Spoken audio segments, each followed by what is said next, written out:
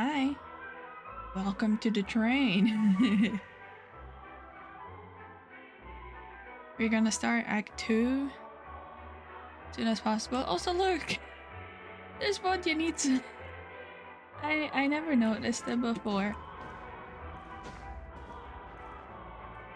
And look, there's the Garen with the big ass nose. What else? Is there anything else? There's Odette and her swan. And Vodyanitsa's mic. It's really cute though.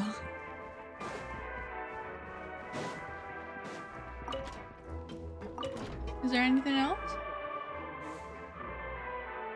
Not in here. Oh, let me in.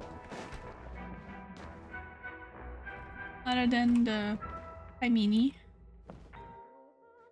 Well, let's head to the Act 2. Let's go from the statue. I think we're supposed to go see Odette's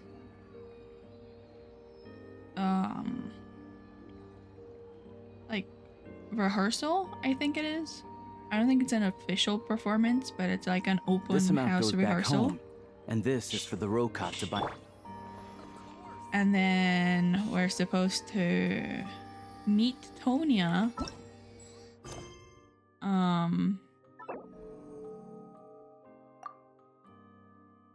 And then see where we go from there.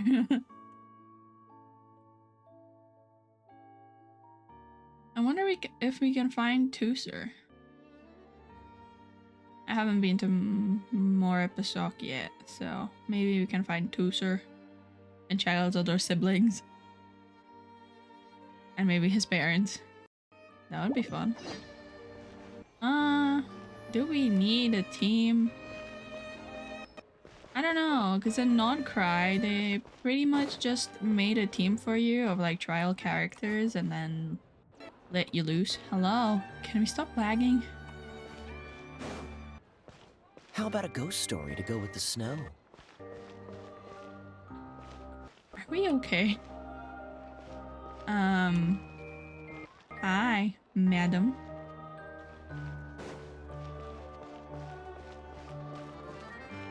Yeah, so we're supposed to see Tonya. Dorothea. What do you say? Just look at the children these days. See how magnificent and beautiful they are? Even I cannot help but be completely mesmerized by them. You are? Oh dear, if you are posing a question like that to me, you must have truly faded. My star must have truly faded. My name is Dorothea. I was a singer with the Korolyevsky troupe for a few years. I suppose you can say I exited the spotlight early. These days, I am but a leisurely observer, whiling my days away, courtesy of my husband's land holdings and a rather tiny income. It is also a distinct blessing to be here, far from the stage, lending my applause to those who have come after me like this. So you used to be an actor. What do you think about the current crop of actors? I must admit, there is a remarkable wealth of talent among them. If we exclude the veterans like Vodyanitsa entirely, the only one who has really caught everyone's eye as of late is Miss Odette. She truly is magnificent. I suppose it's because Vodyanitsa is a fae, so she's probably old as heck. Violetta, oh, that's Odette's mother.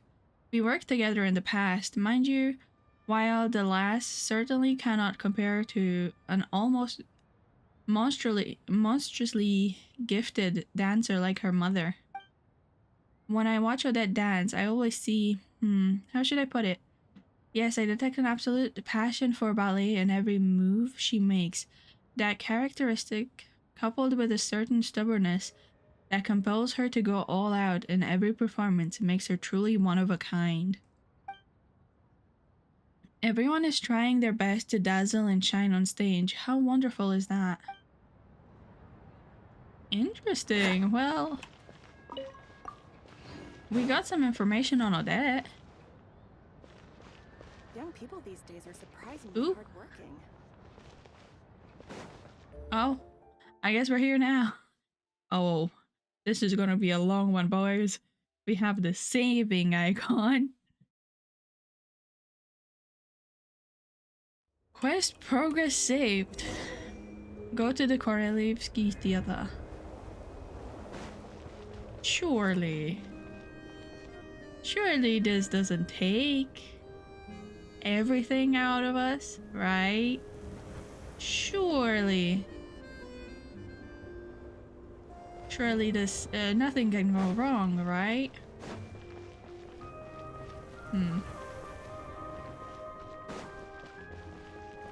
Why are you changing perspective like that? That's awkward. That's weird. I don't like that. We fell off. Why are you doing this to me?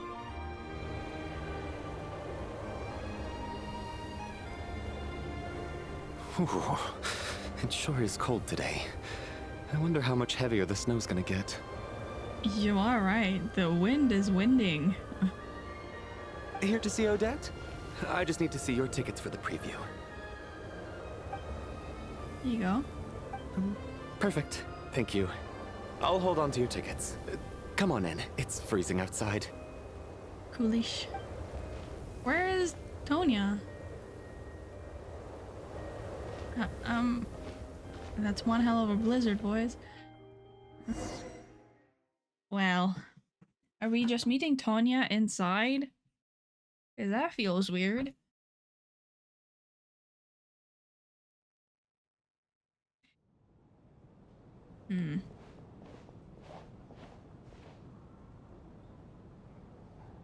I think I'll leave the Lelik question until after the show's over. Then I'll go find Odette. That sure sounds like a plan.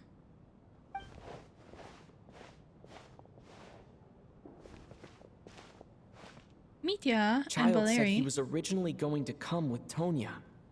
So I'm guessing Tonya's already here somewhere. Yeah, but you don't know what Tonya looks like. You've never met Tonya before. Is there anyone here who looks like a Tonya?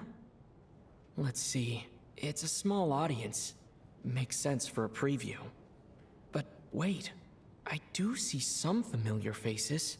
We have Mitya, Valeri, and Chugunov. Mr. Chuganov's back again by the looks of it. Oh, and is that Mitya? And that Fatui officer, Valeri. Guess he must be playing cat and mouse with Mitya again. Well, yeah. Where is Tonya, though? Oh no. It looks like the show's starting and I still haven't found Tonya. Never mind. I'll just have to take a seat for now and see if I can catch her afterwards. That feels weird, though. That feels odd. Right?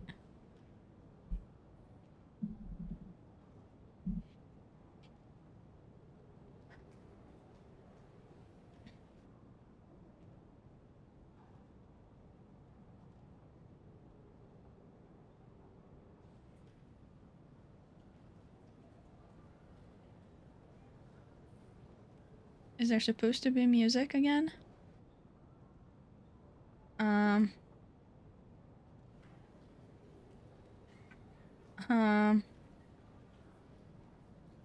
think there's supposed to be music. Hold on.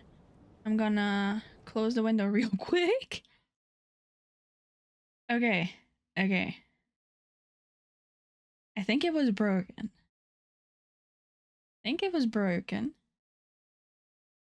So, let's try that again.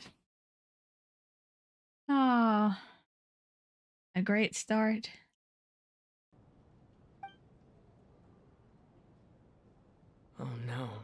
Looks like the show's starting and I still haven't found Tonya. No.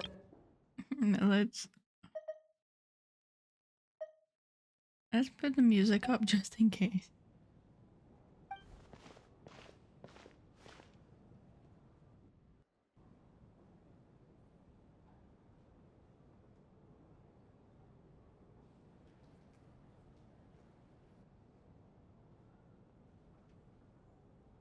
No, there's still no audio. I don't want to let it play just in case. Because I think it's gonna save after the cutscene.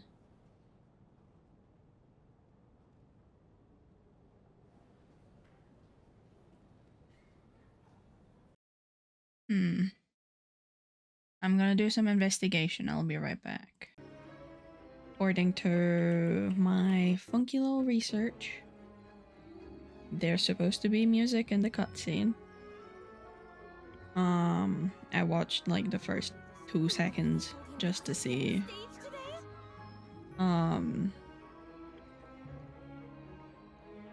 Just to see if there's supposed to be music. And then I checked on our friend Reddit. People have had this issue before. I had it once when the music didn't play during Sandrone's piano last patch. But everything else was fine. Act 1 was fine. So I don't know what's going on there. I repaired my files in the game thingy. So last resort, if this doesn't work now, is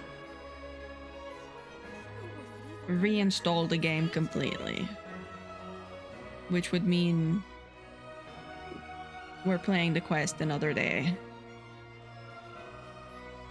But let's hope it works now, you know? Nope, she's not working. So, I opened the game again, and turns out we're under the train. Ether's freaking out. I don't know what's happening. I'll be so real. Because what I remember, I left it in the train. I was inside the train and now I'm under it.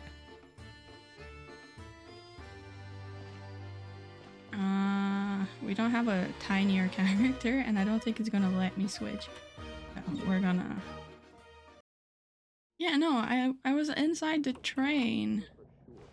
After the whole shenanigans, I went and explored a little bit because I was kind of annoyed that the cutscene wasn't playing. But while the PC version was reinstalling, I went and explored a little bit. Not too much. I opened a few teleport waypoints. That's about it. But no, I was inside the train. I don't know what happened. Because it's not like anybody else comes in this way. There couldn't have been a different train running me over and me getting stuck underneath. I don't know what happened, man. Wow. So that's probably the castle for the wedding, right? And then there's the actual city. Snezhnaya. And then whatever's up there. Because we know there's stuff up there. Listen, we're gonna try to play Act 2. But if the cutscene doesn't work, I don't know what else to do. Because I don't have the space to move the game onto an SSD. My C drive is does not have 133 gigabytes. to install the game onto it. Because that's fucking ridiculous, okay? Like, why do I need a third of my C drive for just one game? That's ridiculous. We move on. And we're just gonna let it play without music. If it happens again, which I hope it doesn't.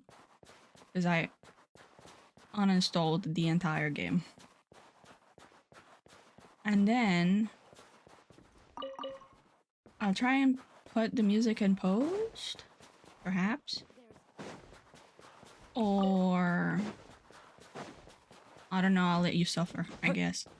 But I'll look for the cutscene and watch it with the music. But for now, we hold a hope. Courage. I did talk to the NPCs in Sretomoros. I did talk to her too. She joined like a year, like not even a year ago. And is trying to prove herself. Because someone told her, oh, you have good potential. Which doesn't really mean anything. So the lady inside, that's like, yeah, she'll learn eventually. The more work you do, the more work you get. She'll learn. But so how the hell do you get inside from this platform? Do you just parkour your way over? Mind the gap, I guess. It's so nice and clear outside though.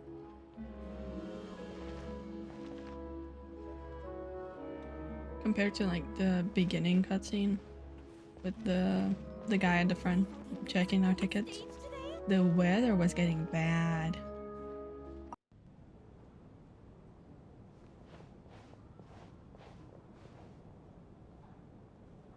I think I'll leave the Lelic question until after the show's over. Okay. Then I'll go find Odette. I'll just go through it again, I guess. Since it is the next day. Child said he was originally going to come with Tonya. So I'm guessing Tonya's already here somewhere. Is there anyone here who looks like a Tonya? No. Let's see. It's a small audience. Makes sense for a preview. But wait, I do see some familiar faces. Why is the screen so shaky? Ether, are you good? Jesus. The more I look at it, the more I get sick. Mr. Chuganov's back again by the looks of it. Oh, and is that Mitya? And that Fatui officer, Valeri. Guess he must be playing cat and mouse with Mitya again. Of course they are. Look at that bear. And his vision. Oh no. It looks like the show's starting and I still haven't found Tonya. Never mind. I'll just have to... The sound is on. There is no music in this scene right now, so I have a feeling it's not working. But at this point, I'm over it. Frankly.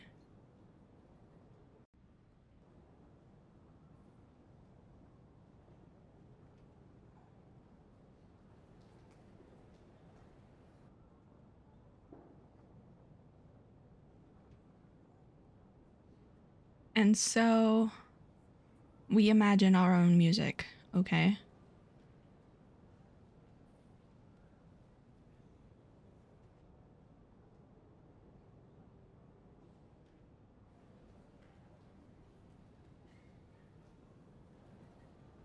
Oh, there we go.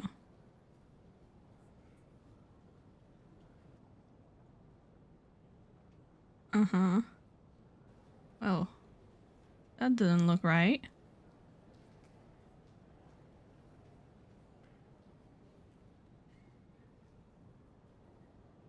It's back.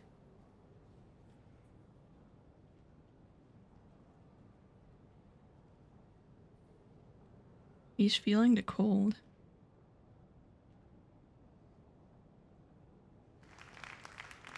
Wow. That was incredible.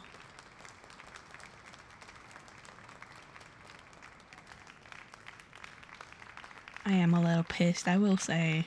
That did not hit at all. In the slightest. Thank you, audience. Thank you. Hello, members of the audience. I'm a staff member here at the theater. Today's performance was a very special one for us, as it marks the first attempt in a long time to revive the classic Snezhnayan ballet, Spirit Seeker. To commemorate this occasion, we would love to take a group photo of the cast, crew, and audience members present today. Could I kindly ask the audience to please come up onto the stage? There we go, that's Tonya. All right, everyone, huddle in a little more. Aw. Now, look at the camera. I missed it. 1, 2, 3. Aw, that's cute. He does look like child. And he's here too. It's a really nice picture though. Look at him. This is a great picture. I really like it.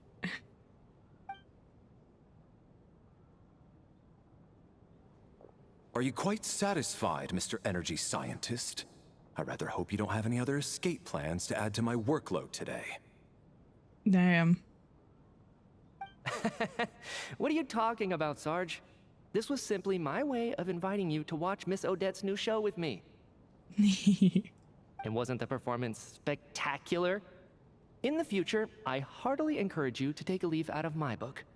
Find some soul-nourishing pastimes to enrich your time outside of work. Actually, they have similar eyes.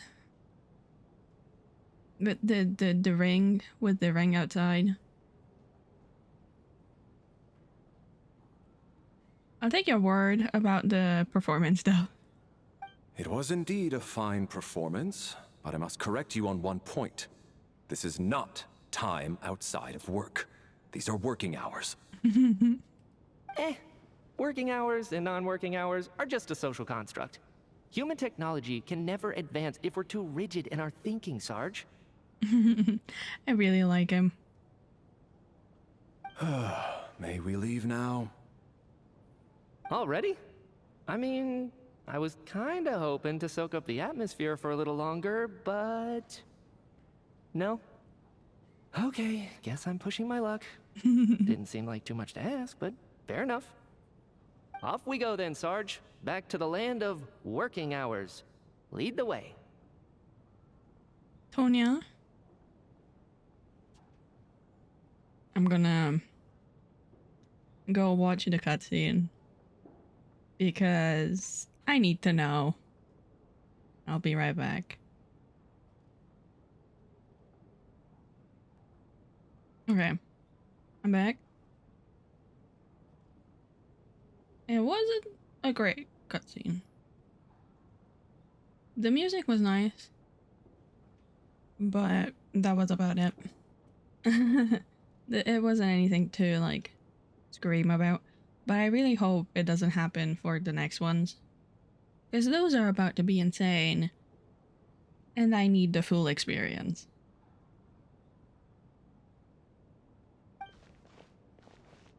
That has to be her. She's the only person in the audience around Tonya's age. Excuse me, are you Tonya? Oh, she is. Look at her eyes and hair. That is Tonya. Huh? Your brother's busy today, so I took his ticket. Don't worry about him, he's fine. Oh, okay. Sorry for the trouble.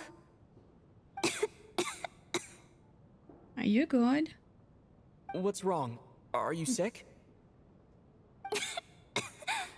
No, I'm fine. It's nothing. It feels like the air was sucked out of the room. Kind of situation. Maybe she caught a cold on the way here because of the weather. You didn't introduce yourself, traveler. dumbass. I haven't seen snow like this in a long, long time. It's most unusual. Yeah. Look at that. I know. It's completely white out there. You can barely see a thing. I've never seen such heavy snow in my life. Are we stuck in the opera house then? Let's wait it out for now. You'd be lucky not to freeze to death in this weather, let alone find your way. Yeah. Well, look at that. Maybe we shouldn't be in such a rush to get back after all. What do you think? It's suspicious though, no? Let's wait and see. He's not impressed. Why do you need to take it so seriously? Fate has given us this wonderful chance to take a break. We owe it to ourselves to make the most of it. Come to think of it, there's a small inn not far from here that always keeps plenty of extra blankets on hand for guests. I know the route well. Shall I head over and borrow a few blankets? That way, anyone in a hurry can wrap up warm for the journey back. Just remember to return them next time you're over this way. I mean, yeah, I guess if they want to leave. Sir, there's really no need to go to all that trouble. Hey, it's no trouble at all. Wait here, I'll be right back. I think this man is about to become a popsicle the moment he steps outside, actually. What a kind gentleman. Very good. My wife and daughter are waiting for me at home, so I shall be heading back as soon as I get my blanket. So... are you expecting us to go back to the Armory Palace wrapped in blankets too? Don't worry about that. I made arrangements in advance. Should I not return to the Armory Palace within 3.5 hours after Operation Showtime begins, an armed squad will be sent to collect us. Operation Showtime. They will escort us back.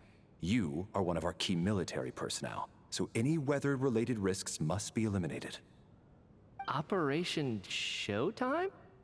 So, wait. Every single time you drag me back to work when I sneak out, it's a whole official operation? Apparently. I gotta say, you've really turned this into quite a moral dilemma for me. It's snowing pretty hard out there. I think you should stay here for now. You seem a little under the weather. Yeah. Sure. My brother might come pick me up in a bit anyway. Yeah. Traveler, introduce yourself, dumbass. Because that Time means... to get to work. I should head backstage and find Odette. I need to look her in the eye and ask her about Lelik. Traveler, I know we have things to do. But by the way she reacted, she didn't know Child wasn't coming. You should at least tell her what happened. You should tell her who you are, tell her to be safe, and offer assistance if she needs it. Where's Paimon when you need her? Anyway, we'll move on. Excuse me, are you looking for someone? I'm looking for Odette, I'm looking for Vodyanitsa, I'm looking for Alyosha. I think Alyosha would be the best thing to say, because they wouldn't let you see Odette or Vodyanitsa. Ah, you're a friend of Alyosha's. I think he's busy moving props backstage right now. Sorry, but that area is currently off limits to everyone except the cast and crew. Bad timing, I guess. Well, I might as well stick around. I doubt Odette will be leaving before the snow lets up in any case. Yeah. An hour goes by, but the storm shows no signs of stopping. And the guy's not back. What happened to the gentleman who went to fetch the blankets? How has he still not returned? Yeah. I was thinking the same thing. It's still snowing very hard. Do you think something might have happened to him? I mean, you have to cross a very long bridge to get to anywhere. Maybe what happened to us happened to him? He got blown off the bridge? Whatever the reason for his delay, I must say I hate nothing more than people who make empty promises and fail to deliver. Man, the dude could be dead right now in a ditch. Philanthropic, my ass. Kind-hearted man. Well, I have to treat my employees like that on occasion, but that's different. Mm-hmm.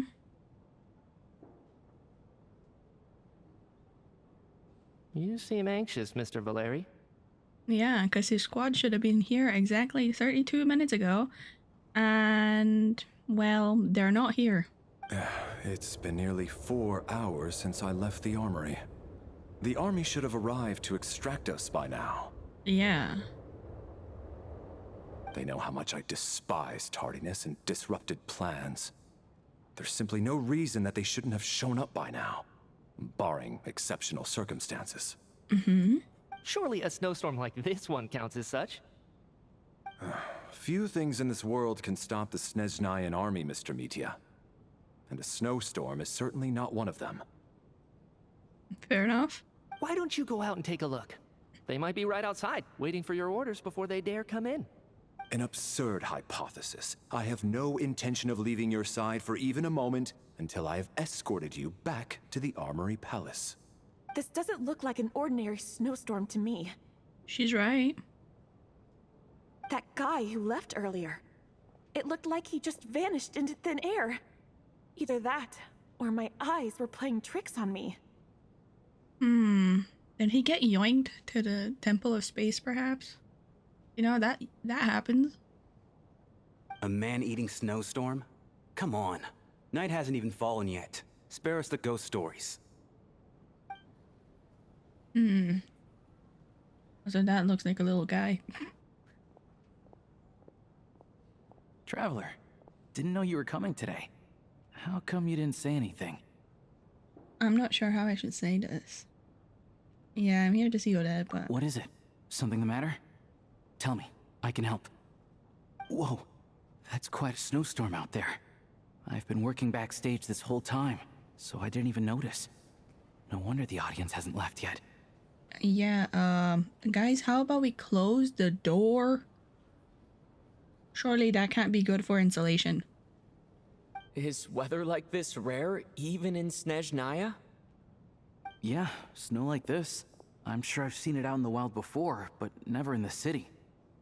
That's a good point. The cities usually don't get weather in terms of gameplay, but like there's the occasional it rains in Fontaine, but that's for plot reasons, not.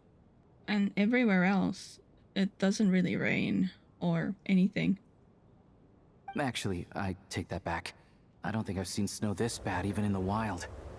This is something else. It's not normal. Should I go outside?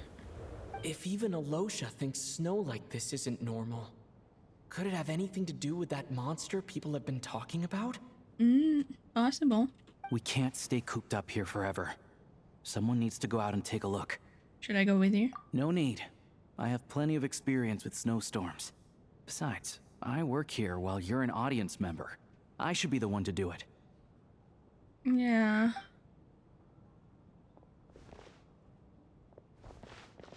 Everyone by the door. Careful not to let the snow soak into your shoes. In a snowstorm, you gotta look after your toes above all else.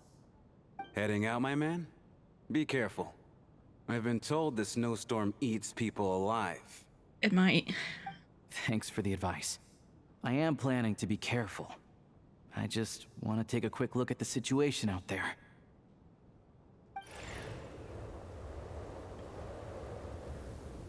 I mean, he's the most well-dressed for the occasion. He's back. He's back! He's back! How was it? What's going on out there? Did you see any soldiers patrolling the area?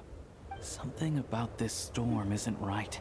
There's no one out there.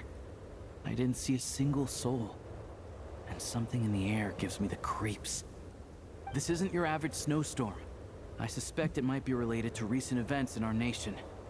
I strongly advise everyone to stay here until the snow dies down. Yeah.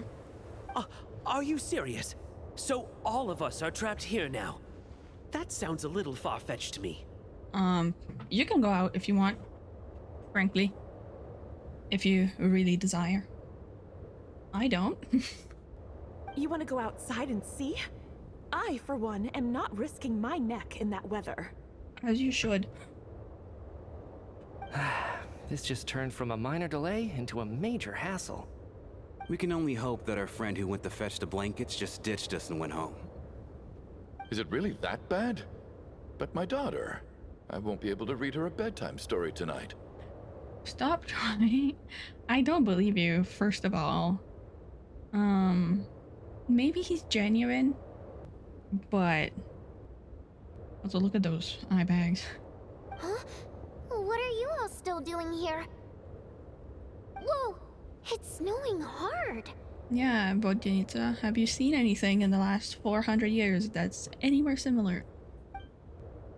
The cast and crew from backstage are quickly brought up to speed. So now we're stuck here? Oh, this is terrible. Luckily, it was just a dress rehearsal today, so there aren't too many people here. On the bright side, the theater's always well stocked with supplies. If the snow still doesn't let up as we get into the evening, you can spend the night here, everyone. Yeah, there's bedrooms for some reason. At least, I assume that's alright? Odette? Fine by me. This seems like a sensible backup plan under the circumstances. My thanks to the theater for being so accommodating. What are you staring outside and praying for, my man? You anxious to get home too? Oh, your majesty the Tsaritsa, I beg you, please do not let tonight's snowstorm stop. Huh? This man has an ulterior motive, trust. This is a golden opportunity to spend the night under the same roof as the two top stars in all of Snezhnaya. It's a once-in-a-lifetime experience. You hear this, man? I think I've changed my mind. Sir, if you so much as look at us funny, you'll be seeing stars in a whole other way. Behave yourself, or you'll be begging for that blizzard. It's getting colder. We need to keep the indoor temperature up. Okay, I think he was just defeated, not dead. Close the door and lock it tight. Let's head somewhere warmer. Where's Tonya, though? The race nocturne. Where's Tonya, though? Okay, we got a picture. Oh, click on the group photo for details. Coolish. A staff member at the Korolievsky Theater. Exceptionally diligent and reliable, he rarely makes mistakes. Regular theater goers know him well, as he has long been responsible for checking tickets at the entrance. He also seems to be a fan of Odette. Alyosha, hunter from Alatyr, and a member of the roll call, he often takes part-time jobs at the Korolievsky Theater to make ends meet. He may well have been the first friend you met after arriving in Snezhnaya. You don't know this man. Also, look at those markers. And that's suspicious. There's ... happening. And it's very chalky. It's strange. Chugunov, owner of the Iskra manufacturing plant and a member of the Snezhnograd Veche. He carefully maintains the image of a devoted family man and deeply loves his wife and daughter. The factory he operates is known for excessive energy waste. Tonya, the younger sister of Tartaglia, he talks about her so often that this is the first time you've actually met her in person. And though in poor health and prone to coughing, she's excited about spending the night away from home. You know, that's a good point. Child said that she was sickly when she was small because she couldn't deal with the cold very well. Me, the fourth descender, a traveler from beyond the start. He's so stupid. You still didn't introduce yourself to Tonya, and she's missing right now. Okay? She wasn't in with everybody else. You left her on the stage, dummy. Odette. The principal ballerina of the Korolievsky troupe, also member of the Fatui and the candidate to become the next Harbinger, the Fair Lady. She is additionally suspected of having another identity. Lilac operates from the shadows. Valeri, head of the Special Assignments Battalion, Armory Royal Palace Grenadier Guards. You have too long of a name, okay? As a soldier, he places great importance on planning and timing.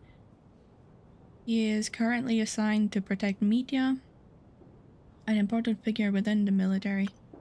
Vodyanitsa, the prima donna of the choreographic troupe. Styria Rusalska, whose extraordinary singing has captivated countless audiences. Member of the Roll Call, she cares deeply about the welfare of the ordinary people. Look at him! He's so silly! An expert with Energy Commission and a prominent figure in the military, he has an exceptional command of all manner of energy-related technologies, though he can be rather talkative at times. His scarf more than makes up for it. Don't know who you are. Don't know who he is. Rampana, a staff member, drawn here by dreams of celebrity lifestyle. She now handles duties such as announcing performances and hosting events. She can occasionally get a little too fixated on things. And that's it. Very cool. Very cool. I like that we got to keep it.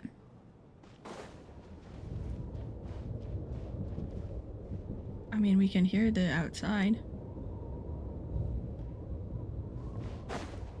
Because there's still no music. And it's throwing me off. Okay, where is everybody? They're backstage, I think.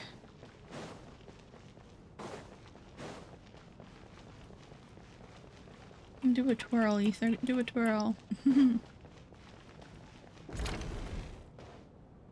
There should be music.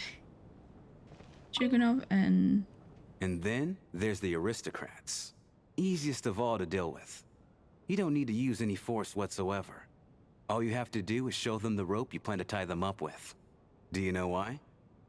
I don't. Do tell. Because nothing horrifies them more than the thought of a cheap, coarse rope leaving creases on their precious million Mora coat. They'll do whatever you ask to avoid that fate. Unexpected, but funny nonetheless. Tell me another one. Aren't those supposed to be jokes? Well, look at that. I got myself a new listener. Hey there. Let me introduce myself. The name's Shram, and I'm a mercenary. The kind that gets paid to do odd jobs for rich folks. And I am Chuganov, an entrepreneur. If my name is unfamiliar to you, you will no doubt have heard of my factory, the renowned Iskra manufacturing plant. Uh-huh. Enjoy your conversation. Are you really that famous, Mr. Chuganov? How come I've never heard your name before?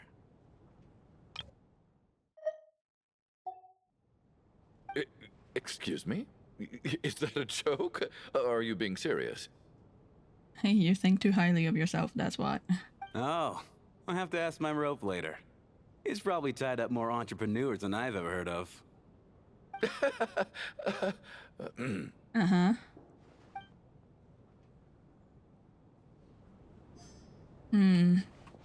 Oh, I never noticed these stairs before, I will say. Oh, it's like a props situation.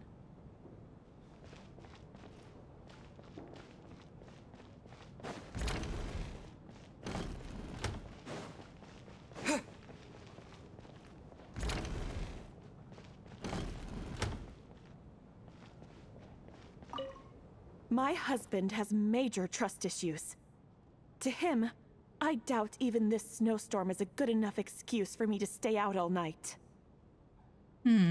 That's the price of marrying into wealth. You'll get used to it. I'm not about to stop you if you want to leave. But don't drag me along. Hello? Can I help you? I see. Well, this lady might as well stay here forever. And just don't leave. Tonya? How are you feeling, Tonya? Traveler, introduce yourself. I'm fine. Sorry to worry you. I'm used to it by this point. I take medicine for it. My brother usually helps to get it ready for me. Child must take great care of his sister. He's never mentioned Tonya's illness, though. He has? Although, he did say she was sickly when she was little. No, that she still is, so. You know, I actually find this whole thing kind of exciting. Stuck in a strange place thanks to a snowstorm, having to spend the night with a bunch of interesting characters. It's pretty cool, don't you think? You're right, it's certainly a novel experience. Exactly. It's like one of those stories where an ordinary school trip turns into a magical adventure. I've always wanted something like that to happen in real life.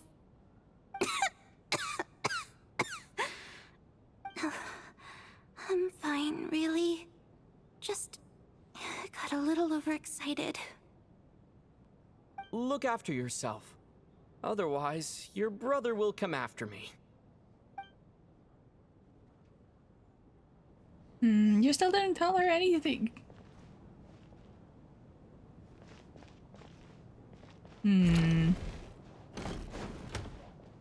There's no one there. Oh, it's probably... there we go. This is highly irregular. A delay of over an hour during an operation like this theoretically warrants a Harbinger-level response. I wonder what the issue is. The storm, or something else. Sarge, the day you learn to let go and just enjoy moments like this is the day you'll finally understand the meaning of life. Ah, why, hello, sir. I believe you were the one sitting at a nearby table back at Podvorye restaurant? Yeah. Any friend of the theater's star performers is a friend of mine. It's a pleasure to meet you. I'm Mitya from the Energy Commission. Greetings. Major Valeri, head of the Special Assignments Battalion. Armory Palace Royal Grenadier Guards, 1st Regiment. I am here to ensure Mr. Mitya's personal safety. Please let me know if I can be of any assistance. I'm Mino, delighted to meet you. Mr. Traveler, I cannot help but notice that Miss Odette is stealing glances at me. Any idea what that could be about? No. I've racked my brains, but I can't think of anything I might have done to offend her. Perhaps she noticed me spacing out during her performance? No idea. Keep racking these brains, you'll figure it out. What? You mean I really did do something to upset her? Well, thanks for letting me know. I don't think that's what we meant. So, Mr. Mitya, is your work related to Project Stuja? Yes, that's right. The higher-ups in the Fatui transferred me from the Energy Commission to the Armory Palace because they wanted me to... Really? I can't even talk about that? Pretty sure it counts as part of my private life. No. All right, I won't say anything. Sorry, Traveler. As you can see, I'm afraid this pleasant chat will have to end here. Fair enough.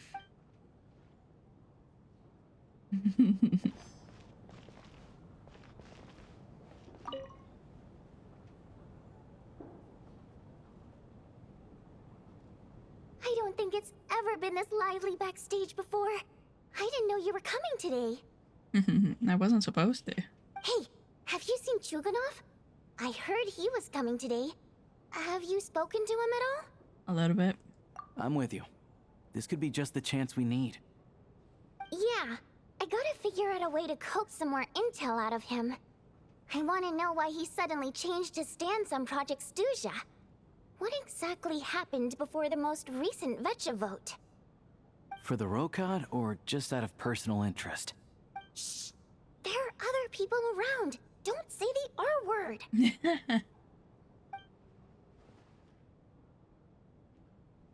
And then Odette. I have to say, even though today was a rehearsal and there were some hiccups along the way, Miss Odette's performance was one of the best I've ever seen, even compared to an actual show. I couldn't agree more, especially considering the weight of the subject matter. It takes a truly seasoned professional to do justice to a theme like love and regret. Do you think we were coming on too strong? Odette's ignoring us again. What about you? What did you think of today's performance? Did we say, consider me a new fan, Odette? I guess? Just to stay on her positive side. Oh my, that's very flattering of you. Thank you. I'll make sure to save a ticket for you when the show's performance ready. This doesn't seem like the time or place to bring up the subject of Lelik. I need a chance to speak with her in private. So unfair. Talk about double standards. And now it looks like I've been spotted.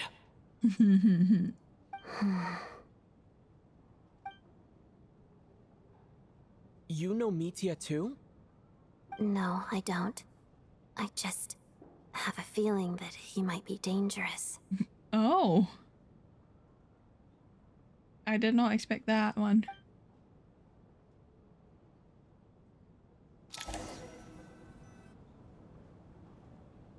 Time flies by as people How's something it looking, something. Alosha? No change from this afternoon. Heavy snow with no sign of slowing down. Time flies by as people make a light-hearted conversation and gradually get to know each other. Or one another. Before you know it, the evening grows late. May I have your attention, please? The storm is unlikely to stop tonight, and it'll be even more dangerous outside at night than it was during the day. We at the theater owe everyone here a duty of care.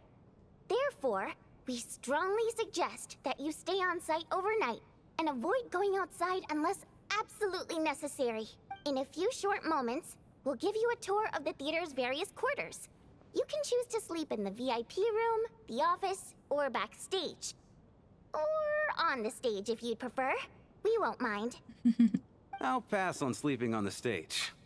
What if the snow is stopped by tomorrow morning? The early birds in the audience might think we're part of some experimental new show. A drama about sleeping? That could be fun. Maybe we could come up with a title for the production. Sleeping Beauty. The slumbering heavenly principle. I think that's the name of the current drama we're in. Not bad. Clear selling point at least. Could be a big hit. Anyone who doesn't wish to sleep on the stage, please follow me. I'll show you to the rooms. No, I thought the saving would have brought in the music back. I guess I'll call it a night. Though I feel like I won't sleep very well without Paimon here. That's true. We are here. Paimon is not. Something could happen. I'm sure she'll be worried that I haven't made it back yet. But as long as she looks out the window, she'll probably realize what's holding me up. Unless the storm is only around the theater. In which case, it's targeted. I wonder if she's feeling any better yet. At least she hasn't been getting any worse. Still, I should try and get back first thing tomorrow morning. The lights are gonna go off. It's gonna be all scary. However, it won't hit because there's no music. Maybe? It's a loading screen. Listen, I'm trying really hard to enjoy it, but... Where are we?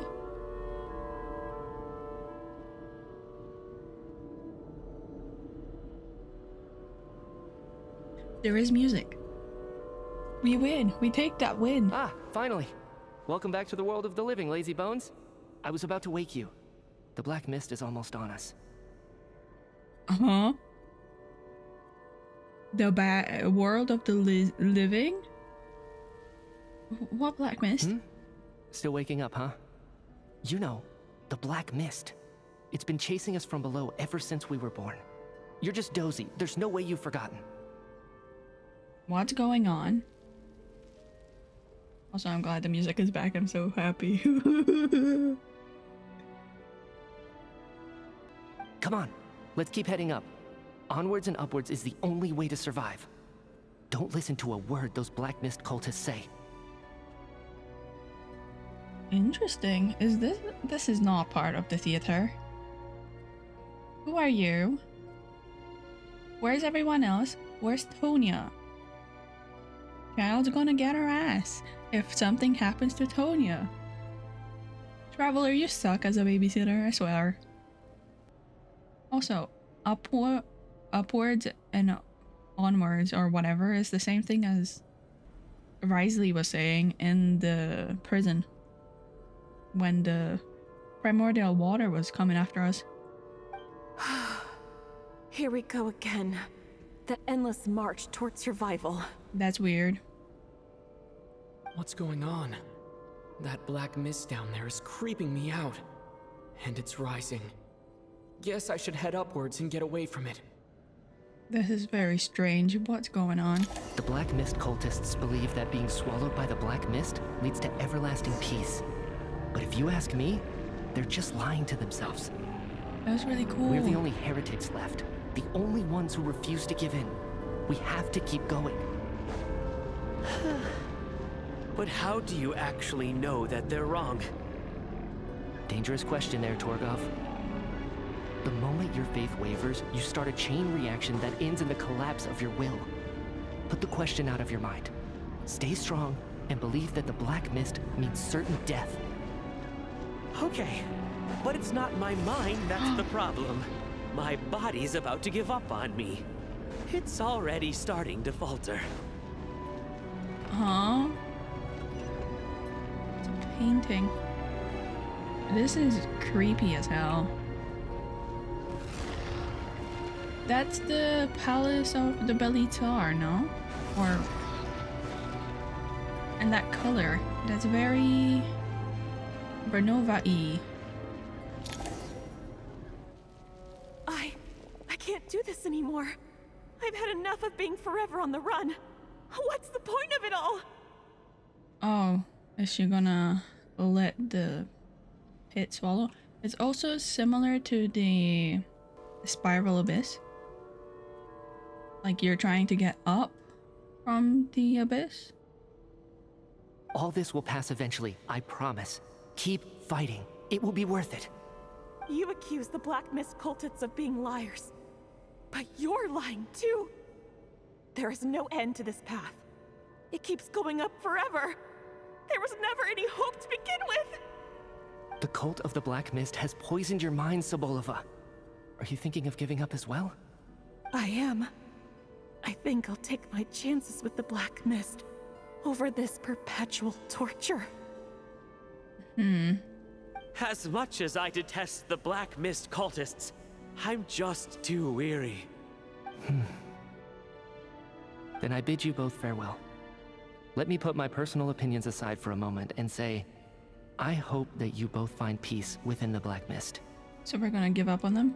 Fate always appears so impossibly complicated. But at moments like this, its raw simplicity is laid bare. Their fate was sealed from the instant they entertained doubt. From then on, the outcome was both inevitable and irreversible. Let's go.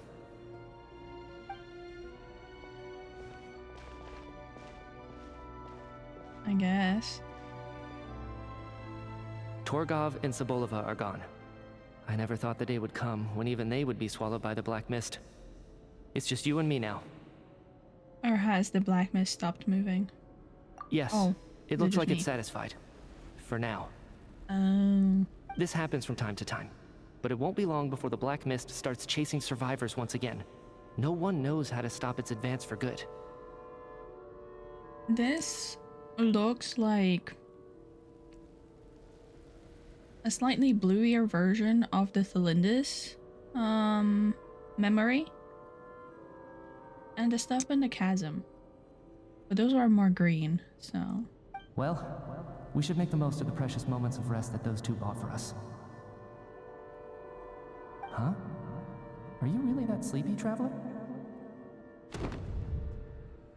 What's going on?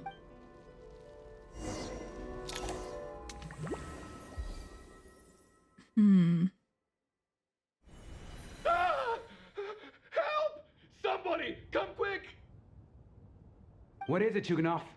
What's wrong? Huh? Is it morning already? What's all the commotion? Sounds like it's coming from next door. I should check and see what's going on.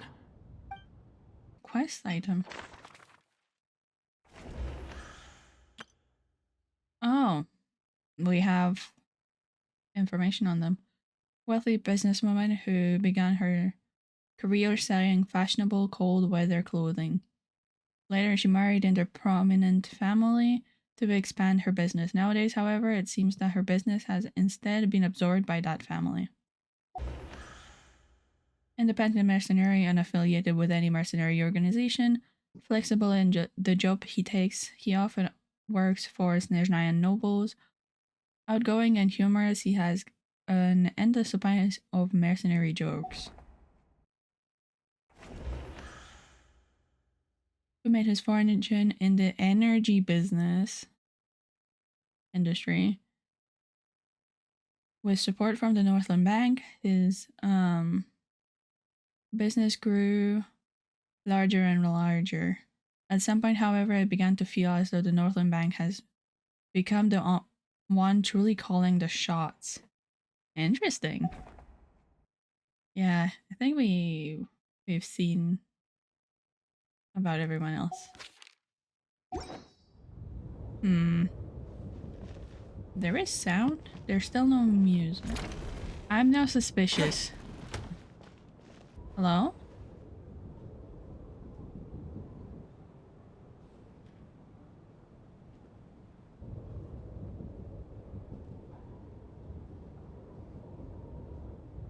Don't look, Miss Tonya. Stay here. Okay. What happened to them? To who? Oh, is it the lady and the...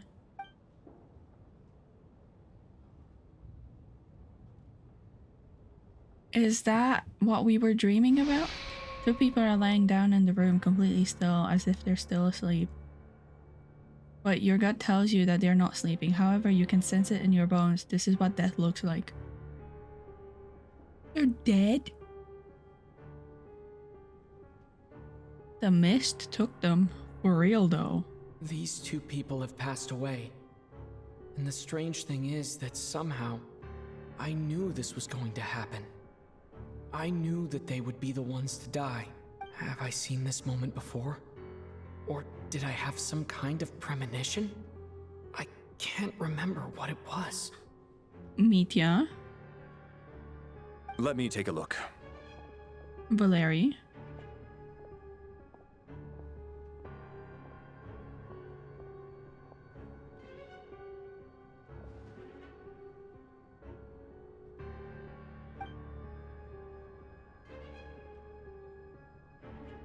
This is a closed door, like...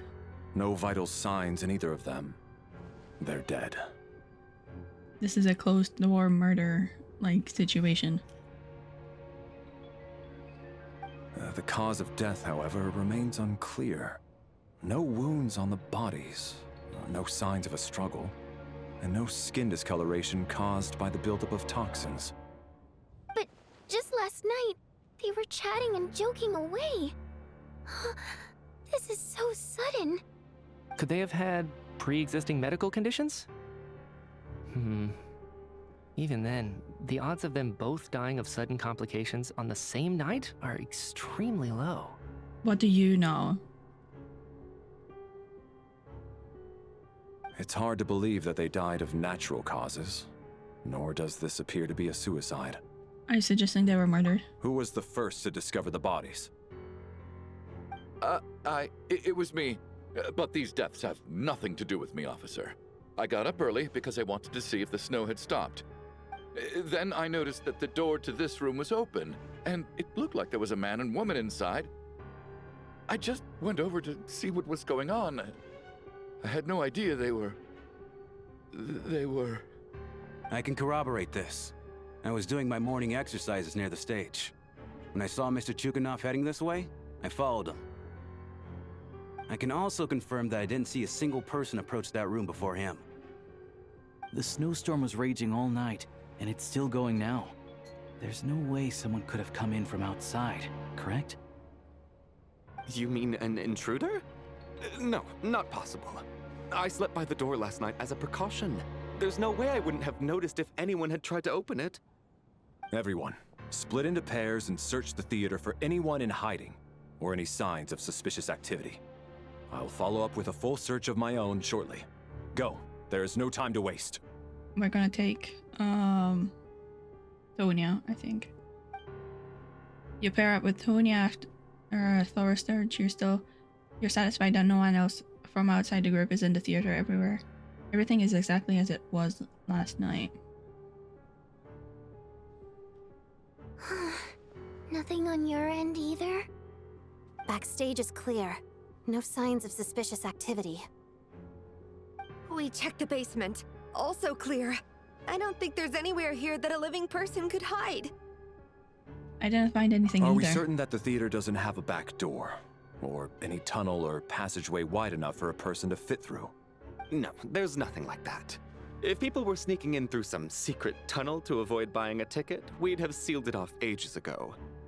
I also checked the windows. All of them are locked from the inside, and there's no sign of anyone entering or leaving.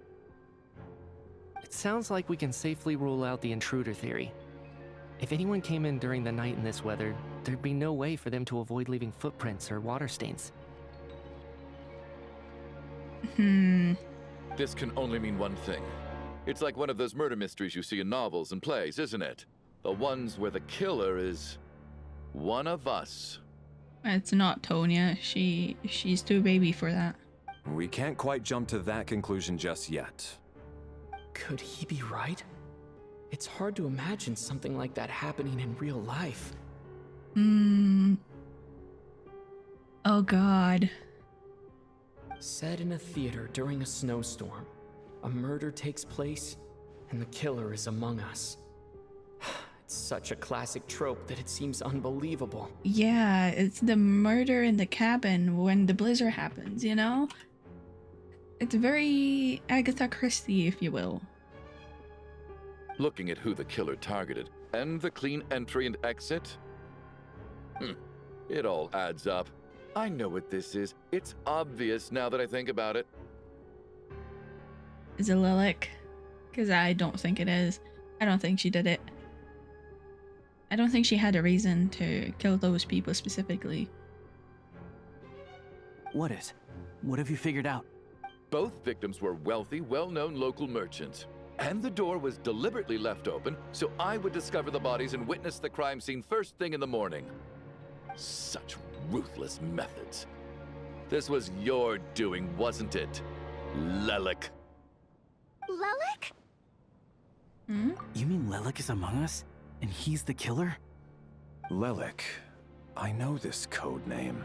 Member of the Rokot, anti-Project Snezhnaya. Always works alone. I've read the case files at the Armory Palace. Interesting. Walk me through your reasoning, Mr. Chuganov. What do you know about Lilac? Lilac has been on your tail, hasn't she? Hasn't he?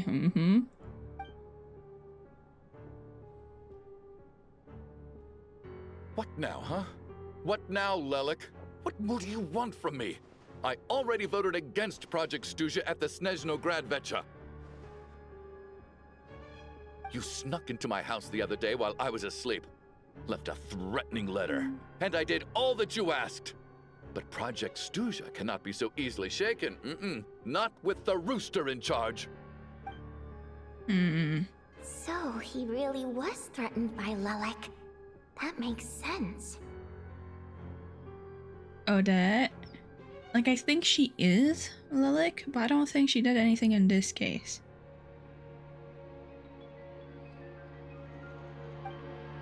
And now you're resorting to murder to threaten me.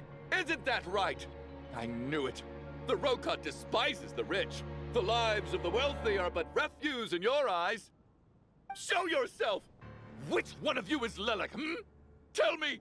I'll do whatever you want! Just stop playing these mind games! He is very paranoid. Was this really Lilac's doing? Would Odette really do something like this? the thing is, from what we know about the two people that are gone, right?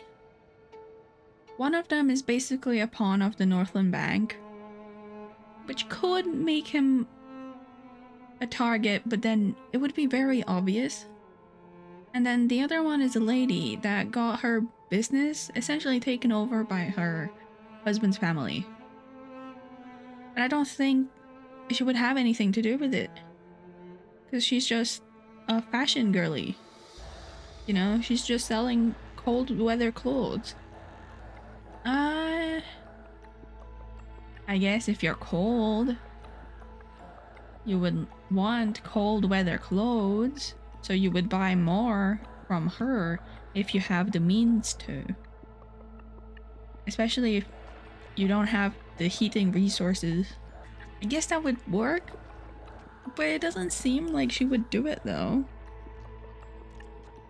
If Odette really is Lelik, this seems out of character. But then again, how well do I really know her? I'm probably the only one here with a compelling theory about Lelik's true identity. But if I reveal it now, I'll be putting Odette in the line of fire. Nah, yeah, you shouldn't do that. What should I do? I don't think it's likely that Lelik killed anyone. Yeah, because I don't think Lila killed before. I think it's always been threats, right? At least from the stories I've heard, he's never killed anyone before. And his name has never come up in connection with any murder cases. Besides, even if Lelik did want to threaten you, why resort to such an extreme and roundabout method? It's not his style at all. Yeah, it's definitely something Ronova is doing, because I know she'll show up. But if you didn't know that, then you would be more suspicious. Vodyanitsa doesn't know that Lelik might be Odette, but her assessment is pretty much identical to mine. Yeah. Miss Vodyanitsa, why do you suddenly feel the need to speak in Lelik's defense? Defense? Oh, no, it's just... I'm worried that we're jumping to conclusions here, so I wanted to share my point of view. Also, I don't think the Rokot is as bad as you're making it out to be. Well, if you think I'm so wrong, what's your theory then, Why don't you tell us who the killer is? The case is still evolving, Mr. Chuganov. Please do not prevent others from expressing their opinions so early on in the discussion. Yeah, because if he makes a fuss about it, people are more apprehensive to speak their actual thoughts. Even so, there's no denying that the recent threat received by Mr. Chuganov may well be an important clue. So there's still a good chance that Lelik is right here among us. Yes, however, Traveler needs to put his thinking cap together and remember that dream. I can't do this anymore. I don't care if it's still snowing outside. I have to get out of here. Whoa, take a beat. We all know it's far too dangerous out there. Even the soldiers couldn't get to us. Go out that door, and you might not live to tell the tale. Yeah, the other guy has never came back either. And whoever this Lelik is, they're surely not going to murder anyone in broad daylight. Be sensible, my man. You're safer inside. As much as I regret having to say this, I'd like everyone to cooperate and refrain from exiting the premises until further notice. Yeah, I suppose he is the police. Because as things stand, every one of us is now a suspect. I didn't notice the coat in the back. It's very... I mean, he is a Fatous, but it's very similar to Pierro's. And the captain's with the black or thing. Unless anyone has further information to share, let's adjourn for now. Feel free to keep searching for clues, but make sure you don't go off alone. This is very Danganronpa, you know? Like, stay in pairs, and if something happens to the other person, you are the suspect. I wanted to check this. Oh, no way! deceased during the night. Oh god. It's probably gonna be the NPCs and not Tonya because they can't kill Tonya, so it might be these guys next.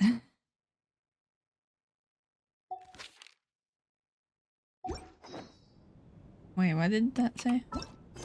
Discuss Odette's situation with the Rokot members. Did we just talk to the other people though? You seem to be very comfortable taking charge, Major. You took the reins as soon as things went south. I mean, that's kind of his job. I simply made an executive decision that someone needed to take control of the situation on the military's behalf. Does this offend you? No, quite the opposite. We feel much safer for it. By the way, what does Major mean exactly? Is it a pretty high rank? I guess that is his title. Also, these guys have become real buddies, and I think they're next. We don't move in the same circles, so I'm not clued up on Project Stuzia and all this political intrigue. Nor does it interest me. Nevertheless, sir, I think your top priority as soon as you get out of here should be to hire a good private bodyguard. Yeah, like him. Such as yourself? Such as myself. Where's the other people though? We need to find Tonya. And the rest. Oh, there we go. There's these two, and then there's... Ah, there we go. These guys, and then Vodyanitsa. And Alyosha. I still find it hard to believe there's a murderer among us. Just last night, I imagined we were like classmates out on a hiking trip. Yeah, she's a baby. There's no guarantee that you can trust your classmates. Especially not when you're locked up together. Why did they do this? Was it for money? Even then, they could have just kidnapped the people. They didn't have to die. It's not someone, per se. I really hope he doesn't die. I kind of like him. Bye, Tonya. Stay safe.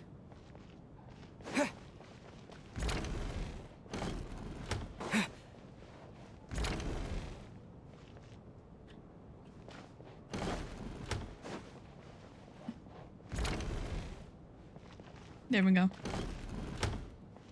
You're right. That was my bad. It was a knee-jerk reaction. I didn't think it through. Luckily, no one suspected my identity. Hello. Oh, phew. It's just you. I thought someone was eavesdropping. Since Vodyanitsa and I were on the same page earlier, I think I should share my thoughts with the Rokot members first. Yeah, and then see Odette. You tell Vodyanitsa and Alyosha about Child's intel on Lilac and your views on the current situation. Whoa, whoa, whoa. Are you serious? I don't know if this counts as gossip, but it's definitely on track to be the juiciest this whole year. Mm-hmm. Odette? Really? Odette? Oh god, how dumb does this make me look? Lilac has been right under my nose this whole time, and I didn't notice a thing. Actually, it's exactly what you'd expect. Sometimes, hiding in plain sight is the best strategy. And now that you mention it, the more I think about it, the more sense it seems to make. It all... What are we up to now? 1, 2, 3, 4... What are you counting? Odette's identities. She's my coworker, specifically a ballerina, and also a Fatous, a member of the Rokot. Now, Lilac. It must be so exhausting. I just want to give her a hug. I thought that was like a very low poly duck with a teapot. I guess since I've always known her as a member of the Fatui, it never even crossed my mind that she could be involved with the Rokot, let alone be Lilac. That's what they were thinking too. I don't understand. If she's with the Fatui, What reason could she have for being so opposed to Project Stusha? Probably best if you ask her that in person. Well, since you waited until now to bring this up instead of announcing it to everyone earlier, does that mean we're all on the same page here? She doesn't seem like the type to kill innocent people. Yeah. Lilac may not follow orders from the Rokot leadership, but as far as I'm concerned, she's never crossed the line. If anything, her actions benefit the poor. We need to confront her face to face. Do you think she'd really admit to being Lilac? No. I don't know. We'll have to see how it goes. For now, we'll work on the assumption that she didn't kill anyone, and see how much she's willing to tell us.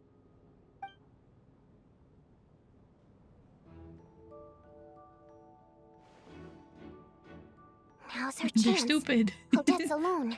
Let's go. They're kind of stupid and I kind of like them. Also, they form a pretty nice gradient. Hey, Odette. What is it, you guys? Hello. Shh. Keep your voice down. We need to talk. So, you're Lilac, aren't you? She doesn't give away much. Alright, fine. You don't have to say anything or explain yourself. Just hear me out first. Okay. None of us believes you'd kill innocent people. Whoever murdered those two people last night, it wasn't you. The Traveler was the first to figure out your identity, but he kept quiet during the discussion just now. Still, it's clear where the group consensus is heading. Everyone believes Lilac is the culprit. If your identity is exposed, you'll be in a really bad spot. We're your colleagues, and we know what kind of person you are. I don't want anything bad to happen to you. So, can you clue us in? Tell us everything. The more we know, the more easily we'll be able to cover for you. All right. Yay! She's a baby. I really like her. Yes, I'm Lilac. And no, I'm not the murderer. And thanks, but I don't need you to cover for me. Actually, I'm planning to reveal my identity. Ooh. Huh? You're gonna reveal that you're Lilac? Here? Well, you did that just now. You're kind of That's right. I'll admit I was surprised at first when Shuganov guessed that I was here. It was just a lucky guess, but it caught me off guard. But after taking some time to assess the situation and confirm where everyone stands, I don't believe I have anything to worry about. Are you sure you don't need a second opinion? Given the circumstances. Yeah. Mr. Valeri! What? Oh, just to him? Or Valerie gets everyone to reconvene. Oh, never mind. Oh, let's get straight to the point and answer that she is Lilac. So... Odette is Lilac? I don't know what game you're playing, but you've got a lot of nerve. It's just one identity. So what if it's exposed? I can disappear and adopt a new identity anytime I please. I made my peace with this when I chose to become Lilac. But more importantly, I promise I am not the murderer, which means that someone else is. So, if anyone still insists that I did this, you'd best produce the evidence now. Otherwise, I suggest that you bite your tongue. Because if you really believe I killed two people without making a sound or leaving a trace, pointing fingers at me would surely only make you my next target. Is this really the truth, Miss Odette? Yeah. That's confidence, all right. I believe you. A real no-nonsense attitude. I can see why Marionette said that she's on track to inherit the title of the Fair Lady. Yeah, that makes sense. Are you seriously buying this? Hey, officer! She just admitted to being Lilac. Aren't you going to do something about this? Not much he can do, actually. There's a storm outside. I do have one question, Miss Odette. Why have you chosen this moment to come forward and reveal your identity? If I didn't say anything, everyone would be focusing all their efforts on finding Lelik. And that is exactly what the real culprit wants. I don't want to be the scapegoat who lets the murderer get away with this crime. That's fair. That's a good point, yeah. Despite all the accusations, she made the smart choice. A remarkable display of rational thinking under pressure. Clearly, Odette's talent extends far beyond the art of dance. She thought so far ahead. Ugh, why do I always feel like I'm one step behind her in everything? Is that why you were upset that Mitya got enthralled by her performance and not listened to yours? You've convinced me. Dealing with the murder case remains the top priority right now. Let's put the name Lelik and all related incidents aside until further notice. Nevertheless, the group still considers you the prime suspect. I assume you have no quarrel with that, Miss Odette? I understand. You're welcome to keep an eye on me around the clock. I have no objections. Mr. Chuganov?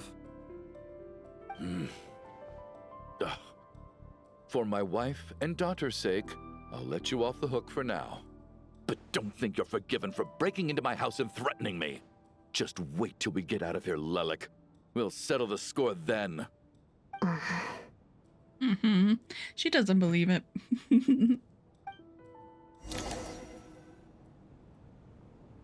Are we going back to bed?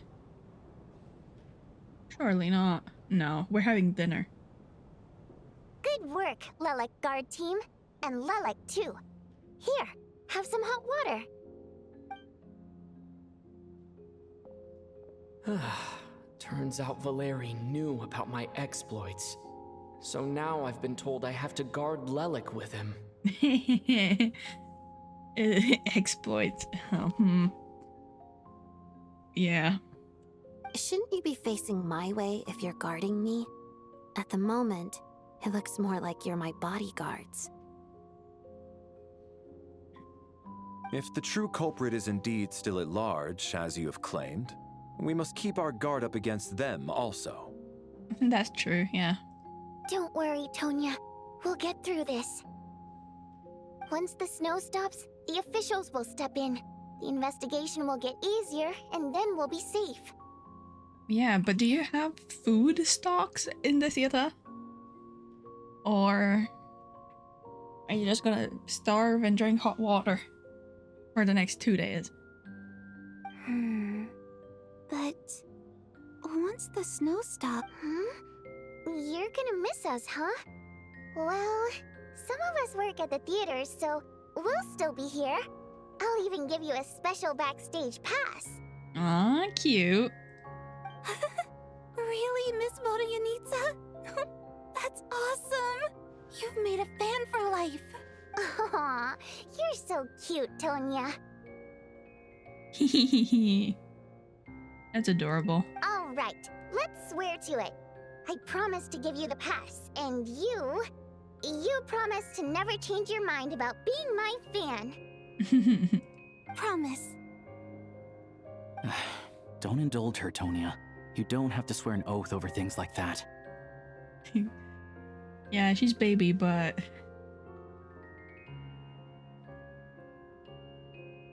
Oh, they're about the same height, actually. You really do get carried away sometimes, don't you, Miss Vodyanitsa? Hey! Mind your own business!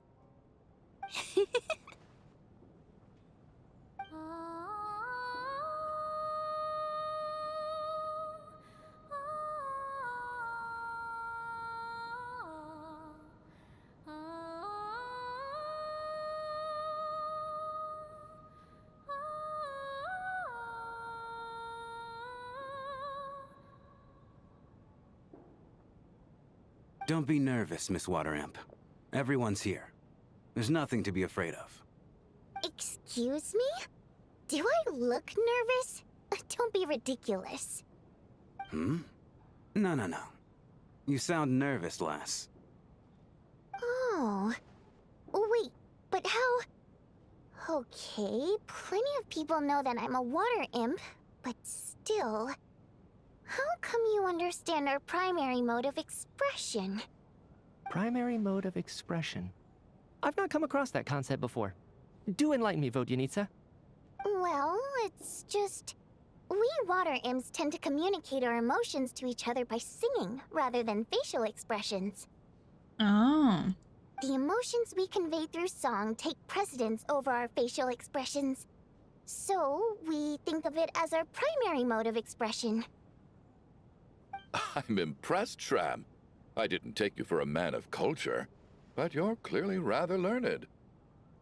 It's not about being cultured or not. The thing is, this mode of expression can usually only be understood by other water imps. It's not a simple case of a song sounding happy or sad. What are you? And yet, you're clearly human, Mr. Shram. Yeah, shrimp? He is. It's really not the big deal you're making it out to be. I think I just have a knack for it. Plus, I have a... very close friend who's a water imp. A delightful lady. But keep that a secret. Anyway, we spent so much time together that before I knew it, I noticed I could understand her expressions. Oh, I guess that makes sense. Still, the fact that you have a water imp friend is even more surprising. I'd better watch what I'm singing when I'm around you from now on. Hey, what are you implying? You're not secretly insulting the audience in your songs, are you? Why did you go to that first? Heavens, why would I do a thing like that? Night-night, Tonya? It's getting late. We should discuss our sleeping arrangements for tonight. It's a guard against the killer. Someone needs to keep watch. Listen, if we fall asleep, we'll figure out who's going to die next. So we should stay awake. Because that way, no one dies. Because we didn't perceive it, so. Big brain. I suggest that we don't sleep in separate quarters tonight. It will be safer if we all stayed together. As long as someone keeps an eye on Lelik, I'm quite sure we won't have any trouble. Are you saying that you wish to bet your life on Miss Odette being the killer? Nonsense. Of course not. Then I propose the following arrangement for tonight. The Traveler, Odette, and I will form the Night Watch. We'll sleep in shifts, but 2 of us must be awake at any given time. Fine by me. Let me think about this for a second. Oh. An excellent idea. This allows us to handle the Night Watch while also keeping an eye on Lelik. Meanwhile, the rule of taking shifts in pairs resolves the other issue. Namely that we can't necessarily trust the Traveler or Valeri either. I expect that plan took you quite some time to come up with, didn't it? No. Actually, our field combat manual outlines a similar approach. Although the scenario there involves guarding prisoners overnight during field operations. That being said, I must clarify that I harbor no disrespect towards you personally, Miss Odette. In fact, Lelik's numerous covert operations make fine textbook examples for military agents. I care less about respect and more about the fact that you just robbed me of 2/3 of my sleep tonight. I'm calling dibs on being the first to rest. Good night.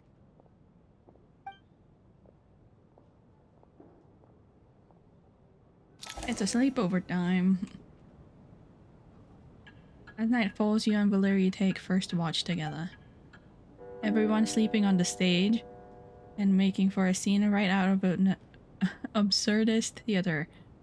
Eventually, the time comes for the first shift change. It's almost time. We should wake Odette. How are you faring? I'm not sleepy. You get some sleep, I'll go after you. Oh, not going to argue with that. I'll take a quick nap. If you start to feel sleepy, wake me up anytime. It's finally time for Odette and I to share the night watch. I should wake her up. Oh, but I want to see everyone eating. Oh, they brought beds and everything. I came here to get information from her in the first place. Maybe I should think about what questions I want to ask before she wakes up. How long are you gonna keep staring at me? You're awake, but I didn't even wake you. Couldn't sleep. My mind's been running haywire. Yeah. Plus, there's something I've been meaning to talk to you about. You too? I had a hunch that you wanted a conversation too. Let's take this chance to clear the air, shall we? Okay.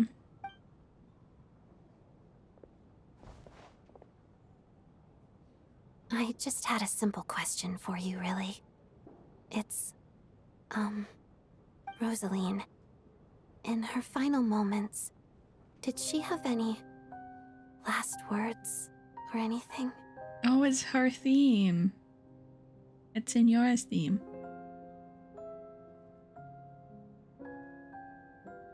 Not that I remember, it all happened so fast. I see. Well, that was all. I have no other questions. Do you miss her? No. Are you sure? She was utterly ruthless in pursuing her goals. That kind of person should be hard to miss. And yet, even though I never approved of her methods, and she was an abrasive person, the fact remains that I am indebted to her. I heard a little about that from Sandrone. Oh, she told you. I guess that makes sense. I think she and Rosaline were on pretty good terms. Still, she didn't know the full details. Yes. Rosaline wasn't the kind to gossip about this sort of thing. Not that it's any huge secret to me, though. When I was a child, I had to join the Fatui for the sake of my mother and me. I trained under Rosaline. It was extremely grueling, and it didn't exactly come naturally to me.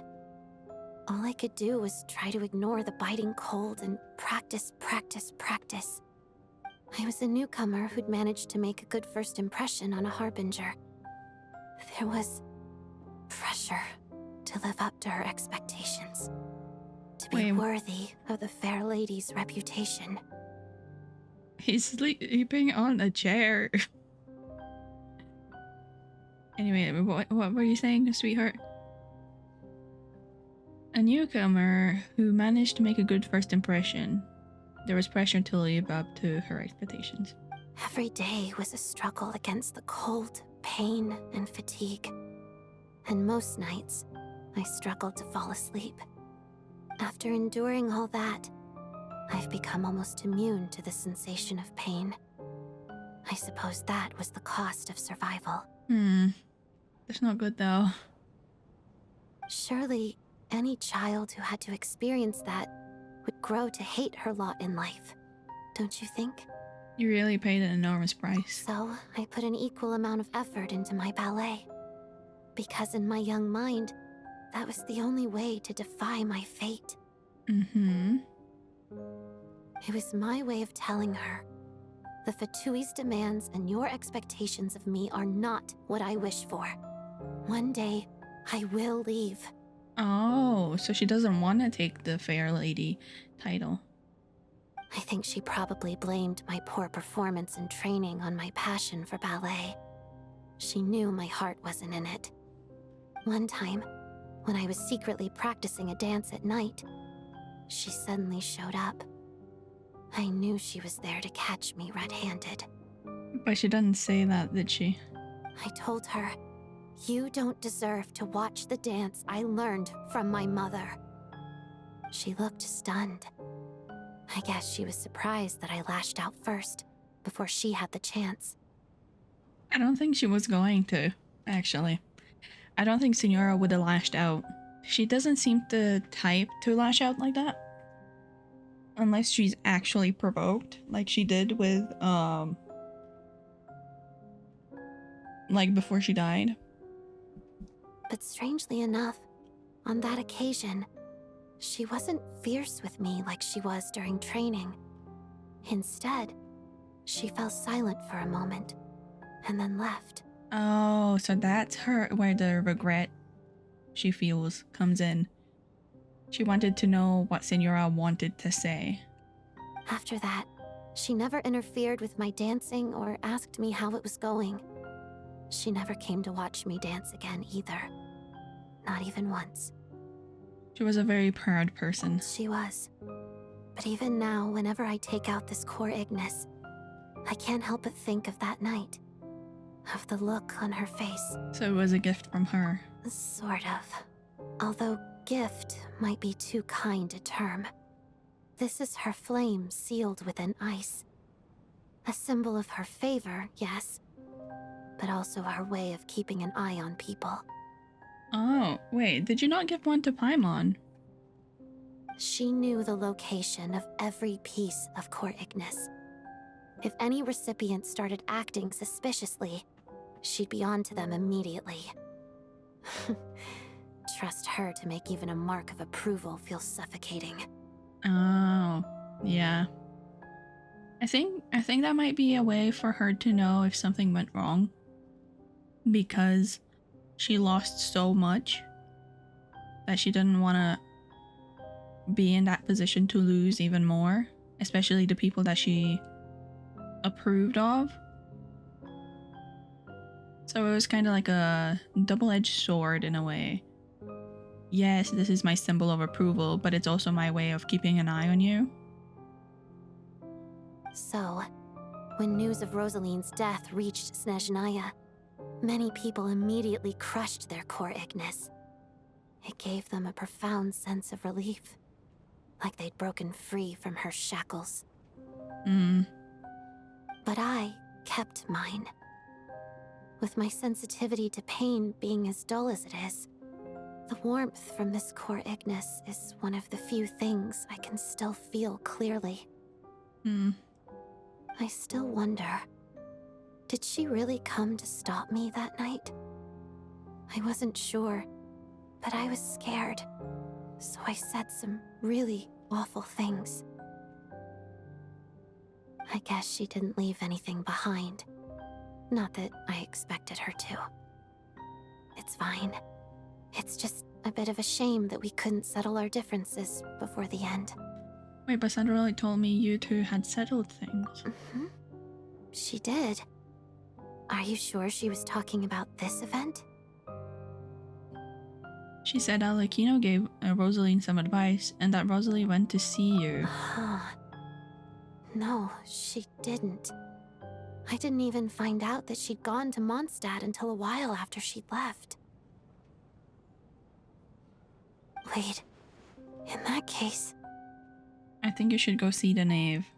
Okay, I will. Thanks for letting me know. There's something I'm trying to figure out. I'm beginning to suspect that Paimon's mystery illness is being caused by the energy research behind Project Stuja. Paimon's very important to me, so I have to get to the bottom of this. I figured that since you're Lelik, you might know something about all this. The ultimate goal of this energy experiment is to create a weapon for the final battle. Yeah. That's similar to Indemnitium again. The weapon's construction was completed in Nodcry. Now, all that remains is to arm it with a sufficiently powerful energy. So that's what they were doing at the Experiment Design Bureau, so this is the purpose. Yeah. Yes. The weapon's development and all the related experiments are overseen by Lord Pierro, the Jester. And the lab is located deep within the Armory Palace. Right. I'm not sure why this experiment would be making Paimon feel unwell, though. The best way to get to the bottom of it would be to go there in person. I mean, if she is related to the Heavenly Principles in any way, and they're trying to find an energy source that will hurt the Heavenly Principles, then her being affected in some way makes sense. Once we get out of here, I'll help you apply for an entry permit. Are you sure? Let's not forget you're also a Fatus. And I'm hardly the organization's proudest member, as you know. You answered my question about Rosaline. I want to do you a favor in return. It's that simple. Fair enough.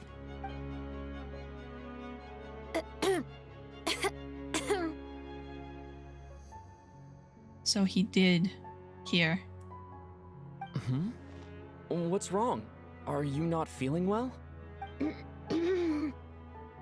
You two seem to be hitting it off. I thought you were sleeping. Of course I was. In the military, one learns to fall asleep quickly, even in the most inhospitable environments. It's vital to staying alert and energized. Why? Is something wrong? No, nothing. Even if he was awake, he can't have overheard us, right? He did. He totally did. Well, thank you both for keeping watch. Traveler, I'll take over for now. It's your turn to get some sleep. About that. Don't make me do it. Sure. I wanted to check their sleeping arrangements, but I guess we don't get to see it. Mitya, Traveler. This is our second night here, but at least I found out a little more about Paimon's condition. Yeah, but where's Paimon though? I hope she's been sleeping well the past couple of days. I hope so too. Why do I feel like I'm being watched? Yeah. Seriously? Is this payback for when I stared at her earlier? But I thought she was asleep.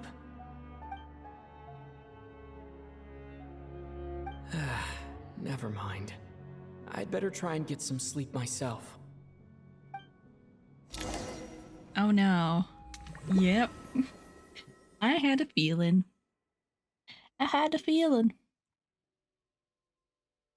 This is gonna be great.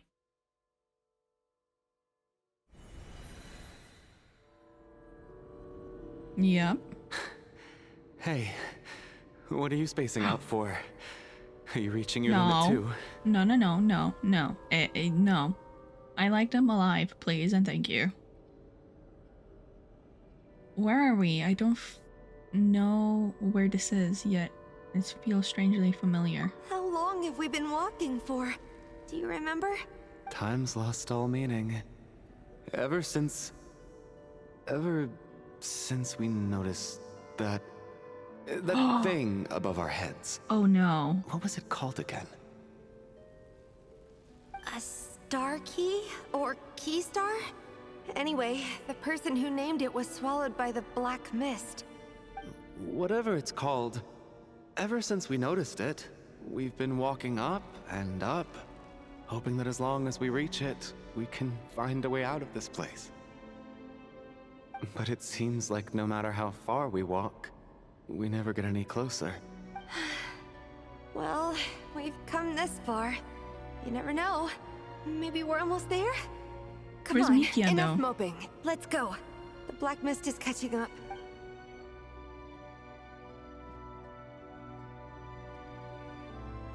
This is unnerving, you know?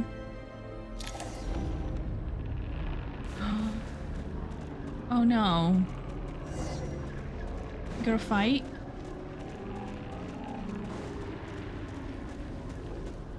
Oh, wait, she's coming up. We got ourselves a straggler. Monsters! Watch out! Hello? Not again! I've lost count of how many times we run into them. Be careful. We can't really do much. Was that Abyss?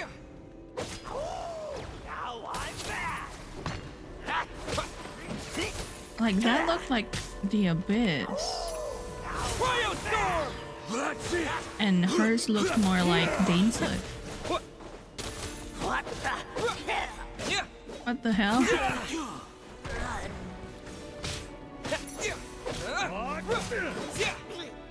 Oh. He jumped.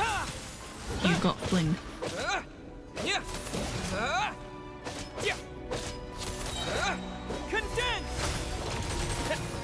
Okay, we did it. Are y'all good? Let's go. Shattered. Windows. It's so pretty though. Oh no, there's more. Heal up, boys. This is not going so hot.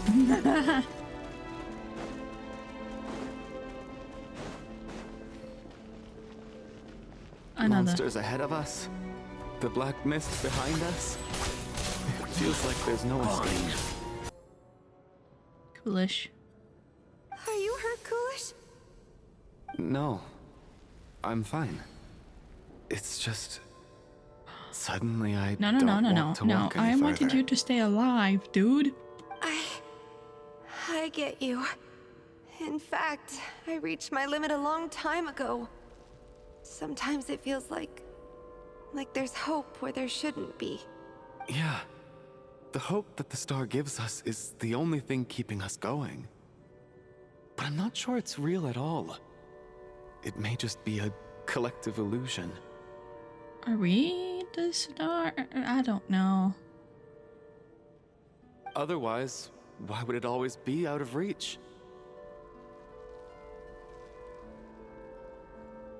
Actually, I feel like we're slowly getting closer to I it. know you mean well, but you're only saying that to try and encourage us to keep going, aren't you?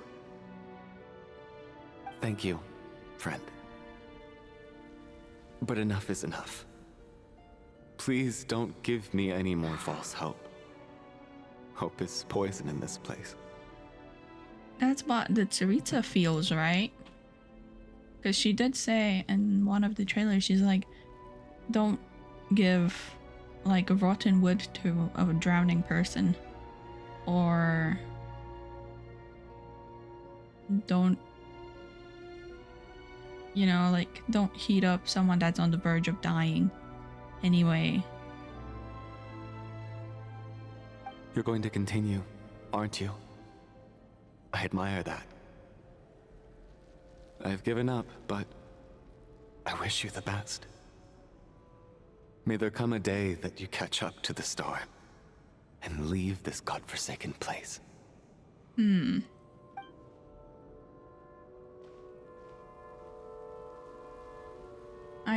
No, go back and drag them up. Oh, it's right there. It's not an illusion. We really are getting closer to the star. Well, they're already... It's right here. But why? Odette. Congratulations.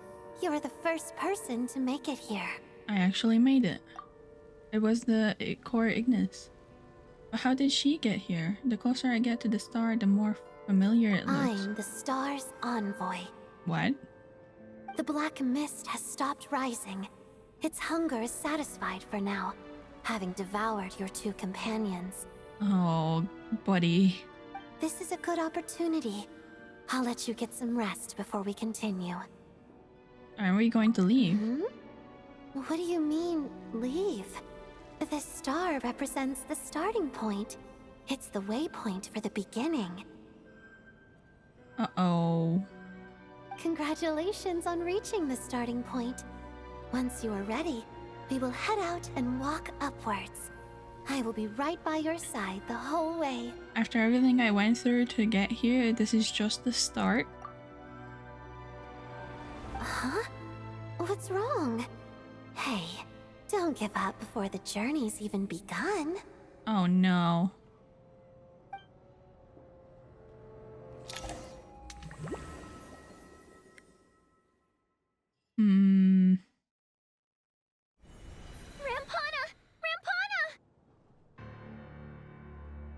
Yeah.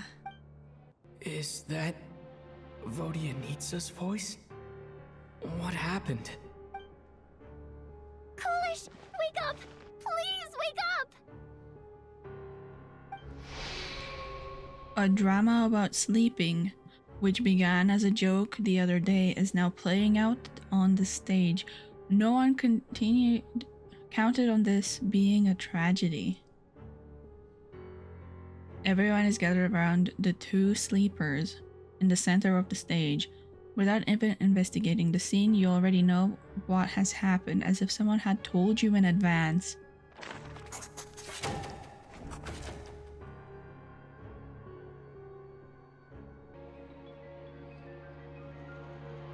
Deceased during the night. Oh no.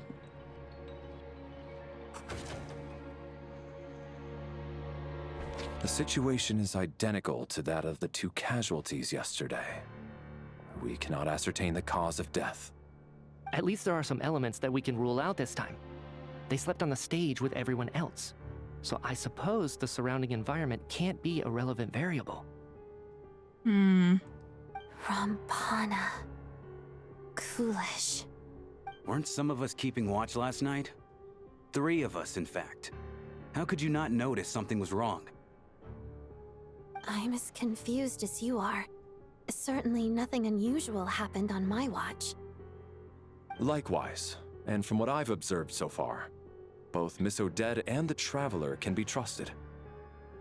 No incidents during my watch either. I have no reason to suspect Valerie or Odette. To be honest, I didn't get a wink of sleep last night. I couldn't help but think I was the target, so I just laid there with my eyes closed. I heard the Traveler and Lelik chatting, but otherwise I don't recall hearing any commotion during the night. Me too. I didn't want to wake everyone up, so I was concentrating hard, trying not to cough. I hardly slept at all. If anything had happened, I'm sure I would have noticed. Sonia. What could possibly be causing this? Once was bad enough. I can't believe it happened again. I worked closely with Rampana and Coolish for so long. I never imagined that one day they'd... And on the stage of all places... Vodyanitsa. 4 victims in just 2 days. And we still don't have a single lead. You do! Thunk, Traveler, thunk! Use the little brain cells, dude. Rub them together. I need to get to the bottom of this as soon as possible. And above all, keep Tonya safe. I'd never be able to look Child in the eye again otherwise. Still snowing? Yes, I just checked. Still no sign of anyone outside either. So we only have ourselves to rely on. If you ask me, this killer can clearly strike whenever they please. The Night Watch was a useless endeavor from the start. Lelik must be an expert in poisoning. Clearly she used some poison that can't be detected on the corpse. Well, we can't do an autopsy, right? Like, we can't just cut them open and do toxicology. But I don't think that's it. Here we go again. Yes, a slow clap for this guy. Listen, I was already thinking to myself last night, was Lelik's reason for revealing her identity the real story? Well, now I have my answer. It most certainly was not. She's been playing us for fools. You get off on this, don't you? Revealing your identity, only to carry on with your killing spree? But that's not... no. That's a hideous thought. One that only a hideous mind like yours could dream up. How dare you? That's enough. Yesterday, you named Lelik as a suspect because the victims were both wealthy merchants.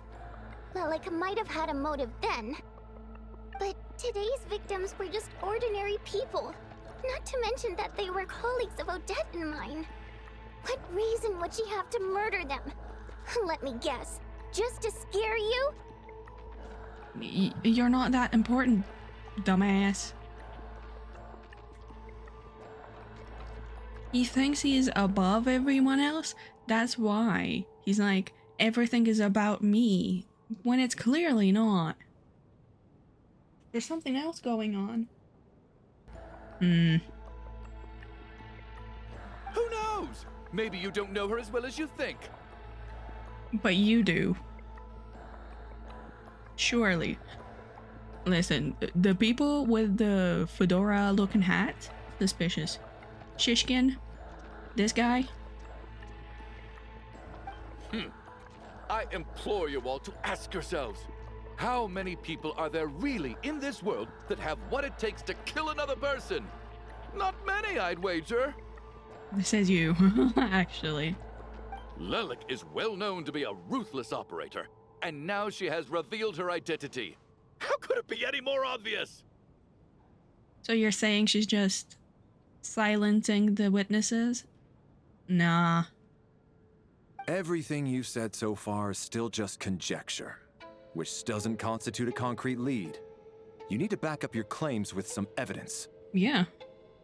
How can you defend her, officer? What did she say to you while you were on night watch? Absolutely fucking nothing.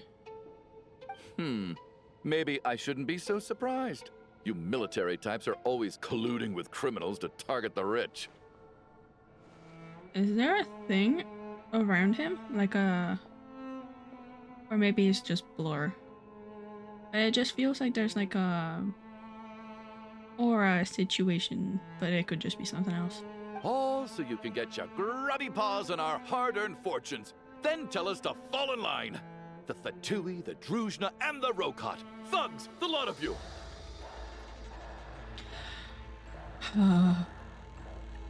Honestly, I really hoped he would be next.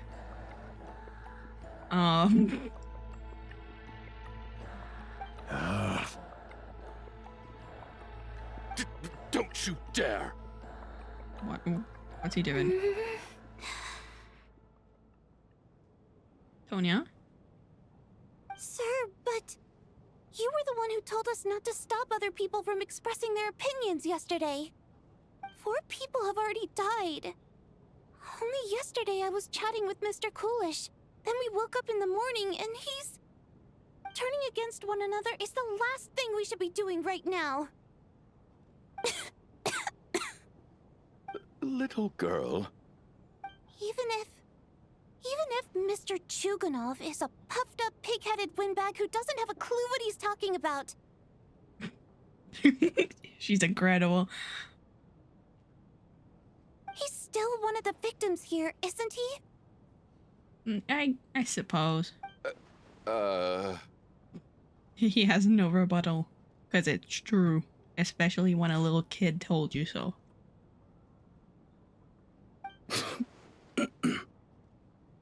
Quite. I had no intention of resorting to violence. But you're right, Miss Tonya. I ought not prevent him from speaking his mind. Traveler, please rub those brain cells together. We need the intel in that head of yours. In any case, I believe Mr. Chuganov has calmed down a little now. We may resume our discussion. I don't think there's any need for that. What is there to discuss? Nothing about this situation is normal. Did you have an idea, Mitya? You're the brainiac here, right? Come on, clue us in. I've been mulling something over. All the leads we have so far concern things from outside the theater. Miss Odette's alter ego, the threats Mr. Chuganov received. But then there's the 2 double murder crime scenes themselves, which have given us absolutely nothing to go on whatsoever. That's highly unusual. Even with the most careful killers, there's always some evidence left behind. So what are you suggesting? I think this could be a supernatural event. It isn't characteristic of human-on-human homicide at all. Yes, you're doing it. You're using your brain. Correct me if I'm wrong, but aren't you supposed to be a scientist? That doesn't sound like a conclusion someone like you is supposed to make. I got into scientific research because of my insatiable curiosity. But if the present situation defies all known scientific explanations, I don't mind shifting my curiosity toward the paranormal instead. Now that you mention it, I remember when I first came to the theater. I heard rumors about this place being haunted. Mm-hmm. Haunted? Yeah, I think I heard the same thing. But I mean, they're only rumors, right? We've worked here for years. Surely we would have noticed any spooky goings-on by now. Well, this has taken an unexpected turn. A haunted theater? If Paimon were here, she'd probably be hiding behind me in fear right now. Yeah. Why don't we take this opportunity to look for clues again with a more open mind? Maybe a different perspective will help us see something different. Also, what are we gonna do with the bodies?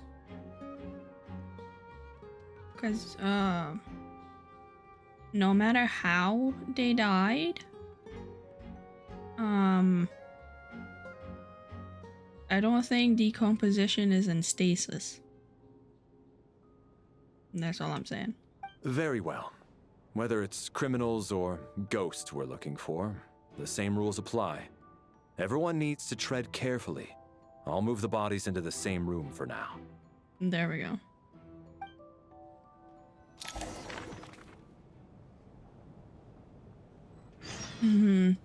They opened this again, so there must be something else, right?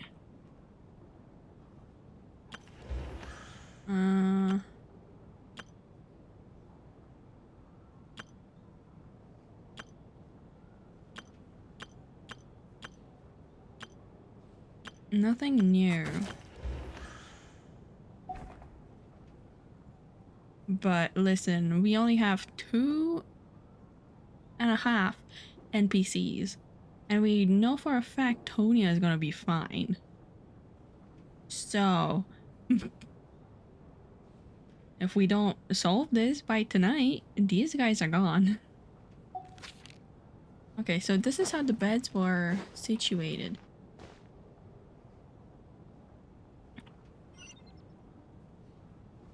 Vodyanitsa? I need to think very hard about whether there's anything that ever needed hiding. After all these years, there must be some things even I've forgotten about. Yeah.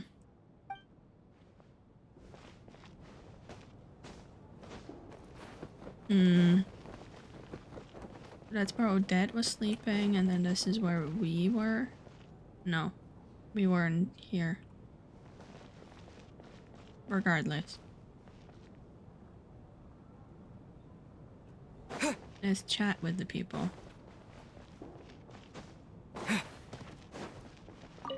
Chin up, my man. That soldier guy just gave you a bit of a fright, that's all. Think about your wife and kids back home. That'll get you your mojo back. Me, for example? Whenever I get hungry, tired, sleepy, or thirsty, I just think about that water imp friend of mine. And everything's suddenly alright again. Is that your girlfriend? Like... So daydreaming about women somehow removes your need for food and water, does it?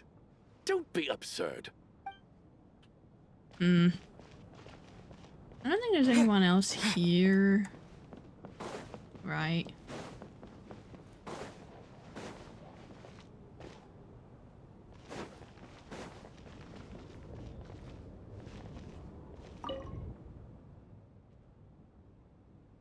Where our companions' remains lie. Best not to disturb their peaceful sleep.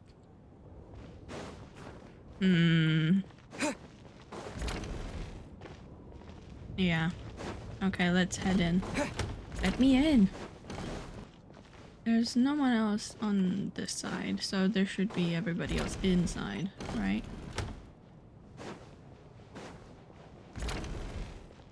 Oh, Tonya. Tonya, did you find anything? Not yet. Still looking. So... Are we supposed to be looking for something paranormal? I think I'd prefer teaming up with you than looking around on my own. That's fine, yeah. That should be a good idea. This looks like somebody's notebook. Shall we read it together?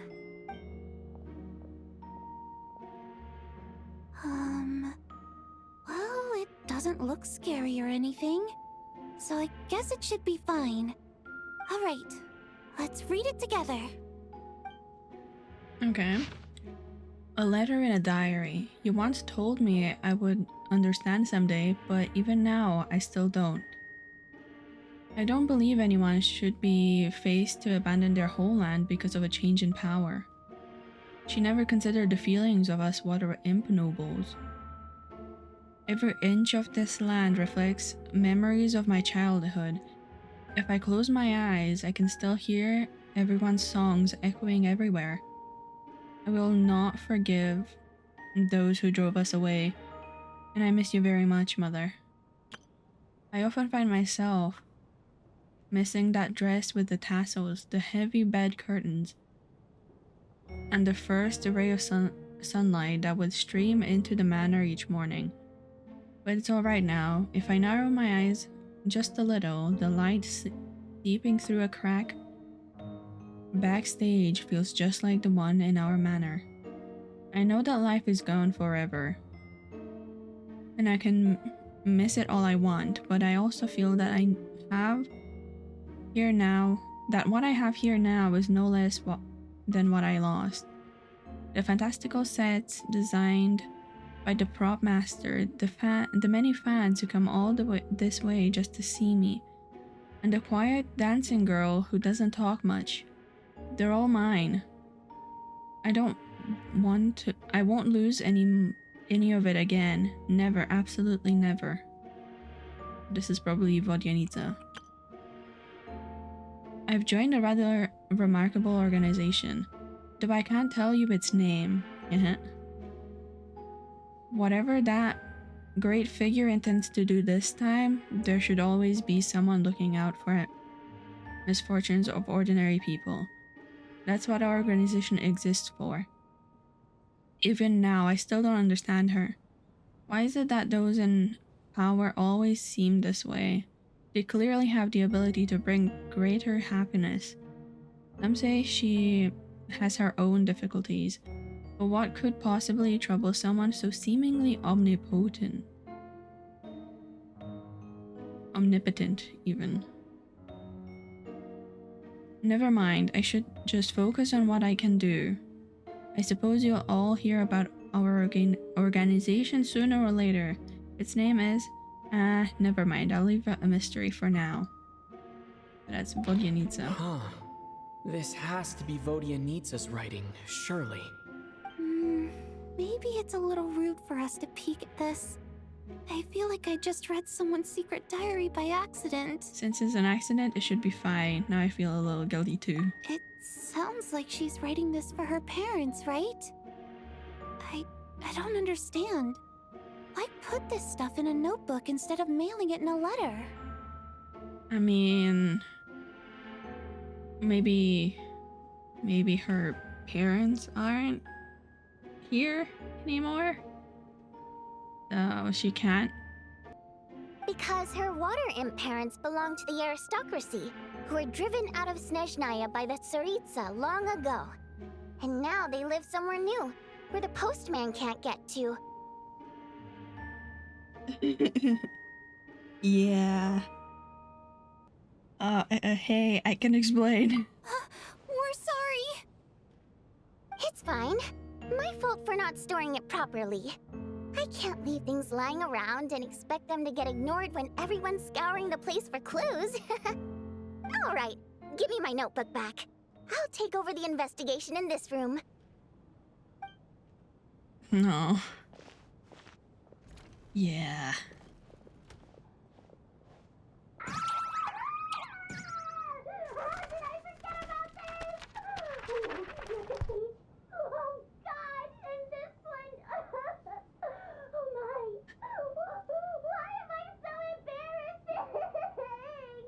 I mean, there was nothing particularly outrageous. Also, water imps. There is stories of water imps in Fontaine. And that's where the Oceanids are from. So maybe they're like strange cousins, I guess.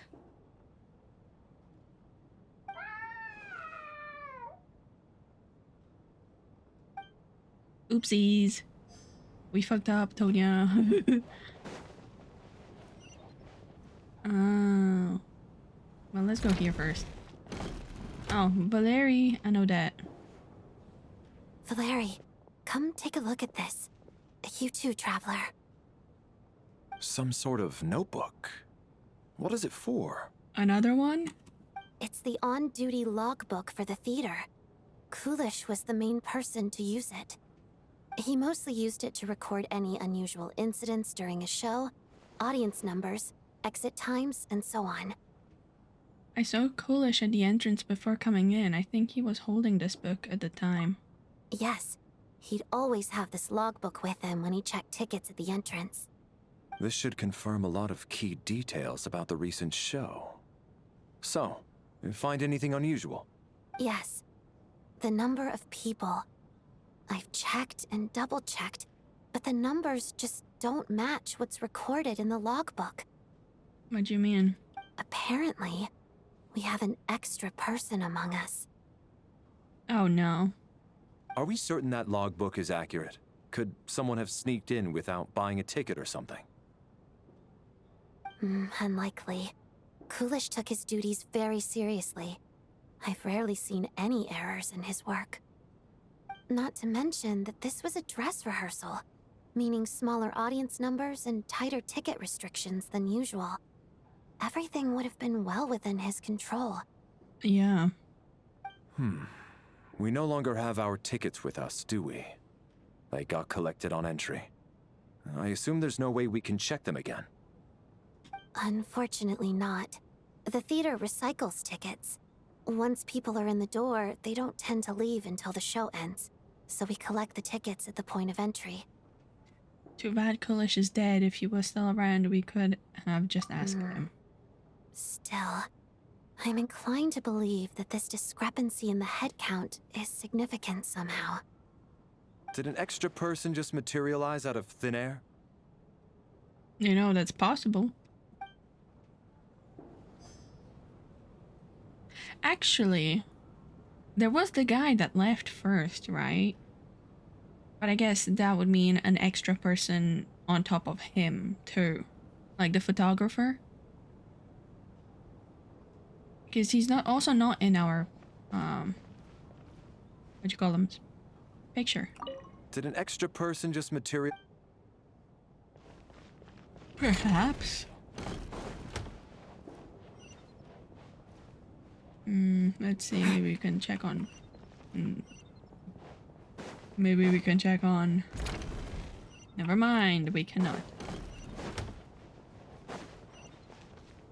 So this should be Mitya and Alyosha, I think. Yeah. Hello. Ah, traveler. Since you're here, come take a look at this. Alyosha found it. We're both curious to hear your perspective. It appears to be well, an investigation report. And the focus of the investigation was the rumors of haunting we heard about earlier. Investigation report regarding supernatural sightings at the Opera House. This commission is clearly not as simple as previous cases involving folklore studies. It appears to be connected to something far more mysterious, an extinct civilization, the creations of ancient gods, or powers from beyond this world. The possibilities leave ample room for speculation. From now on, we should take this as a lesson. A simple surface does not imply what lies beneath shares the same level of existence or nature. Suspicious. Beyond this world, ancient gods, extinct civilization, probably Khaenri'ah and Hyperborean, perhaps. Ley lines themselves possess a powerful ability to either devour or guide souls. Is that what the Black Mist is? In most cases, once the soul and body of the deceased are departed, the soul is drawn directly into the ley lines, leaving no room for a lingering existence. Is that why Mitya called us, I don't remember what he called us, but it was back from the dead, essentially. However, evidence shows that the connection between the theater area and the ley lines has been obstructed. Though only partially, not completely severed. Still, this has granted certain souls unwilling to leave the leylands an opportunity. If their resistance is strong enough, they may even linger within theater indefinitely. Ley lines. And the dead. In theory, however, these souls within the theater are incapable of influencing the physical world. Only under extremely rare circumstances can they produce phenomenon observable to the human eye. Overall, they can be considered harmless. This assessment may be conveyed in advance to the theater manager to reassure them.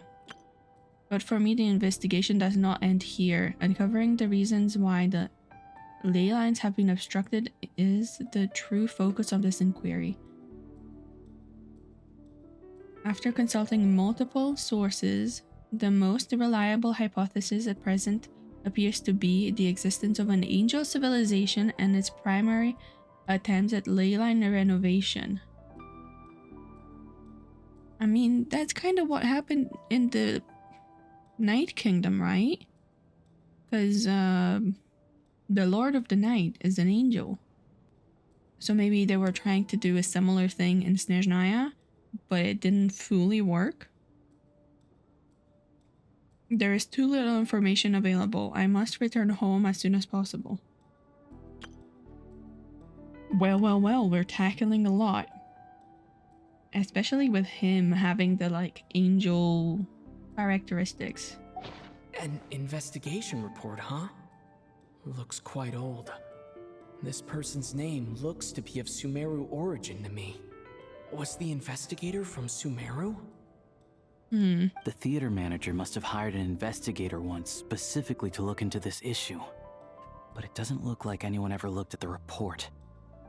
Presumably, the manager wanted to know if the supposed haunting was dangerous, while also being fearful of word getting out in case it affected the theater's business. Anyway, the bottom line is, the haunting is actually real after all.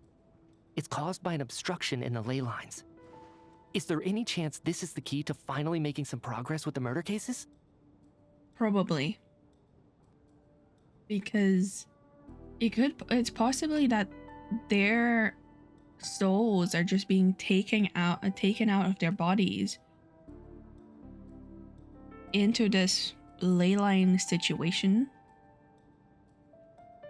and then that's why it appears that nothing happened to them on the surface. It's just that their, like, souls are being taken out. Leyline problems are pretty unexceptional to me by this point, and while it certainly offers an explanation for the ghosts, it's hard to imagine what connection it could have to these two murder cases. Yeah. It would have to be something else, something on top of what's already happening, or what we already know. Some of the language that appears at the very end of the report caught my eye. Angel civilization, ley line renovation? Yeah. My area of research doesn't touch on any of that, so it's completely outside of my wheelhouse. Huh? A piece of paper just fell out from the report. It landed right by your feet. Let's see. Death is near. Oh god. And it's got, like, fiery, like, smoky. It looks pretty ominous no matter how you look at it. How unnerving. It was tucked inside the report, so it must be a note left by the author. Maybe. Death is near. Is that supposed to be what's going on here? With us in the theater? Perhaps. But if so, how did the author foresee it? Could he predict the future somehow? Maybe things are more complicated than we thought. I mean, angels have, like, powers of perceiving future, right? No, wait a second. If we take the report and the note at face value, they completely contradict one another. Because they say there is no problem. But then the other one, it says death is near. The report definitively concludes that the hauntings in the theater are harmless and cannot affect the real world. But the note seems to be warning of potential danger. The question is, what exactly does the note mean by death? Is it simply describing our situation? Is it referring to our victims, or could it refer to the perpetrator? The various ways we could interpret this keyword lead in completely different directions. Let's pause our analysis here for now. I think we need more information. Yeah, we should also maybe tell everybody else. If we take all this together, it's not impossible, is it? If anything, it's the natural conclusion. Yeah. Oh, I beg to differ. This sounds to me like a product of a researcher's vivid imagination. And perhaps it's because I'm still viewing this through the lens of a typical murder investigation. But still, I'm struggling to be persuaded by your theory. Does it really sound that far-fetched? Alright, well, let's treat that as speculation for now. I do agree with what you've said, so let's go with your idea for now. Good. Okay, now that we finally have some meaningful leads, I think it's time to reconvene. Let's get the others. Okay.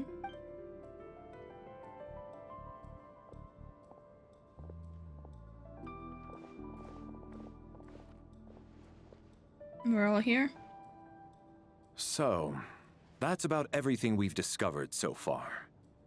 I'll share my theory first. Based on what we've learned from the logbook, I believe the extra person among us is most likely the killer. Okay. If the killer had simply bought a ticket, it would have greatly increased the risk of their identity being exposed. But then again, we didn't buy our own ticket. We just took Child's. So they could have done the same. I expect he or she either hid in the theater ahead of time, or found a way to slip past the ticket inspection.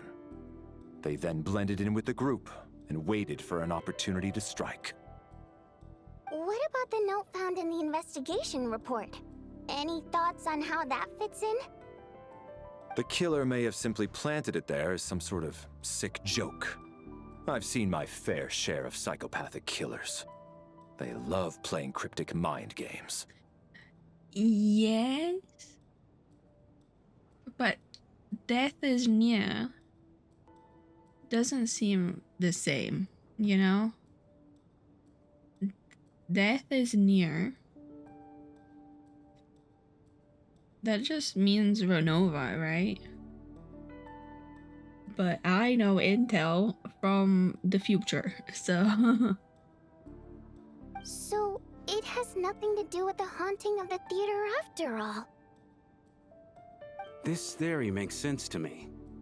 If we have an audience member unaccounted for, chances are they didn't come here to watch the show.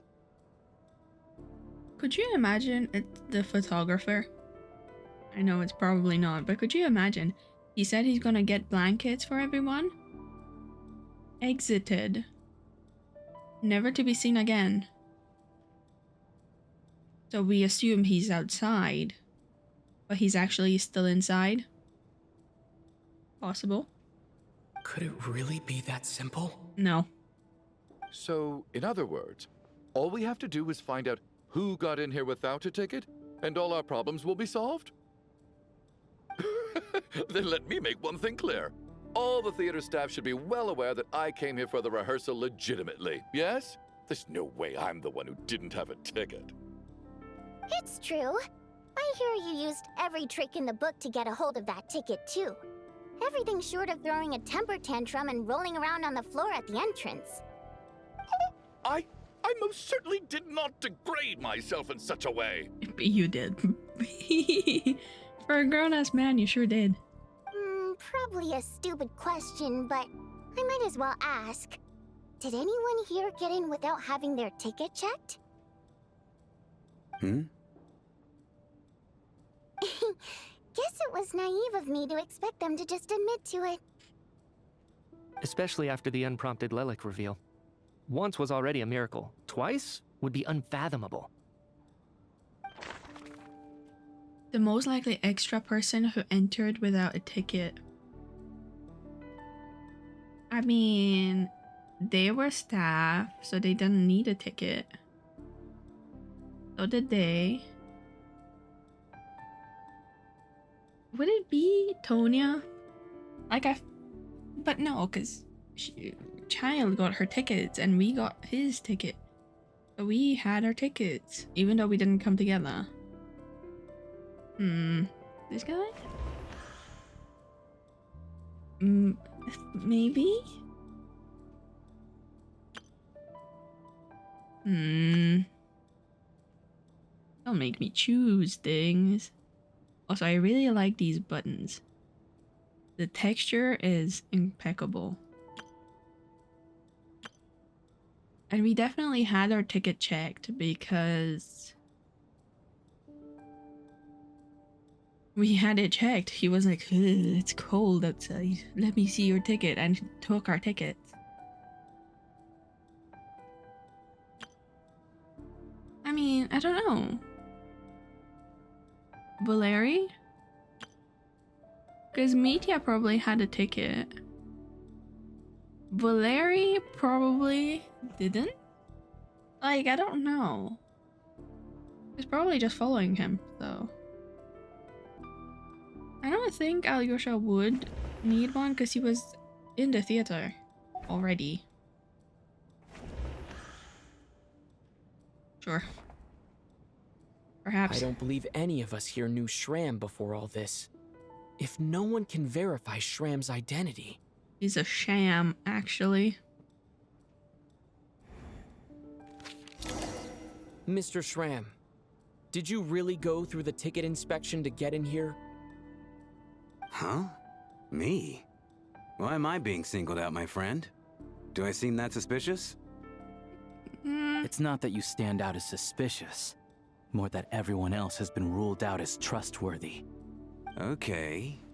Well, we spent the best part of 2 days together now, so I'm sure you can all tell what kind of person I am. I'm a true gentleman. I never dream of doing something like sneaking to the theater without a ticket. Are you sure? Yeah, I have no doubt that you're a good person. But the problem is, none of us here actually know you, so no one can say for sure that you are who you claim to be. Although, actually, what was it you said last night?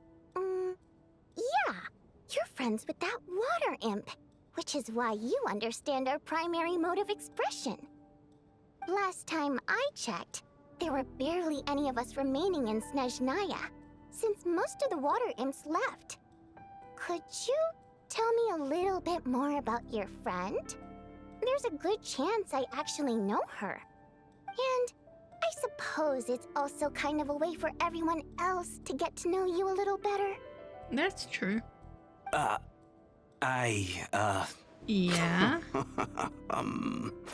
About that? Come on. Good grief. Are you blushing? Pull yourself together, man. Stop giggling like a teenage boy. It's revolting. Hey, revolting is a little strong. All right, fine. I'll admit it. That water imp friend of mine, the truth is, we're dating. I was just a bodyguard hired by our family. But the stars must have aligned, because sparks began to fly between me and their daughter. Never in my wildest dreams did I think I'd get so lucky. We don't need details. Just get to the point. Okay. I'm just a little hesitant to reveal her name, that's all. You know how it is. These are delicate times. Even with me to protect her. If word gets out that she's dating a human, both the Fae and human factions will give her a hard time. Really? Wait, no. That can't be. Huh? Shram, what the devil are you talking about? Why is everyone looking at me like that? Surely you can understand where I'm coming from. Delicate times? Factions? Is this not something that's already been resolved? Like, haven't they decided that they're fine in society? Yes. You know, the Civil War. Last time I checked, the Fae and the humans were still at each other's throats. Can you look at us and say that again? Are you from like 5 million years ago and you're a ghost? Like... If I'm not mistaken, the last significant civil war in Snezhnaya history was over 400 years ago, when Her Majesty the Tsaritsa had just taken the throne and was consolidating her reign. What do you mean, 400 years ago? Shram?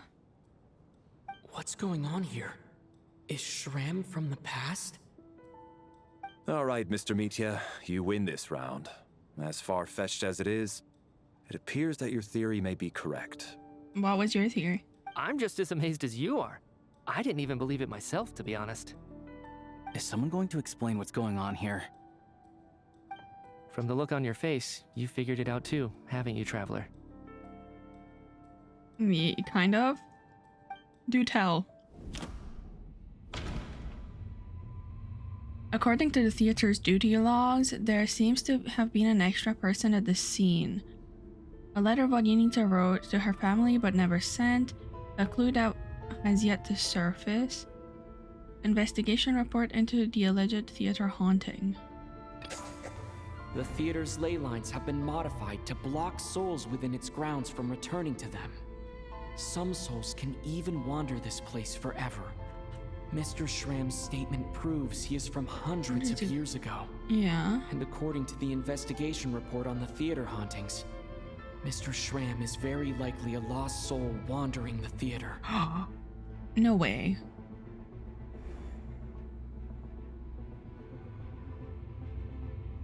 The true nature of the extra person is a soul wandering the theater, the killer who hid in the... No.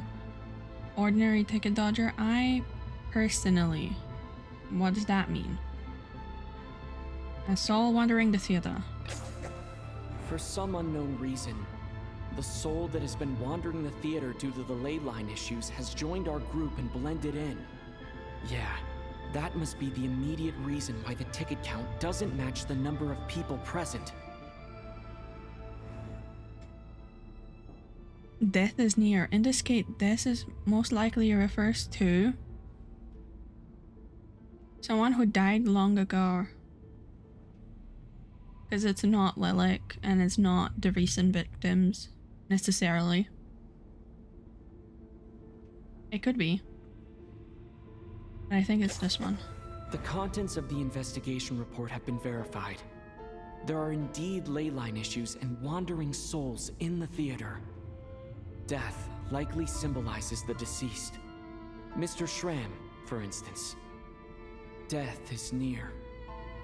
That must mean that there's a dead person in our midst. That's the truth, isn't it? Yeah. I kind of wish I'd checked the other options, but we're here now. Yeah, the logic is clear now. The investigation report said that there would be souls stuck wandering around the theater because the ley lines were cut off. Mr. Shram must be one such soul who died in the theater a long time ago. In which case, that also makes him our extra person. So when the note said death is near, it must have been referring to death as in the deceased, people who died a long time ago. Someone who died a long time ago. In short, there's a dead person among us. The extra person we've been searching for is a ghost from the past. You mean I'm a ghost? No. Don't make jokes like that, my man. There must be some mistake. Can we talk about something recent? But even if I was dead, I know for a fact I didn't kill anyone these past 2 nights. Yeah, even if all that's true, the report also said the souls inside the theater can't affect reality, right? They're harmless. Then what if the problem isn't the souls at all, but the ley lines themselves? Yeah, they're probably yoinking souls, right? The ley lines have a powerful ability to attract and devour souls. Let's say that the ley lines are like a black hole, constantly seeking to engulf souls. but the souls that don't want to return are trying to avoid being sucked in. Mm-hmm. Huh. Why does this analogy sound so familiar? The black mist. Ether. Sweetheart, please. What happens when the black hole can't achieve its goal? I'm only speculating here, but what if it ended up swallowing innocent souls by mistake? Or intentionally taking other souls to compensate? Black hole can't achieve its goals. But what if it ended up swallowing innocent souls by accident? Yeah. That could explain why we weren't able to determine a cause of death. If you're right, and their souls were devoured by the ley lines, it does make some sense. It does seem to explain a lot of the things we couldn't make sense of. Does that mean it's true? Maybe. Except there's no concrete evidence. Mitya's relying on a lot of logical leaps. Your brain! Sir, do we need to tickle your brain? Like, hello? Still, it seems like the best explanation we have under the circumstances. Alright, so how could Shram not know that he's dead? Seems a little unlikely that he hasn't noticed anything unusual even after several days interacting with us. That's true.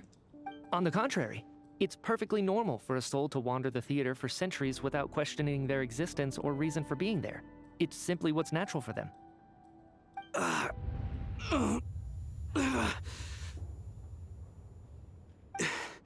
You know what, Mr. Brainiac? I think you might actually be right after all. I'm trying to remember and... even though my head feels like it's going to explode, I think... it's all coming back to me.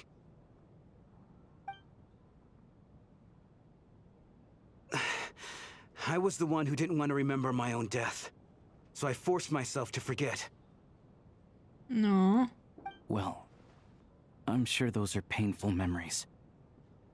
My lady and I snuck out to go on a date one day. We bought tickets for the theater. It wasn't really my thing, but I was just happy to be together. All of a sudden, a group of people burst into the theater, shouting for all the water imps to get out, performers and audience members included. It was clear the conflict between humans and Fae had reached a boiling point. This time, the extremists were even coming after the water imps who had nothing to do with the war. I thought I could pull one over on them, so I took off my jacket, draped it over my lady, and tried to sneak out amid the chaos. But I got caught. They started shouting, calling me a traitor to humanity. But I was going to do whatever it took to buy our chance to escape, no matter how many people stood in my way. I had to, both as their bodyguard and out of love. No. It's all right, friend. You can stop there if you want. You don't need to dig all that up again. It's just... even now, I'm still struggling to accept the truth. How could I be dead? Yeah, that's a hard one to accept. Sorry, everyone. If I'd known I was a dead man walking, I wouldn't have dragged you down with me. If I'm the cause of all this death, then punish me however you see fit. But, Mr. Shrim... No. I refuse to be a burden. I know what I have to do. You said I've been wandering the theater for centuries, right? I guess it's high time I got a breath of fresh air. Out there, I mean. I'll leave this place and take all this death with me. Go out on my own terms. Mr. Shram, I'm sure we can figure out a different course of action. My good sir, we both know I'm not supposed to be here. I should have accepted my death long ago. One way or another, this has to end. Unless you're saying this goes against another one of your military principles somehow. No. I'm speaking on a personal level this time. Let it go, man. Oh, wait. One last thing. Miss Wateramp. My lover. Her name was Litia. Litia Ozarova. Do you know what happened to her? Ozarova. Oh, Auntie Ozarova. That's what we all called her. I remember her as a very kind elder. She had a bunch of kids, too. I'm so glad she survived. And she had lots of kids? Good. That's good. I could hardly expect her to stay single just because of what happened to me, right? As long as she went on to be happy, that's all that matters. Besides, I'm dead. My soul's been wandering around here for so long because I was worried about her. But now, I can go without regret. There's no need to see me off, my friends. I've enjoyed our time together over these past few days. Perhaps we'll meet again in the next life. Can he open the doors, actually?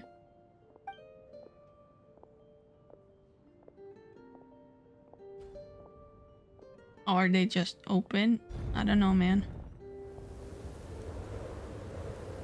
Take care, my man. I knew Mr. Shrim was already dead, but I still feel so sad. Death is cruel, no matter how we might try to make sense of it. So, was the conflict between Fae and humans really that bad back then? I was only little, so I don't remember much. It's terrible to think that so many innocent people had their lives turned upside down. Yeah. Even historical records about that time period don't say much about it. All people know is that the Tsaritsa founded the Fatui, drove out most of the Fae aristocracy without explanation, then used her terrifying power to suppress the humans. Wait, she what? It seems to me like the Tsaritsa chose to make herself the enemy. She downplayed the conflict, directing whatever animosity both sides had for each other at herself instead. That's also why, despite how brutal the conflict was at the time, there hasn't been much lingering tension between humans and Fae since. Things have been fairly harmonious for the past few centuries. So, the Tsaritsa banished the Fae to protect the Fae living in the city? She offered herself up to be hated in exchange for peace. Maybe it's not quite as bad as it sounds. I don't think Her Majesty is too concerned if mortals hate her or not. And besides, there are very few who truly do. All this time, I had no idea. All right. If Mitia's theory is correct, then I think we can consider this matter settled. Let's all take a break.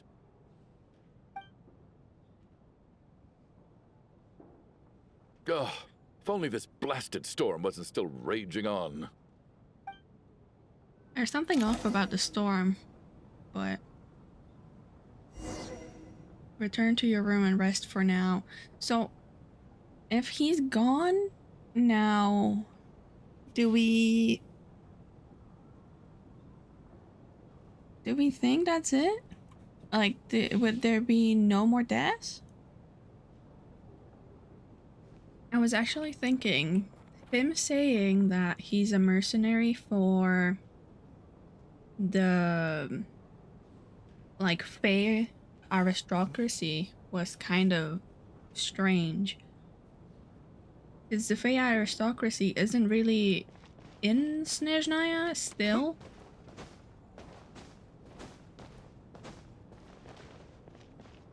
I also wonder if Flynn's has similar feelings to the Fae of old, since he was napping for so long, right?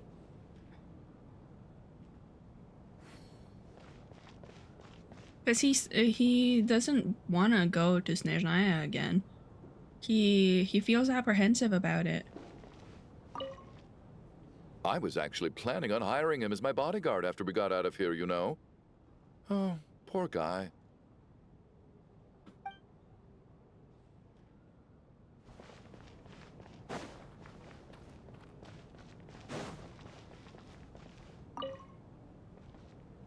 Even though Shram was already deceased, his decision to walk into the snowstorm was still a sacrifice, and a very brave one.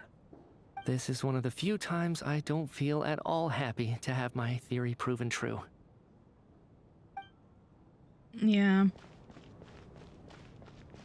Where are we going? Oh. Next door to the bodies. Perfect. Tonya and Vodyanitsa. Where's Odette?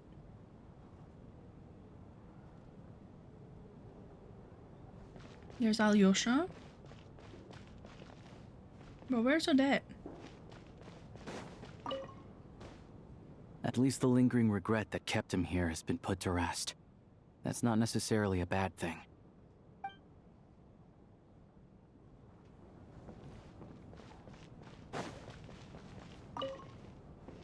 Well, at least it seems like Mr. Shram stayed optimistic until the end.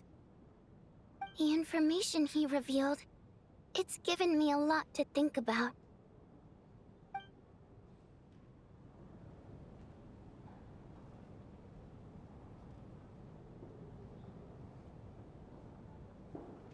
Her heels feel... I don't know. I think it's the weird reflection on the floor. Because it feels like her heels are floating. A little bit. Let's see... Maybe we missed her. Maybe she's back here? No. No. This is where we came through.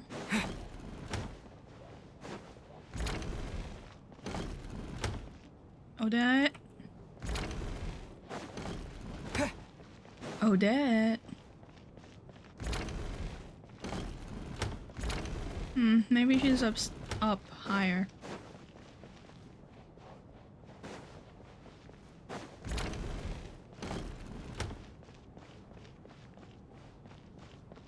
Odette. These guys. So now we're down to...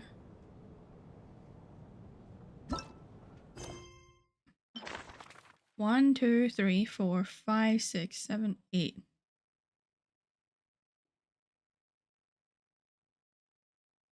Yeah, we're down to 8. Confirmed to be one of the deceased. He voluntarily walked into the snowstorm. I don't like this picture. It was such a nice picture initially, and now it's just horrible to look at. Is there like... Literally a third of them are dead now. Or were. Even the photographer, he isn't here. No, that's my room. Odette. Odette. No. I just... I can't see her. Bye, Tonya. Go night-night.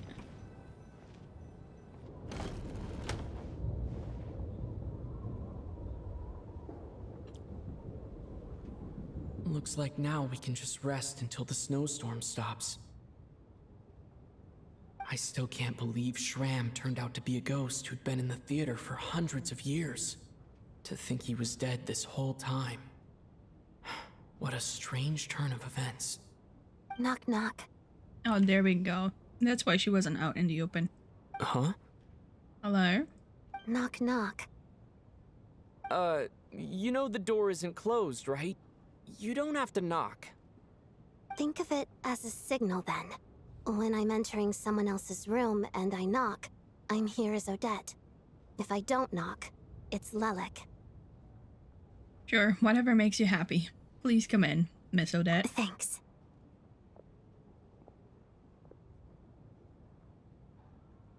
So, why did you come to find me?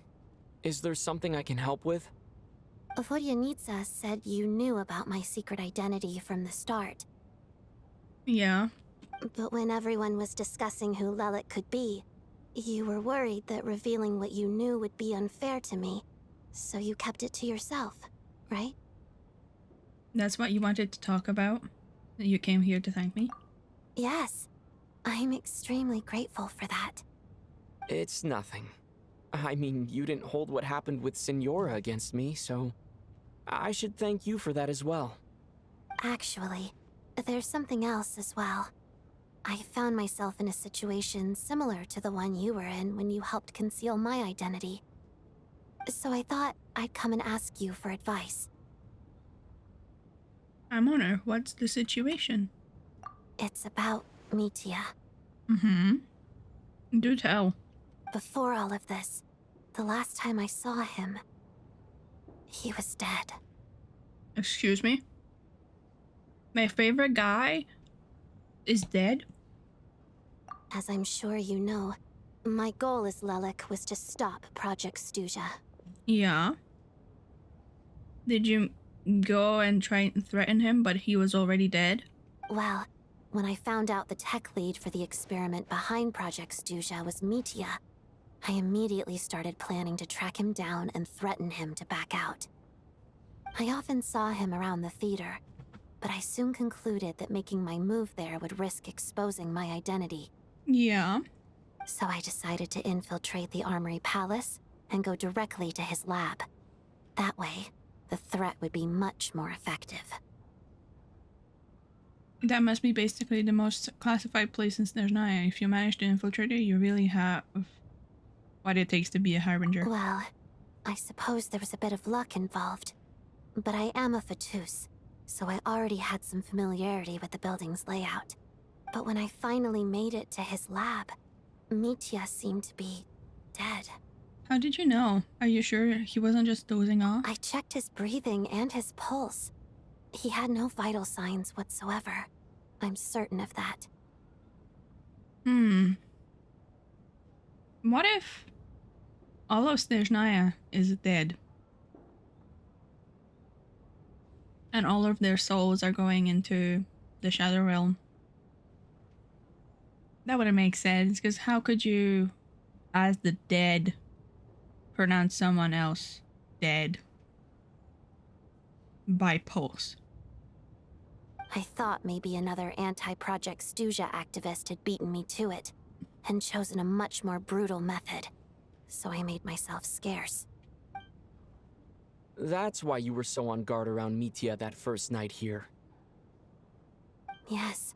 When I saw him sitting in the audience during the performance, I could barely contain the shock. Mm-hmm. To me, it was a miracle. Somehow, he'd come back from the dead. But then, the murders started happening and things got so complicated that it wasn't really at the front of my mind. Wild shenanigans. That is, until Mitya himself said there must be a dead person among us. Then, I couldn't ignore it any longer. And yet, you thought that bringing it up right away would single Mitya out. Just like when everyone was suspecting Lelik. Mm-hmm. Exactly. I thought there could be something I was missing. Besides, we soon figured out that Mr. Shram was a ghost. And we knew there was only one extra person. So we thought he had to be the one. But now, it seems like there's another candidate. I understand why you kept it to yourself. There was so much information being thrown around during that discussion. Bringing up Mitya would have just introduced more confusion. Yeah. So, what do you think we should do? Let me confirm one thing first. When was it that you found Mitya dead? Around a week ago. Sometime in the afternoon. A week ago? That's earlier than I thought. I saw him just a few days ago at a restaurant. That definitely would have been after you found him dead. He seemed completely normal to me, chatting with Vodyanitsa, trying to avoid Valeri. So he was definitely alive on that day. Huh. Well, all I can say is I know what I saw. Yeah. This is getting complicated. And Mitya isn't looking very... well, innocent, I suppose. Here's a thought. The reason we even suspected a dead person could be among us was because of the problem with the theater's ley lines. Maybe it's the ley lines that are causing wait. Mitya said that the dizziness and memory loss shenanigans don't affect the personnel working on the experiment because they're already dead. And maybe they're using the ley lines in some way, because he mentioned light realm energy. So, suspicious. But Mitya's death happened inside the Armory Palace. The ley lines affecting the theater shouldn't reach that far. You're right. I guess he doesn't fit the profile of the person we were searching for. I think the chances of it being him are very low. Surely he can't have died for real in the Armory Palace. Unless... Unless what? Unless he really did come back from the dead. How do you do that though? You're right. Do you think we need to disclose this to the others? Hi, you left the door open? Huh, what's this? A private meet and greet? Yes.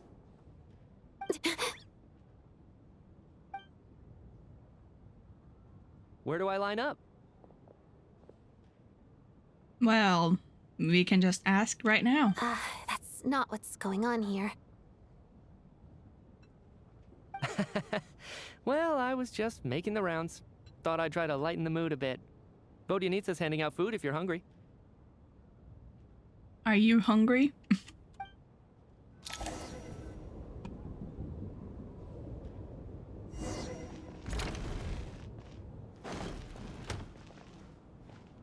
How much did he hear? Because he knew we were watching him when we spoke with Vodyanitsa.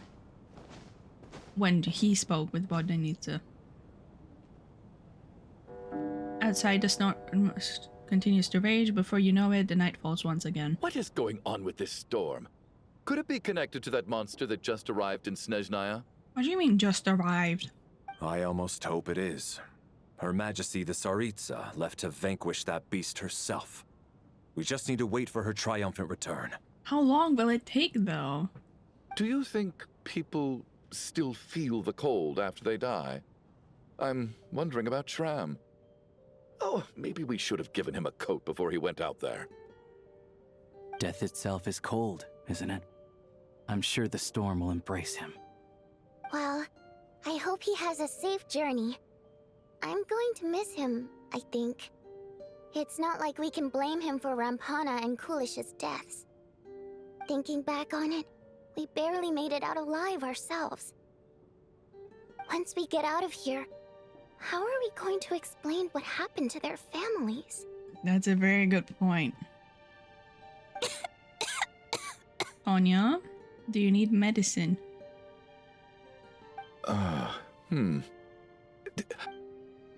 What? Are you okay? Here, take this. I've never used it. As a handkerchief? Thanks. Look who's Mr. Nice Guy all of a sudden. Is it because Tonya stood up for you this morning? At least you know how to return a favor. Yeah, without Tonya, who knows how badly he would have been hurt. I told you already, I never intended to resort to violence. Duh, bunch of rascals. Little girl? I was rather surprised when you spoke up for me this morning. I didn't think I had many admirers here, so... What she said wasn't really... Thank you. Admiree.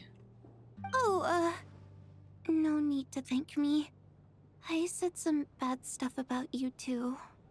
I've been too embarrassed to admit it, but you remind me a lot of my daughter. So kind to everyone, but never lets her old man off the hook. Unless my wife and I are having a fight, then she's always on my side. Especially when she was little. Every time I took her out... All right, easy now. How long have you had that cough, Tonya?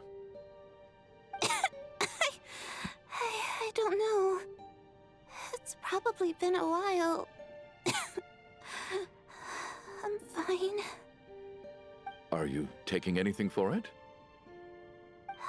Yeah. I'll be fine once I see my brother.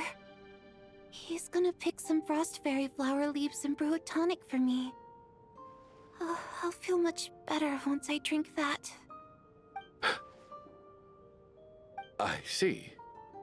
That's good to hear then. Wait. Does his daughter have the same condition? We should probably discuss arrangements for tonight. Now that the deceased has left our midst, there shouldn't be any more incidents. Are you sure about that?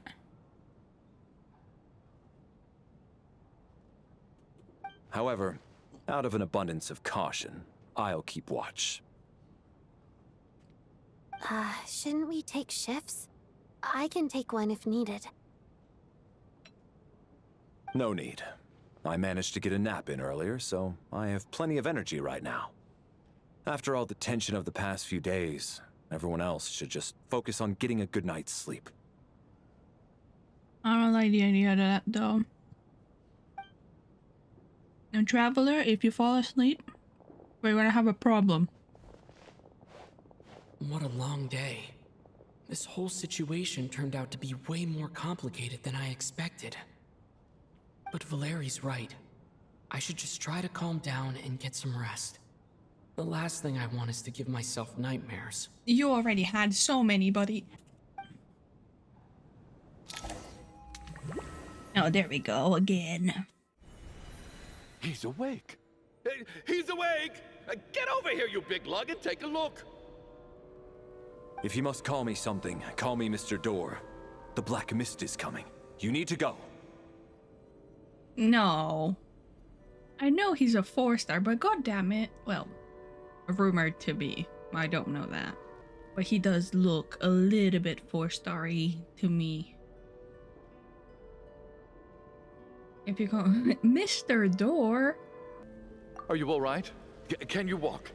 We just got attacked by monsters on our way up. That Mr. Door fellow protected us. I don't know. No. You know, I was upset before, but this guy. But now I kind of don't want him to die. Sure, he said some out-of-pocket shit. Out of paranoia, but still. No. You need to grab them by the hand, Ether, and keep them going. He just seemed to come out of nowhere. Not much of a talker, but when it comes to taking down monsters, that man doesn't hold back. Curses! The Black Mist is catching up to us. We need to keep going. I don't like this. Mr. Door, I don't believe I've ever seen you around here before. This is different. Why is that? There's no need to try to get to know me. I'm just Mr. Door. I have to find the door that belongs to me. Oh, well, you can use them anyway, like things. We're lucky to have you here. Thanks for saving us earlier. Mr. Door! Looking for trouble? Get rid of them! I can just push these ones off. No need to thank me. This is where my duty lies. Oh, that was a shield. That was pretty cool. But still, wild shenanigans, I tell you. Hmm? So we're doing this the hard way. Ready to taste my fists? Fighting frog!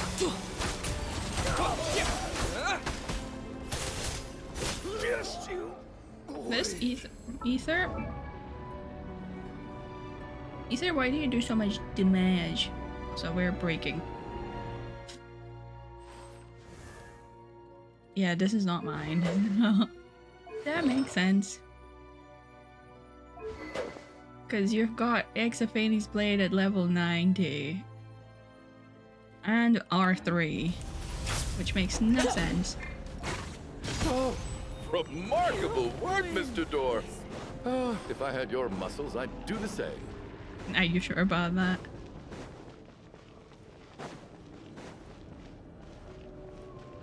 Are none of these doors the one you're looking for? No. This is suspicious. Hey, look! A Snegovic. How about? How about... no.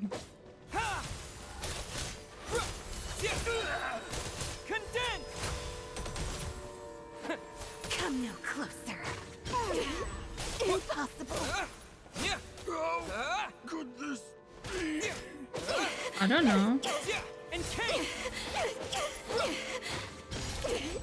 Impossible. I'm so exhausted.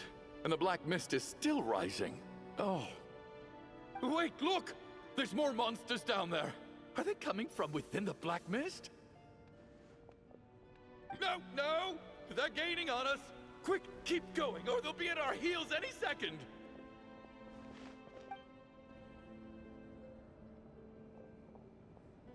Mr. Door? Mr. Door, what are you doing? We need to get out of here. They're coming! Oh, wait. I just remembered a piece of the... what'd you call them? The trailer. With Valeri on the chair. Sitting weird. And I guess he is kind of like the commander, like the leader currently and right now. So if he gets taken down, everybody's gonna freak out more. I also don't think they're gonna die, I think. They're gonna get their souls back into their bodies. Found it. This is my door. Your door? What? You mean you're going to stay here? No, you're not. I am a door. This is where my duty lies. A door for closing, not for opening. No! You saved us. We can't leave you behind. You must keep going. A door can only keep things out for so long. You must make haste. Oh, no. No. Oh, you're right. Let's go. We can't let Mr. Door's sacrifice be in vain. Ether. Use your cognitive functions, please. I know this is your subconscious, but you can do a lot with your subconscious. Come on. The black mist isn't moving anymore. Looks like both the monsters and Mr. Door are gone. And yet you live. I thought they'd be fine. They're playable. I didn't just imagine all that, did I? Surely I wasn't so scared out of my mind that I hallucinated a door as a human being. No, I remember Mr. Door too. Oh, okay, good. There's no way we both hallucinated the same thing. Getting sleepy? Well, looks like we're safe for now. Go ahead. Let's get some rest. No. Valeri.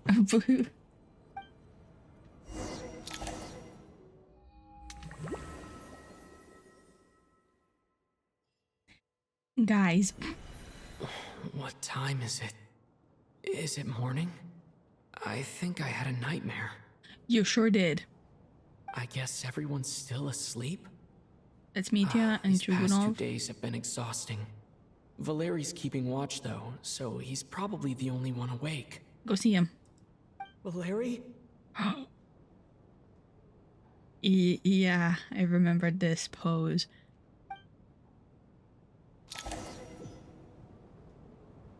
Guys, I think we might have fucked up.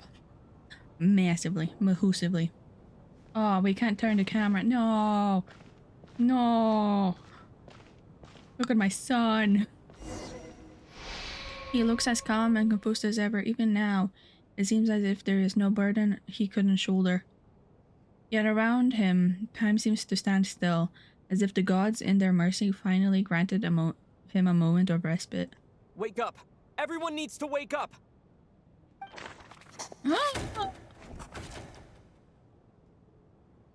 Shut the fuck up. Just like the last 2 nights. No clear cause of death. I've been a real thorn in your side, haven't I, Mr. Valeri? Now you can rest in peace. Is Mitya the cause? Because Odette was saying that he's already dead. But for me, life will be all the duller for not having to run away from you, my friend. How's Tonya? Is she okay? I just checked on her, and it doesn't seem like anything serious. She's just exhausted from the past couple of days, and she's still recovering from her illness. We should let her sleep a bit longer.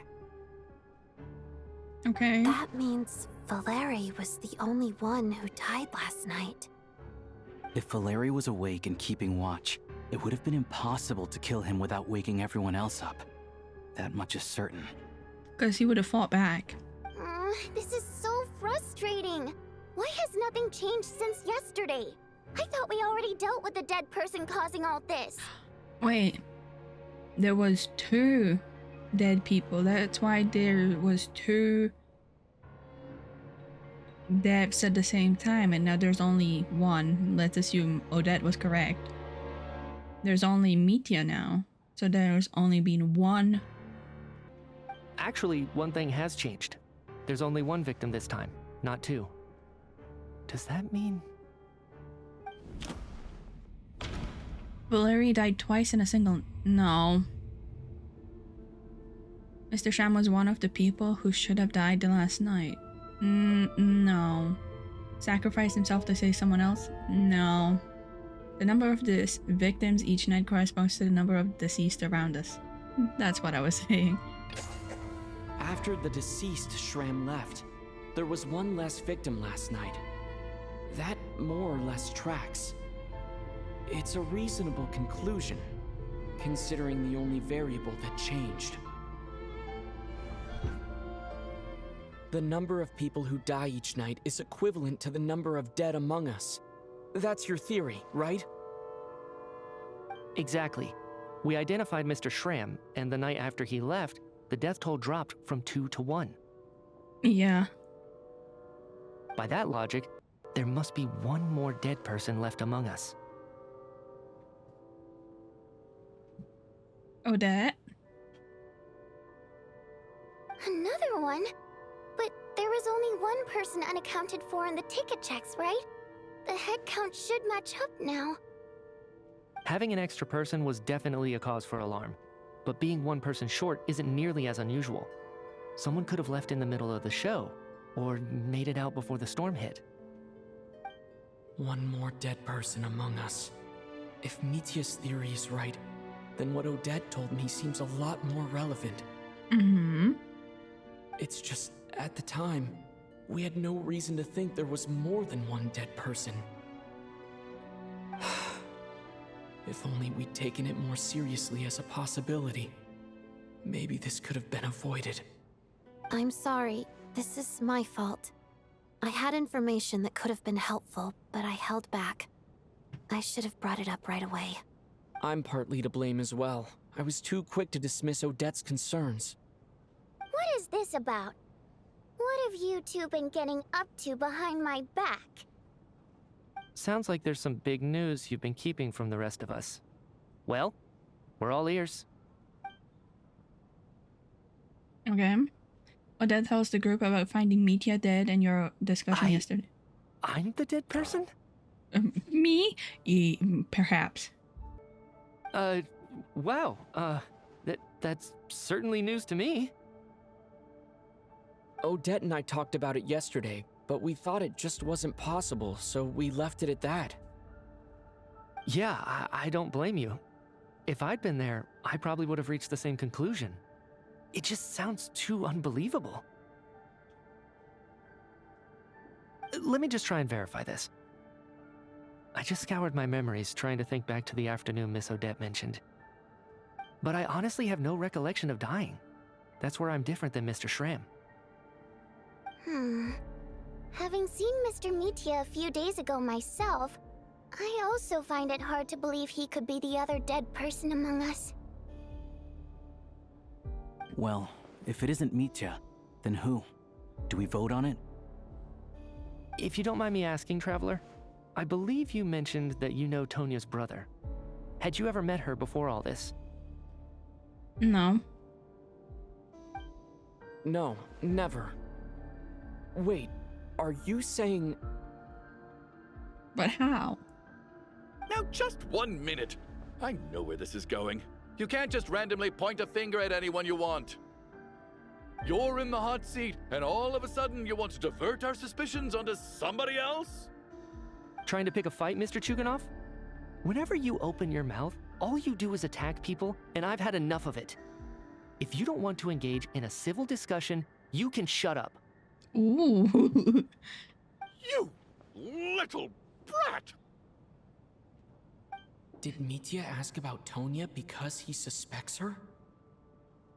I suppose I only identified her by age, and nothing else. Could that mean... Tonya isn't Tonya? I'm just saying, you're going around casting suspicion on people for no reason. How could Tonya be dead? I can vouch for her, if nothing else. I've seen her before.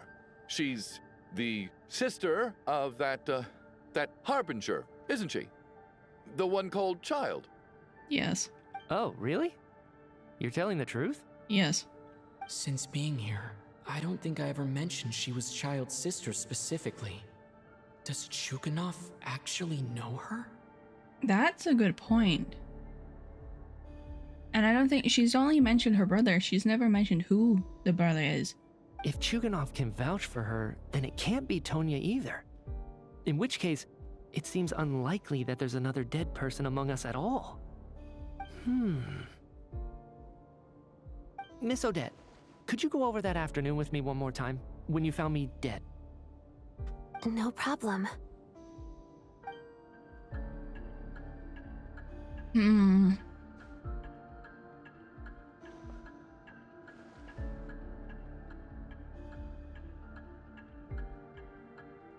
This is unnerving again. This is very...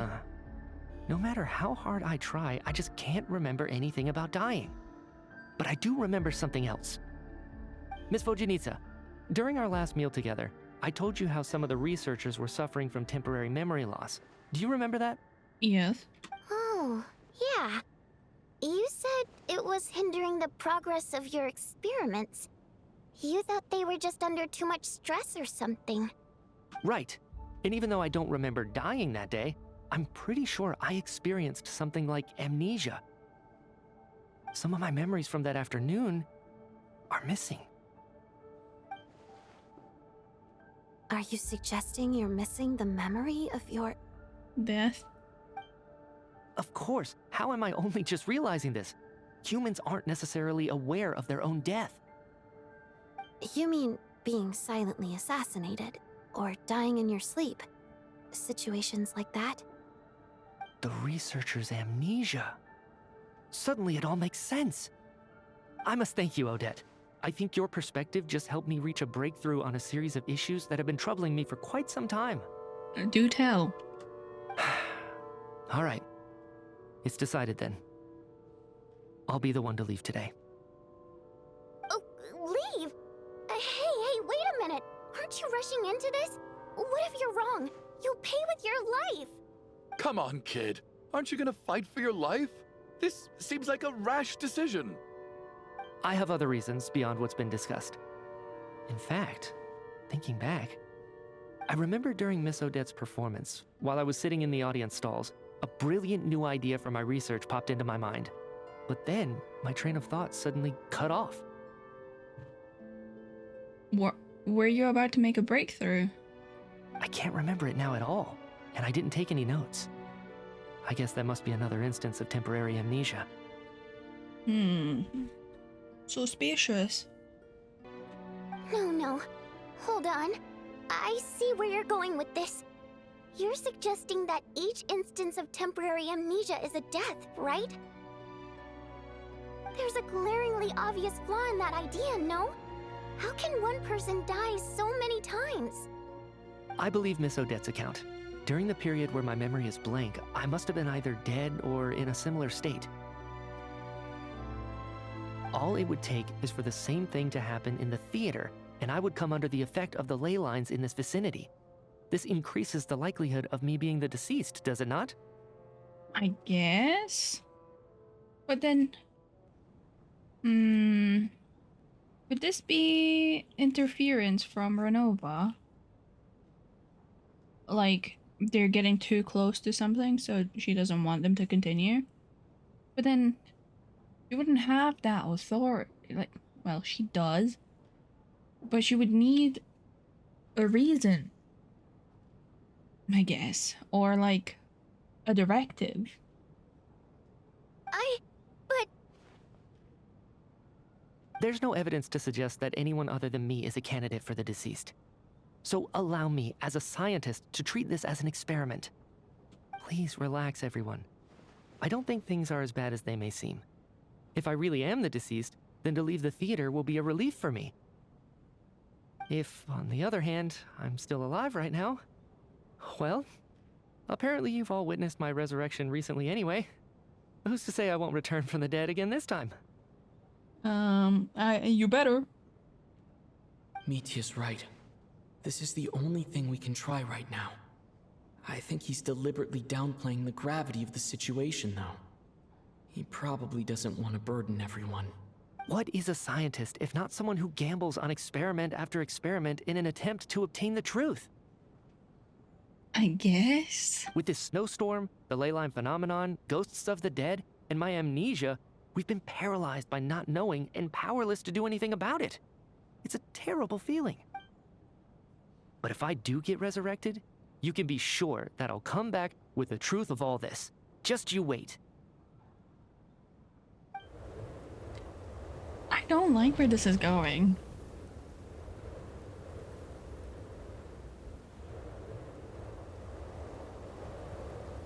Not that. As nightfall, the theater fills with a heavy silence, and more than half of the group is gone. And something. Beyond the loop. It's not another samsara, is it?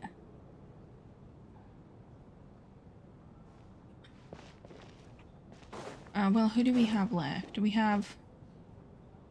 Let's see them. Because this is horrible.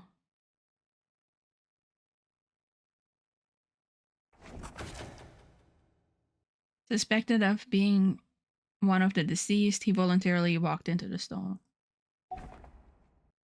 Juganov?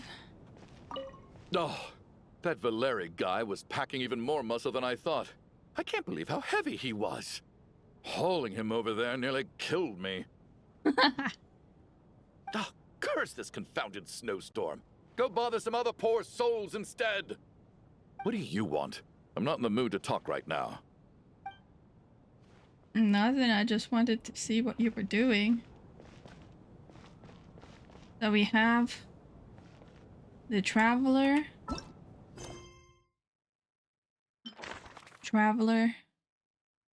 Alyosha, Juganov, Tonya, Odette, and Vodyanitsa.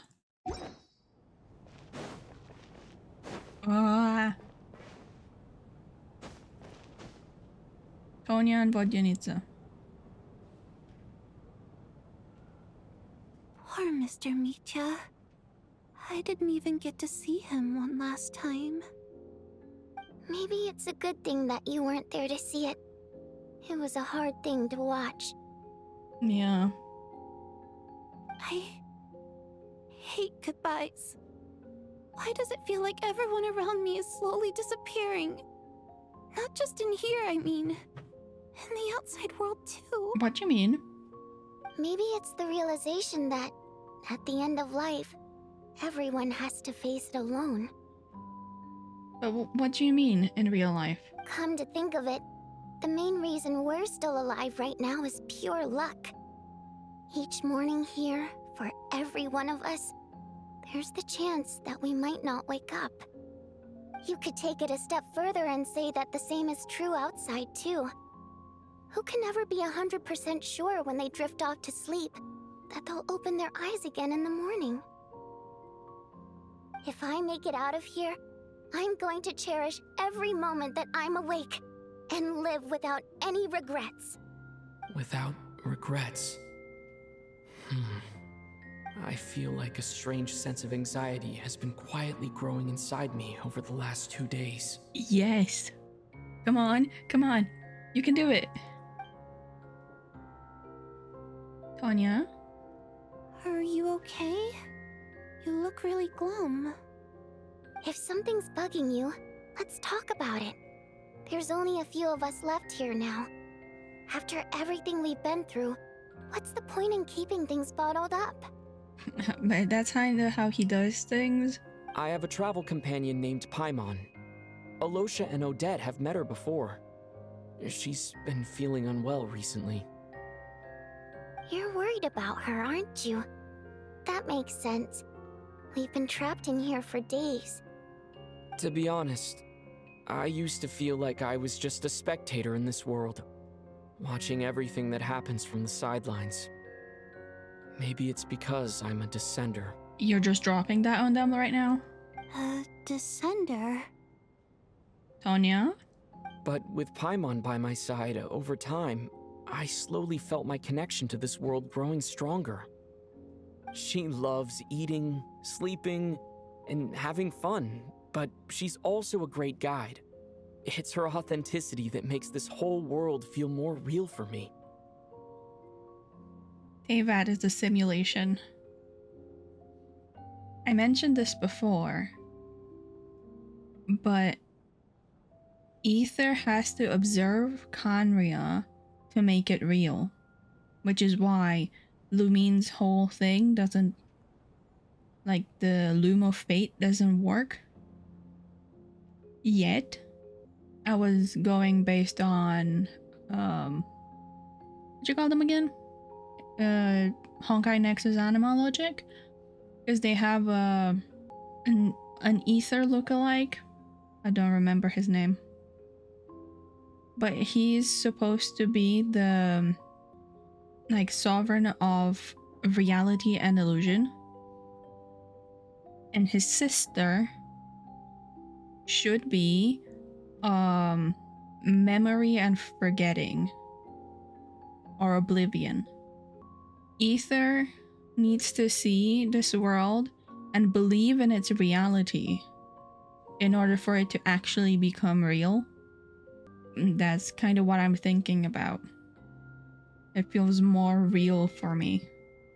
Over the last few days that we've been apart, I've often caught myself wondering, what would Paimon say if she were here right now? Why is she pixely?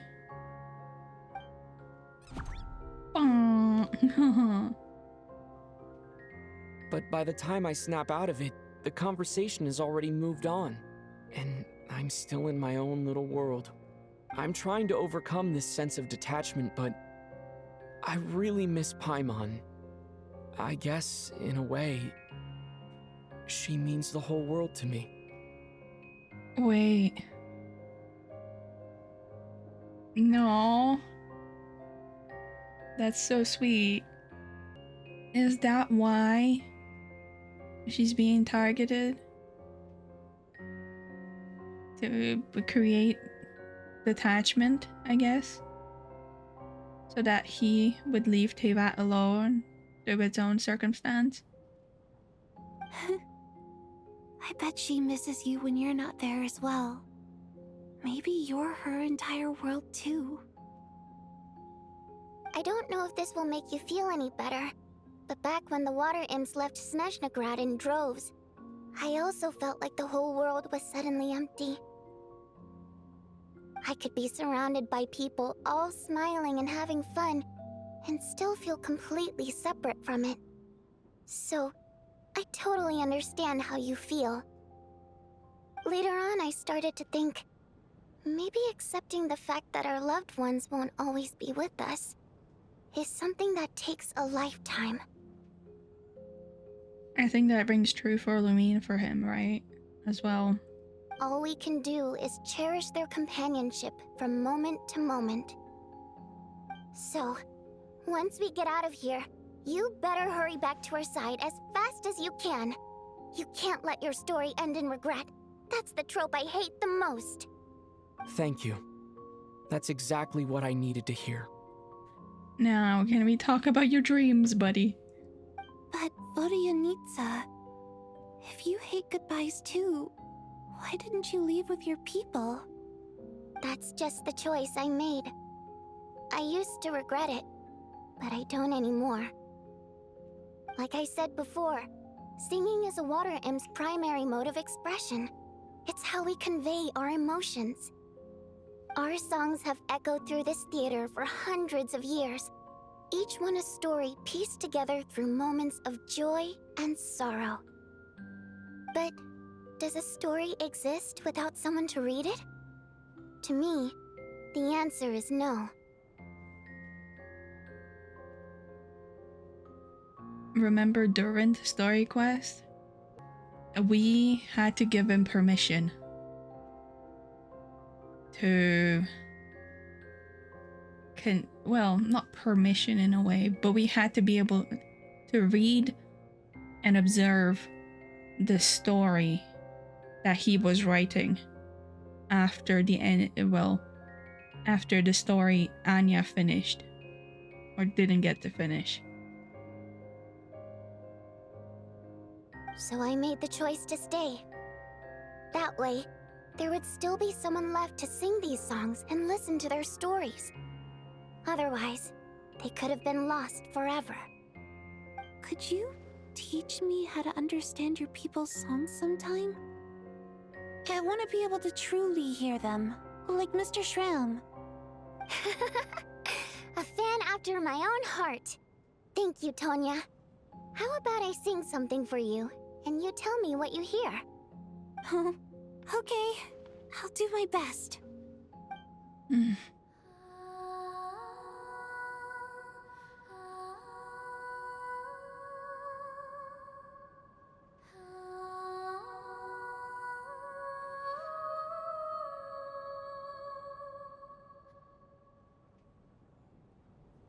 I've never heard that one before. I feel like I can hear a sense of longing somehow. I wonder why that is. Color me impressed, Tonya. You're a keen listener.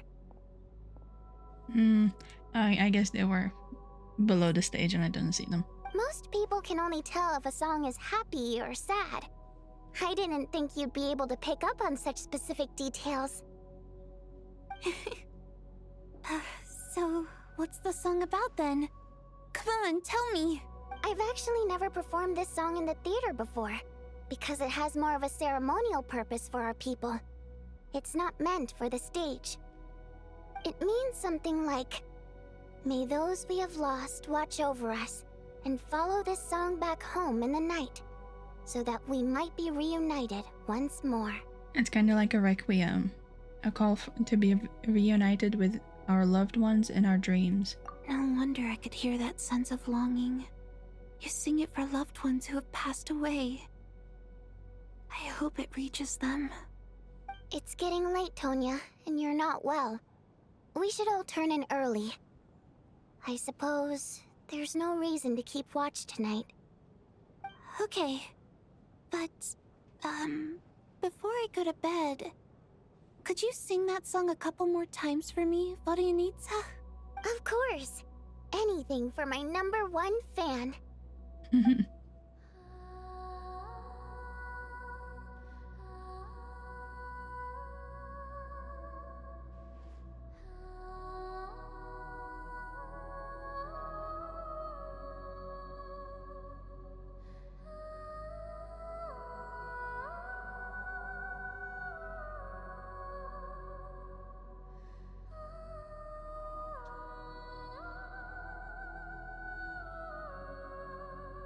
Once I get out of here, I definitely don't plan on ever coming back.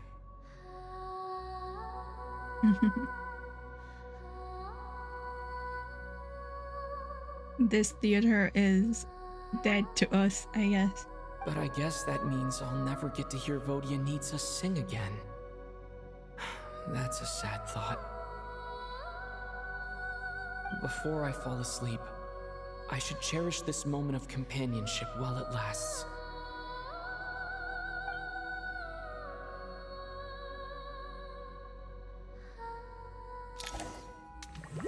No. Stop it.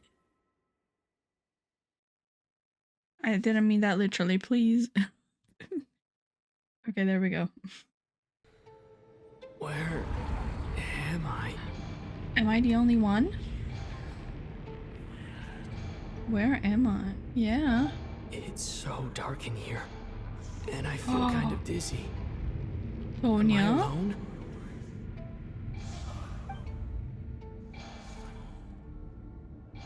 Huh? What was that noise? Tonya? Hello?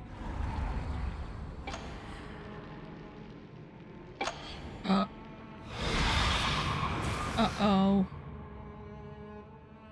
Was it really Tonya?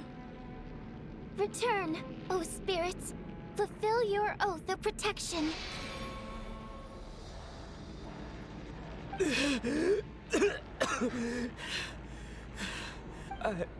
I'm alive? What just happened? No time for questions. Quick, over here. Turn on the switch. We need to bring back the light. Huh? What do you mean? What's going on, Vodyanitsa? Alright, we're safe. The spirit just now is called Night Prayer. The light subdues her, but she'll attack without a second thought in the dark. Is she a ghost? Sort of. I know it's hard, but you can't let this place go dark, or she'll kill you again. Did I really just die? Yep. Luckily, I was here to resurrect you. Otherwise, that'd have been a real bummer. A bit more than a bummer, I'd say. Wait, so you have the ability to resurrect people? Sure I do. I'm your guardian spirit after all. You're my what now? I specialize in soul recall. Oh, it's nice to meet you, by the way. Thanks. It's nice to meet you too. What's going on? Alright, there's no time to waste. The black mist is already catching up. We need to avoid it and Night Prayer at all costs. Come on, let's go. Okay. We need to reach the next switch before the place gets too dark. If we bring the light back, Night Prayer won't be able to get to us. Kinda curious though. Sweet, sweet light! It's back! Now that's a sight for sore eyes. Shh! It's Night Prayer. We need to move quick, but don't let her notice you. I'm curious though, actually. Look out! He's after my ass. I can't see shit, actually. You can't catch me, Tonya. Tonya, I don't like hide and seek like this. But why Tonya there? Are we gonna get out and they're gonna tell us Tonya actually couldn't make it today? The next switch is over there.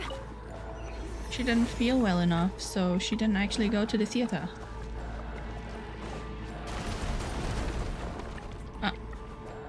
You don't need to do that. Well. Also, the Eye of Grey hasn't shown up at all. Wow.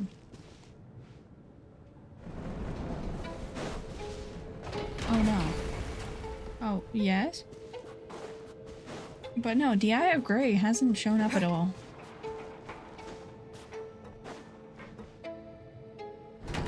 Uh-oh.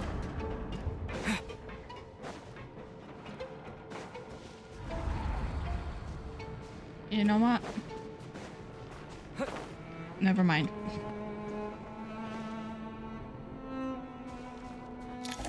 Oh, they just skipped me. It's too dark. We're not gonna make it. Come on, faster! She's after me. I am dead. I won't let you die like this. Not on my watch.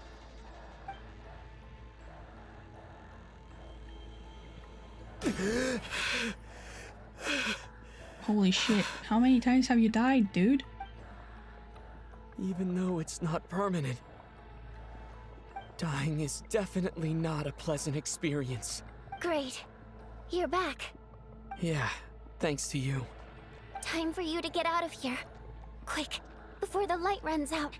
What about you? You're not coming with me? No, she is. I'm going to have a freak out if she's actually dead. I can't.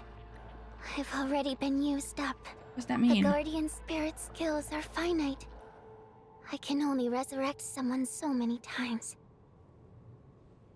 I might not look any different, but my essence has been exhausted. Now, I will slowly start to fade away. No. I can go no further. The Black Mist is where I belong. Vodyanitsa? Why didn't you tell me sooner? Because it wouldn't have changed anything. That knowledge would have just burdened you. And a Guardian Spirit's role is to protect. But... Go. Now, before it's too late. I already hear Night Prayer approaching. Night Prayer.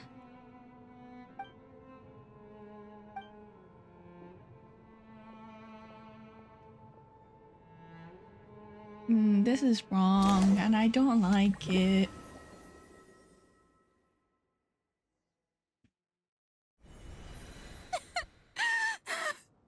Vodyanitsa! How could this happen? Vodyanitsa! I guess we're not safe. You may be releasing next patch, but we're not safe. Well, I guess there's no need to inspect the body. You're beginning to grow numb to tragic deaths that await each morning. Before long, the lament of countless water imps seems to resound around the theater, full of deep affection and sorrow for Vodyanitsa. Your emotions begin to respond in kind, leaving a heavy feeling in your chest. No. This wasn't supposed to happen. You lied to us, didn't you, Chuganov? You've been lying from the start. Take a long, hard look at yourself before you go around accusing other people. Says you, because you started accusing people from the very beginning. I suspected you on day one, Lelik, and now look where we are. By some strange coincidence, you've never been targeted. You just happen to have survived this long? No, you should be the prime suspect. And you, little hunter, ever so content with staying on the sidelines. Yet, you were the one who stopped us from leaving from the start! Why are you trying to keep us here? Now you're just lashing out indiscriminately. That's either a sign of anxiety or a guilty conscience. Where was all this passion and bravado before? Decided to fight until the bitter end. Is that it?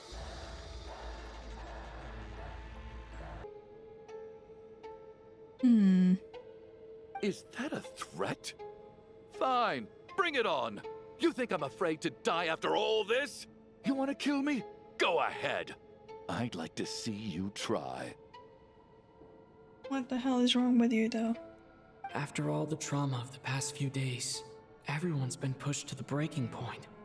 Valeria and Mitya aren't here anymore. Someone else needs to step up and take charge. But first, I need to think this through. Considering everyone left, who's the most likely candidate for the deceased? But that doesn't make any sense, because if...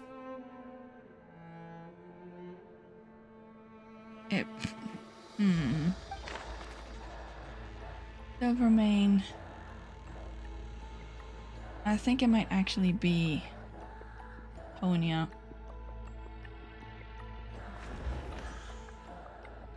I want to see what he says about everybody else, though. He's arguably the first friend we made after arriving in Snezhnaya. While he works at the theater, we've also met him outside of it, so he can't be the deceased. There we go. I clearly remember Mr. Chuganov from the first time I visited the theater. He made quite an impression. That was just a few days ago. So he's unlikely to be the deceased. Yeah. What if it's me?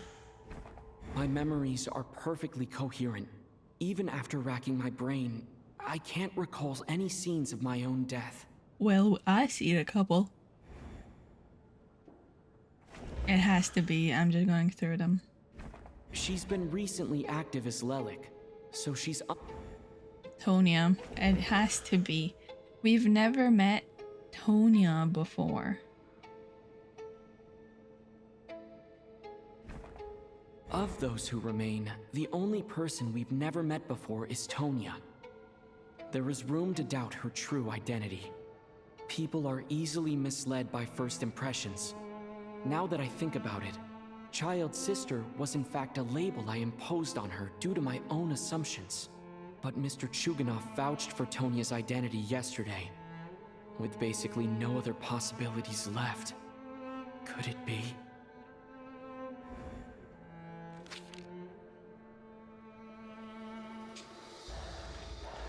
Tonya, how's Tusser been lately?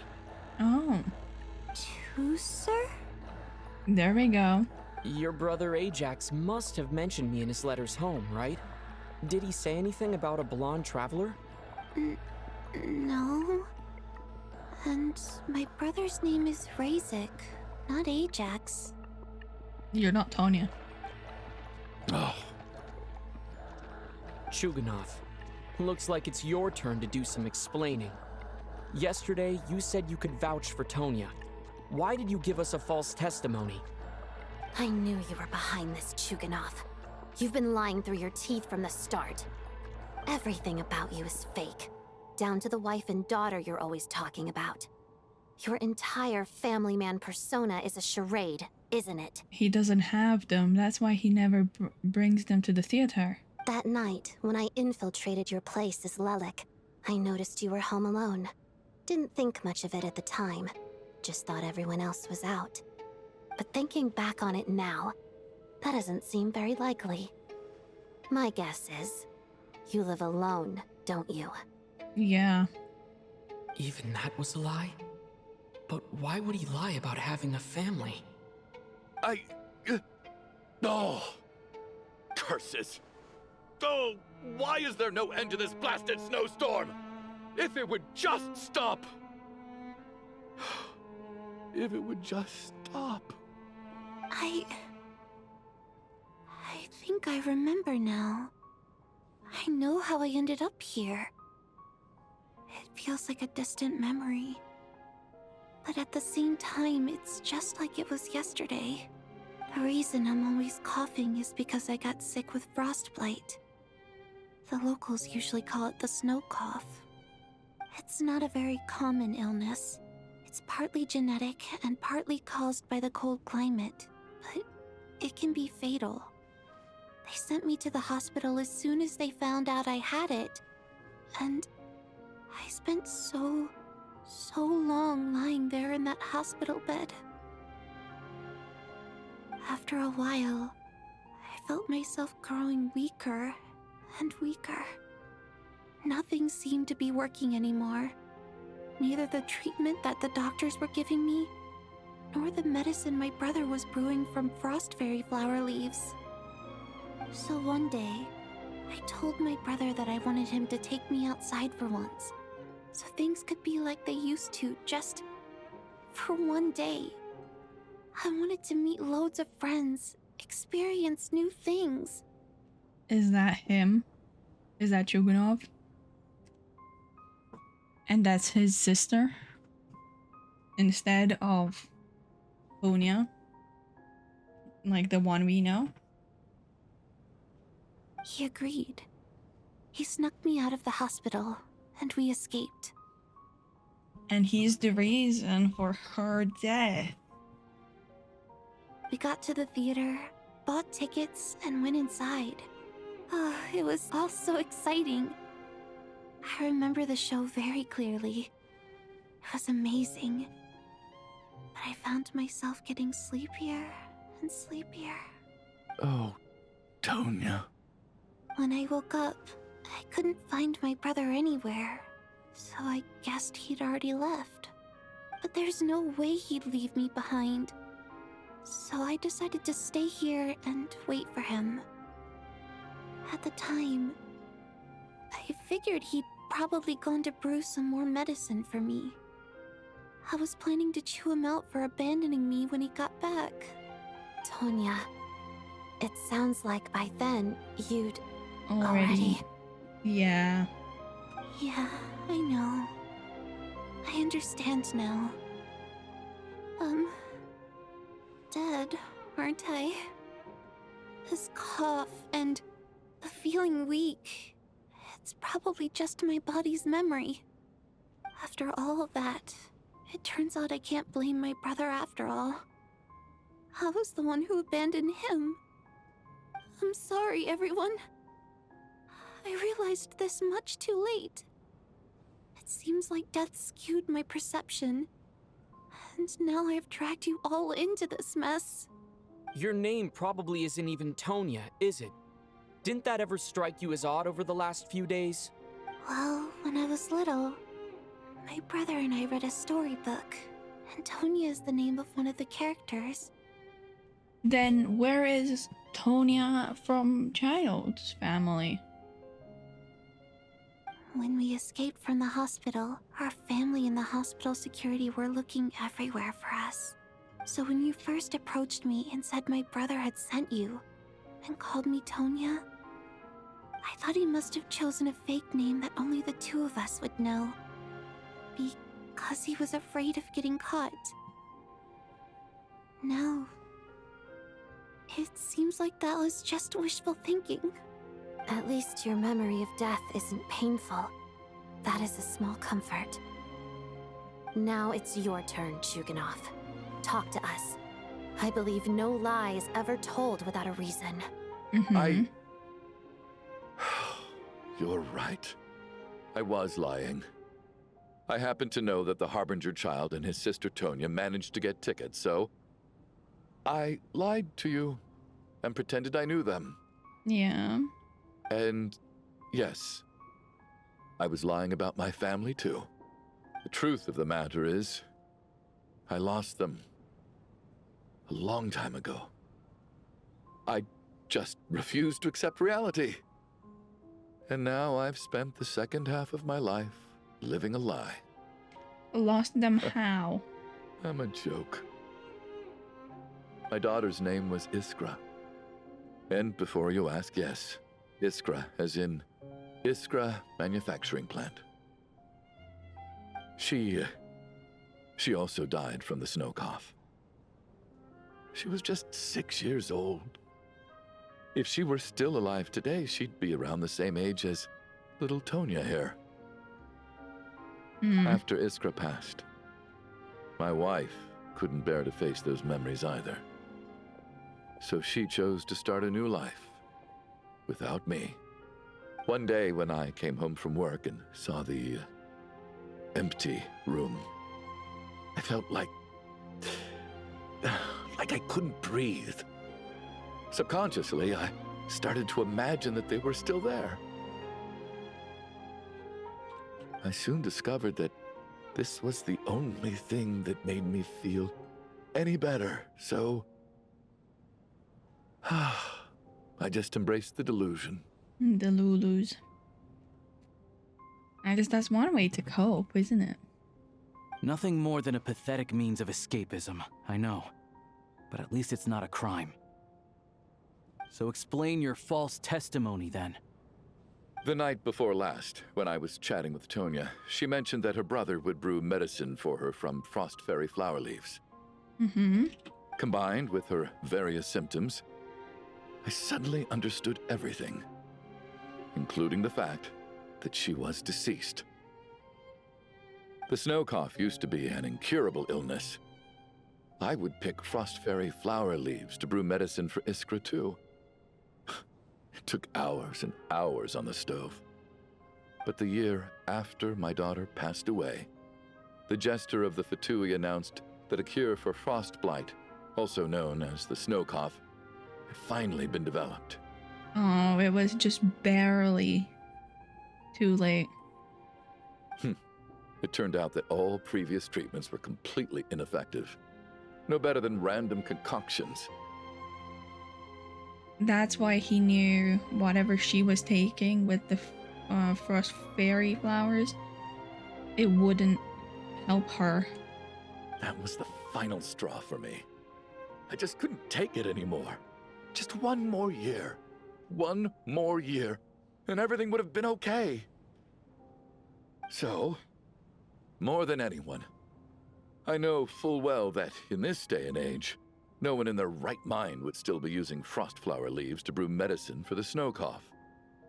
Poor Miss Tonya, therefore, had to have been from an era when snow cough was still a terminal illness. Which was a few years ago, at least. So, you projected your daughter onto her?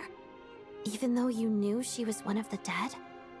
Even though you knew that protecting her could get you killed. That doesn't make any sense. You knew she was already dead. What did you hope to achieve by protecting her? I just don't believe in your crackpot theories, nor do I approve of your actions. How can you just declare a living person dead and throw them out into that snowstorm? Nitia's gone. My good buddy Shram's gone. And now it's Tonya's turn, isn't it? Yeah. The others I can make my peace with, but little Miss Tonya, here she is, standing right in front of us, alive and breathing, and fighting her own battles. Yet you're quite happy to say she's dead? That is a good point. You can't really prove it. I just want her to live. Once this snowstorm is over, the very moment it stops, I'm going to march out that door and find someone who can fetch the very best medicine for her snow cough. I'll be damned if I'm gonna let you cast her out into the snowstorm before I have the chance to cure her. Not again. Not this time. Not when the cure is right within our grasp. I'd never be able to forgive myself. Mr. Chuganov, stop. I can't let you do this. Tonya. By the sounds of it, you've known I was dead since the night before last, right? I really liked Mr. Valeri, Mr. Mitya, and Miss Vodyanitsa. And now they're all dead because of me. I'm not happy about that. The reality is, you've been trying to fight your own demons through me. But all you've really done is trap me inside your delusion along with you. Yeah. No. Listen to me. I want to save you. I do. But if she is already dead, then you can't. Well, at this point, I'm quite sure that I'm dead. I don't need to be saved. The time I got to spend with all of you is more than enough for me, despite all the bad things that kept happening. I got to meet so many interesting people and spend so many days and nights by your side. But that means that either the theory about two deceased pair death, like a deceased pair death thing, isn't real. Like that theory is in the ditch, or it never mattered. Because if we are correct about Tonya and Shram, that means we sent out Mitya for no reason. He might not actually be dead. Unless there was 3 of them all along. And like the number didn't matter. Since the day I escaped that hospital until now, this has been an adventure I never even dared to dream of. I'm very fond of you all. If it were only possible, I'd trade my soul to bring back the ones who died. If it meant things didn't have to end like this. And that's why I'm not fond of you at all, Mr. Chuganov. Because you would trade everyone else for her, who's already dead, and for his own delusions. He would keep her here, maintaining the loop of death, just for him to say, I managed to save her.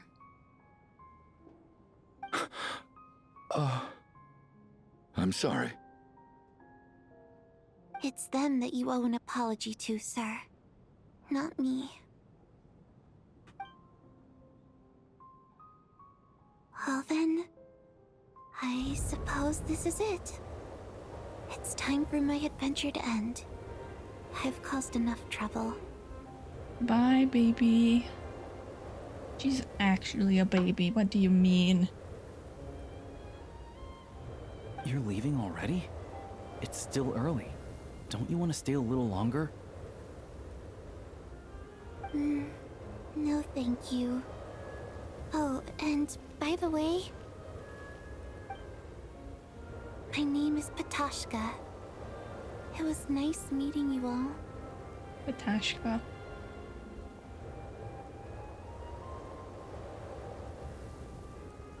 Bye. Feels strange that we're only being properly introduced now that it's time to say goodbye. Patashka? Wait. What are you doing, Chuganov? Are you crazy? I guess. Let me leave. I can't keep lying to myself anymore. In your dreams. Don't think you're getting off that easy when you had a hand in the deaths of so many people. The Fatui have honed quite an array of enhanced interrogation techniques since they were founded. Once we're out of here, Lelik will personally give you a taste of every last one. Yeah. That would have been the easy way out for him, I guess. Because he doesn't see any reason to live, right? Because his family is gone. His wife moved on. His daughter is dead. His delusion has been fractured with Patashka leaving. And he caused, well, he delayed information. Like he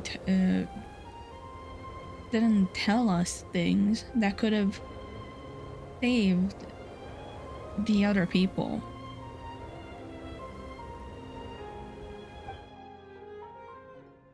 The snowstorm continues as if it will never stop.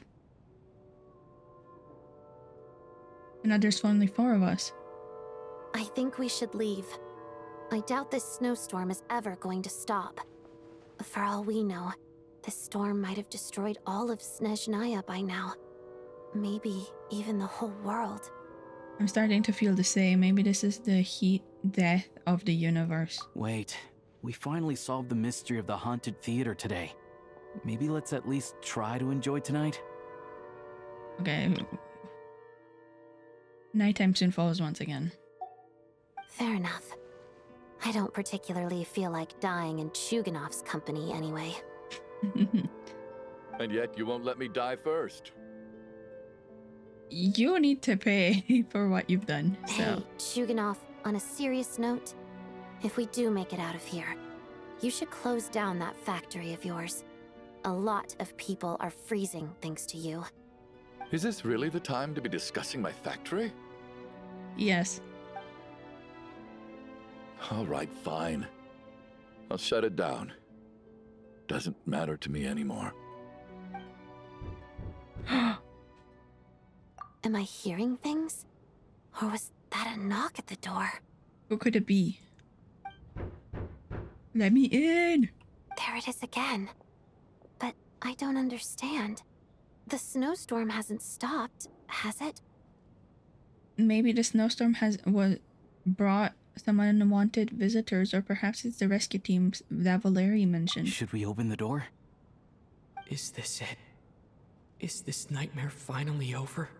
I have doubts about that. If the last few days are anything to go by, I probably shouldn't be getting my hopes up. Whatever lies beyond that door at this moment. It could be something even more terrifying than everything we've been through so far. Do we not have any fucking windows, brothers?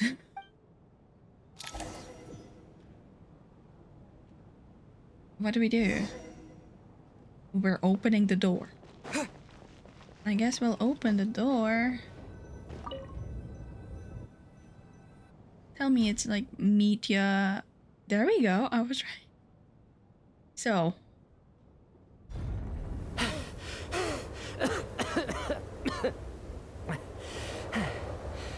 Hey everyone. I'm back. Hi. How'd you do that? How are you doing? Feeling any better? Much better, thanks. Whew, it is so good to have you guys here. I was a little worried that the theater would be empty by the time I got back. So, what did you learn? Let me see. Tonya and Vodyanitsa are missing, which means Vodyanitsa died last night.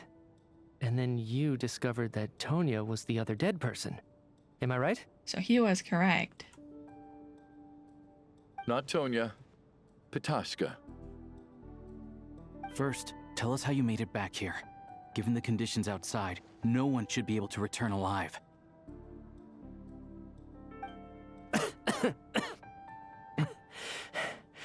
You're right. The thing that got me back safely was a song. I heard someone singing.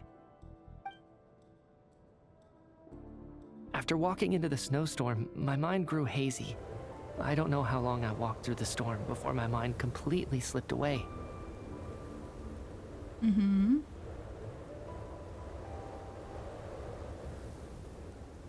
Then, suddenly, I heard the sound of singing.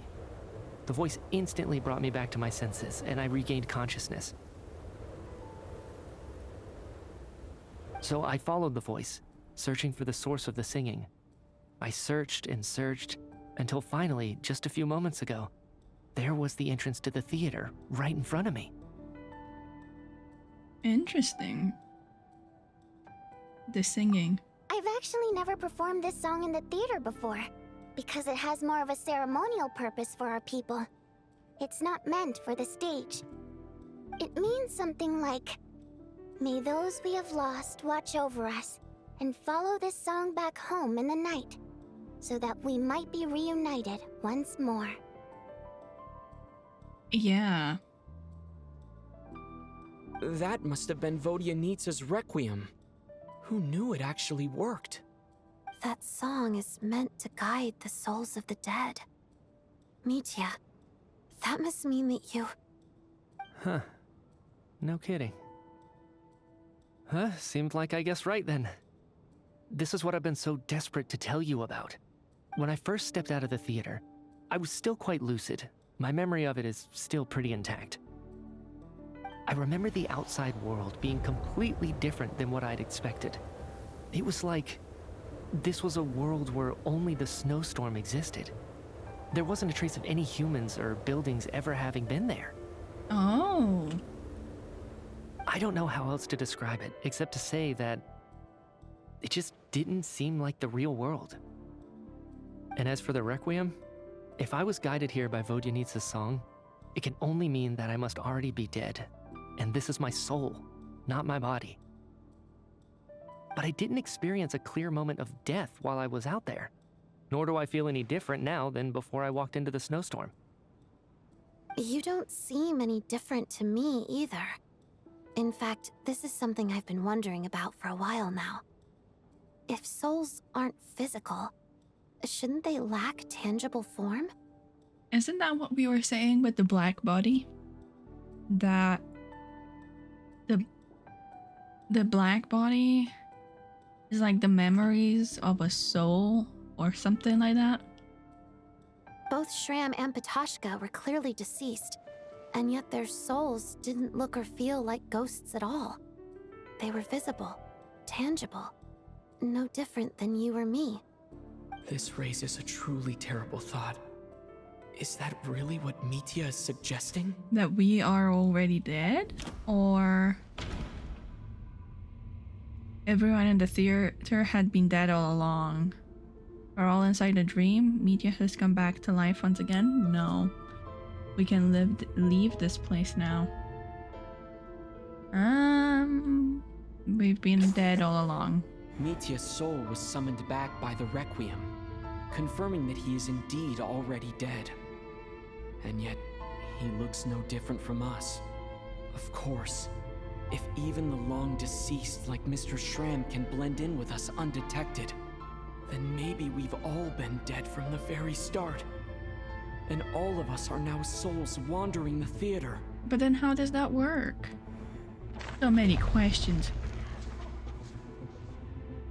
Wow. And how do you take a picture of all the dead people? I think that this is probably the afterlife. This reminds me of Navia, right? When she was about to be dissolved, she was in a courtroom pleading her case. And now we're playing a murder mystery? What did you say?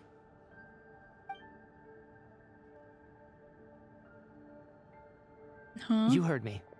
We died in the theater. All of us did. But due to an obstruction in the theater's ley lines, our souls are trapped here, while an endless, infinite snowstorm rages outside. Was it because Mitya was starting to write something down? Like he had an idea while he was watching the thing? Like the performance? It's ironic, really. All that time, we were working so hard to figure out who the deceased among us were, when the truth was, we were all deceased.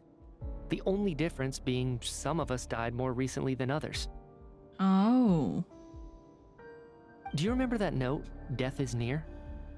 Seems like we misunderstood what it meant after all. Death was nearer than we wanted to think all along. The note simply meant that all of us were already dead. So all our attempts to survive, our search for the deceased, it was all for nothing? Then are the other people dead? Or are they...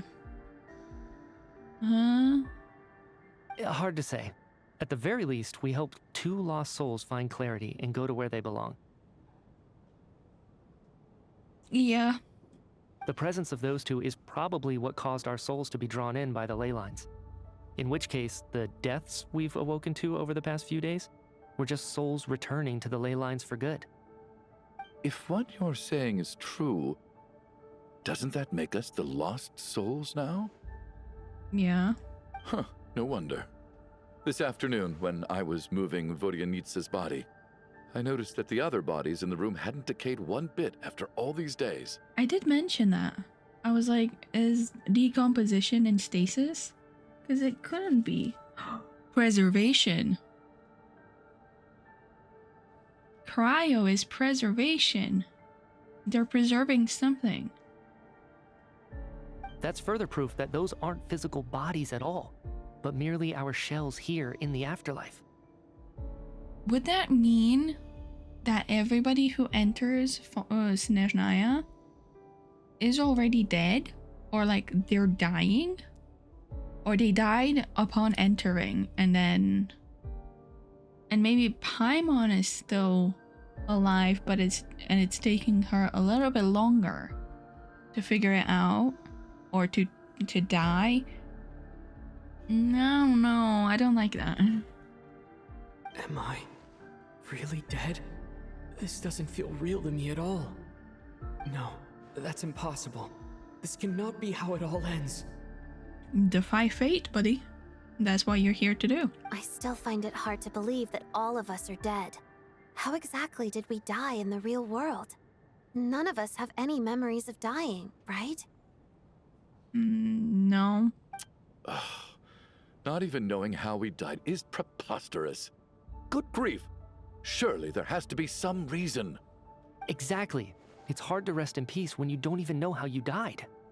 It gave me lots to think about as I strode out into the snowstorm. I racked my brains trying to remember the cause of my death, the exact moment I died, the root of all of this, right up until my consciousness faded. Wait. Hold on. Right before I lost consciousness, I think I saw something. What was it? I can't remember. And I think I lost my notebook and pen. Mitya, your hand. Is that blood on your fingers? Huh? Huh? You're right. There's blood on the fingertips of my right hand. Looks like it's already dried. When did that happen? Oh.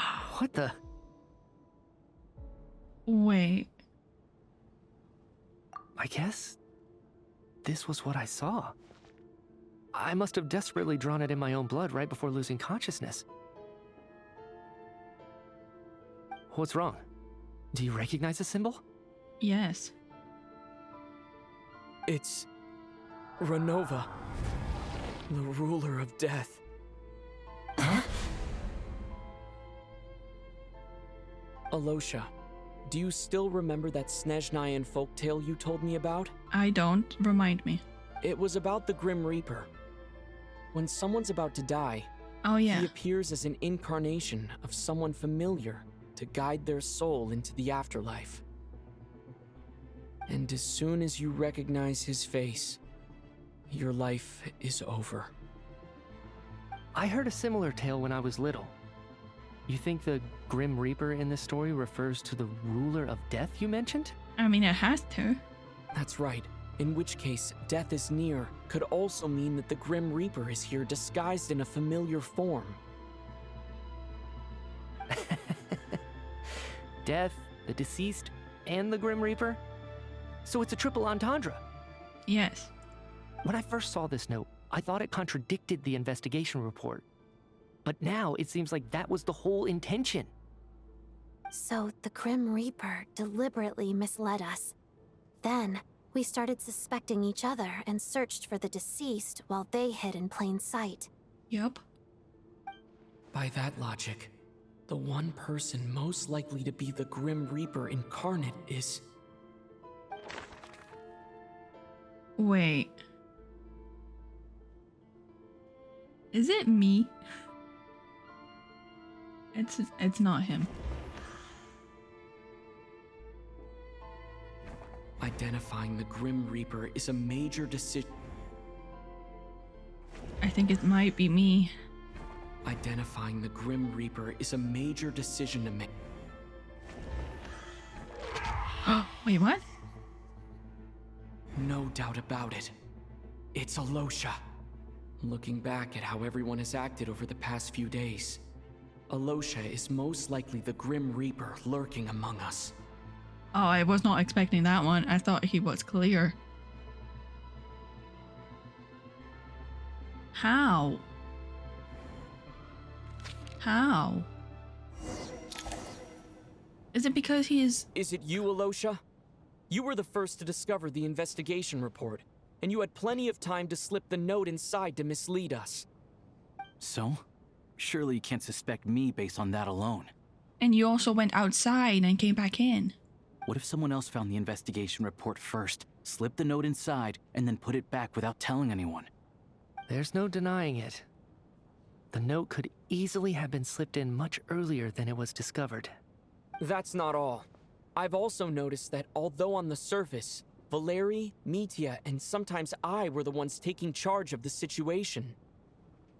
Looking back now, even though you didn't say much, you were always subtly guiding everyone from the sidelines. What do you mean? You were the one who emphasized how dangerous it was outside and insisted we all stay here. It was also you who suggested that we all sleep in the same place. And earlier today, you tried to convince Patashka to stay. I don't understand why, but it was out of character. So, you didn't understand my intentions, and now you're assuming the worst. Seems pretty unreasonable if you ask me. Also, where's Tagarin? He still won't admit it. Fine. Let's see how he responds to the most damning evidence of all. The biggest question I have right now is, if the Grim Reaper is impersonating Alyosha, then where's the real Alyosha? When did they switch? When was Alyosha switched out? After the performance while investigating the snowstorm? The first night we spent in the theater. When we investigated the report. We discovered the investigation report. When Mitya returned from the snowstorm. What's this? Okay. I think it's the earliest.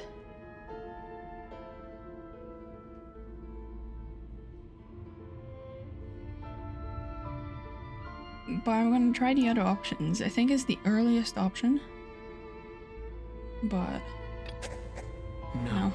The ruler of death would have needed to control how everything unfolded from the start. She wouldn't have infiltrated our ranks this late. Yeah. Let me think about this again. No, the ruler of death added a note to the investigation report at the time. This indicates that Alyosha had been switched out even earlier than that. And so I think it's the earliest for like place we've seen her. Well, seen him. Yeah. No, nothing related to Alyosha happened that night. Yeah, after the performance while investigating the snowstorm. He just kind of joined out of nowhere because we've never seen him. Sure, he must have been able to help in the background, which would make sense. But you wouldn't know that. That's right. This was the moment. Right at the start. Before any victims had even emerged, Alyosha was switched with the ruler of death while everyone's guard was still down.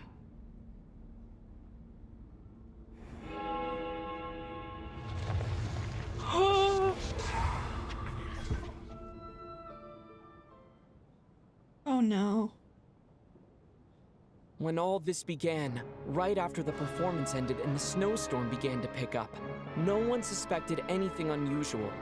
We just assumed we were snowed in. It wasn't until we discovered the bodies the morning after that we realized something out of the ordinary was going on. But it's clear now that the oddities actually started earlier than that, when Dimov walked into the snowstorm and never came back. Right. So Mr. Dimov was the first victim, not Sobolova and Torgov. Yeah.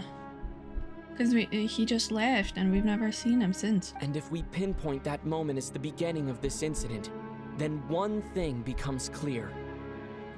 Alyosha, you are the only person who walked into the snowstorm and came back without the help of Vodyanitsa's Requiem.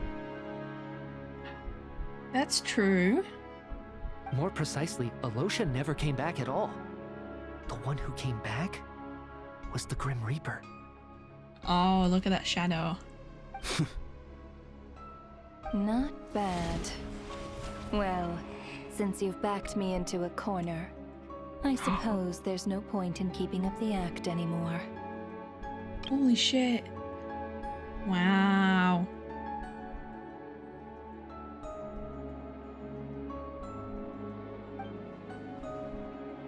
Alyosha? Nope. You're the Grim Reaper? I am no such tired cliché. Mortals should address me as the ruler of death.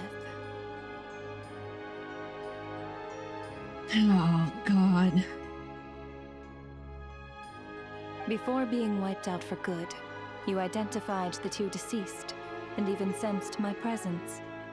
A commendable achievement, far beyond what I expected. I heard you can ferry souls. Those deaths each night. Were they your doing? Your initial conclusion was correct. Due to the existence of the two deceased, the ley lines yearned to reclaim those long-lost souls. Every night, they devoured an equal number of souls to fill the void. This required no intervention from me. Though, of course, ferrying souls is indeed my authority. Here, take a look.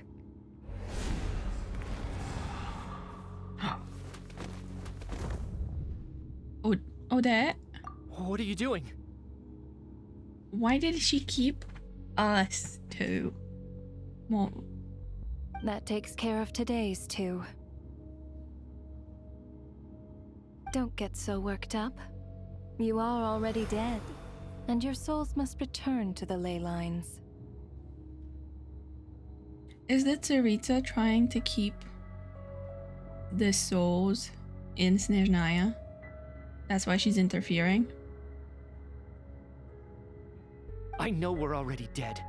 You murdered us, didn't you? Murdered? No. Murder is when mortals usurp my authority. Death is my jurisdiction. If I require someone to die, I need not resort to such laborious methods as murder. That's a good point, actually. Because if people didn't kill each other, death would come naturally to all. It doesn't matter whether it be illness or that would still be technically a natural death, right? But when we take it upon ourselves to become the executioner of death, that's when we take over into the realm of a deity, essentially, or like a concept, if you will. You simply met the criteria to trigger my curse of death. I know about the curse of immortality. So there's another death-related curse too? You cursed us? When? And why would you do such a thing? When you stepped into Snezhnaya. So often, humans pray to me, begging to know when their death will come, and what form it will take. But few people ask why. If you must have an answer, know that death comes simply because one's time has come. So you're not gonna tell us the truth? Yeah. Hold your tongue. By all rights, you shouldn't even be allowed to speak with me. Those angels from the past are to blame for the reckless renovation of the ley lines here. It's made my work on this occasion infuriatingly complicated. She would have just taken everybody out in one go, probably. Work? So trapping us here, making us watch our friends die, that's just another day at work for you? You clearly have a lot of questions. Fine. As a reward for your remarkable accomplishments over the past few days, I shall answer a few of your inquiries, provided they aren't too unreasonable. She's so relaxed about it, and it's scary in that way. After the physical body dies, the soul must return to the ley lines for that person's death to be considered complete. My work encompasses the entire process of death, including, naturally, the guiding of souls into the ley lines, with which you are now so familiar. You must also be rather familiar with Natlan's Night Kingdom, I presume? It was I who supported the creation of the Night Kingdom. It provided a convenient means of guiding the souls of Natlan. Here, too, the ley lines connected to the theater underwent some modifications. The angels hoped to make them capable of accommodating the souls of some special creations. Oh, would it be the Fae? Since they were not human? But this actually hindered their ability to accept ordinary souls to some degree. This effect manifested itself after you died from the curse in the theater, leaving you stranded in the afterlife, unable to achieve a complete death.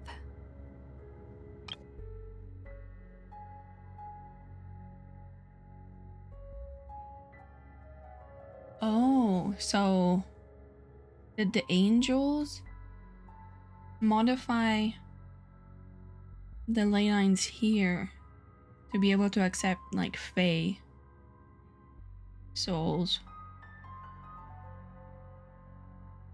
Or like souls that are not human.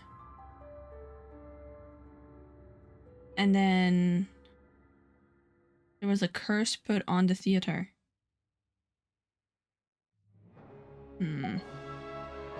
But if souls who die from the curse of death fail to return to the ley lines within a short window of time, they will miss their chance for good.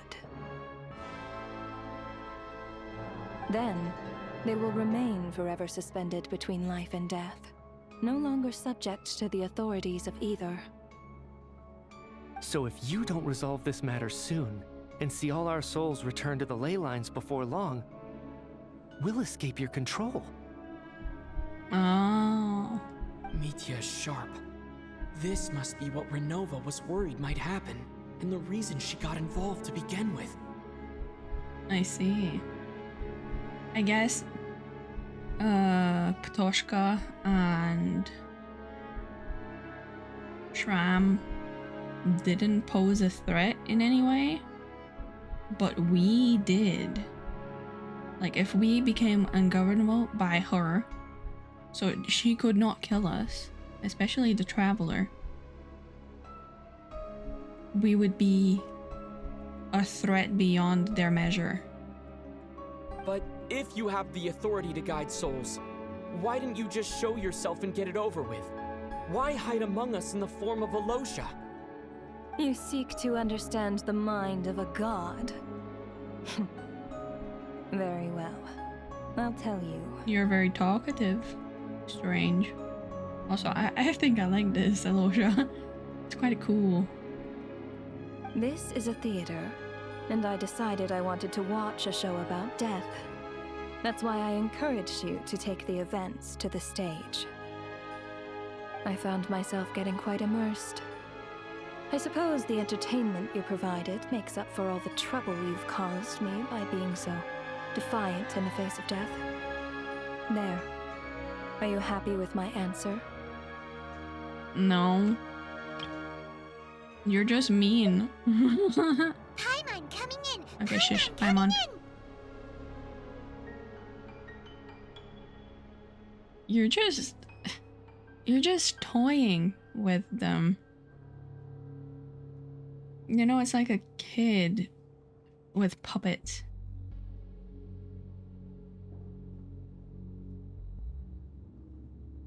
Can't say I am.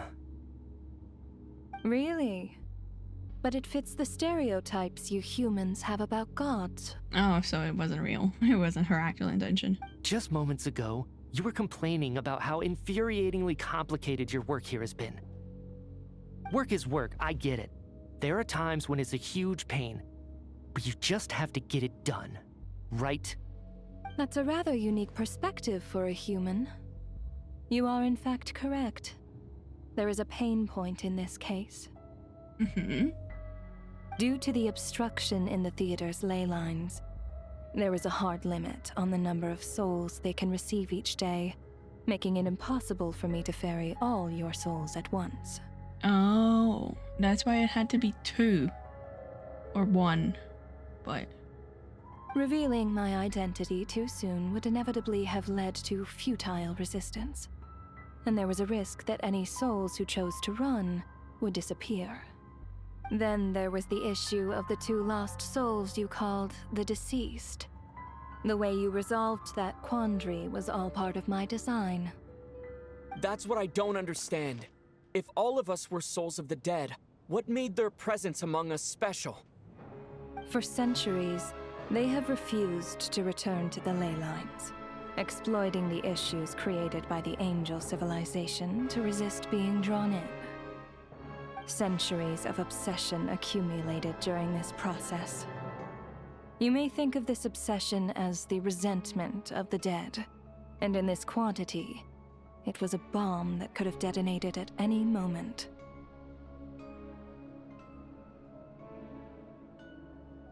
Oh, so they had to accept their death peacefully.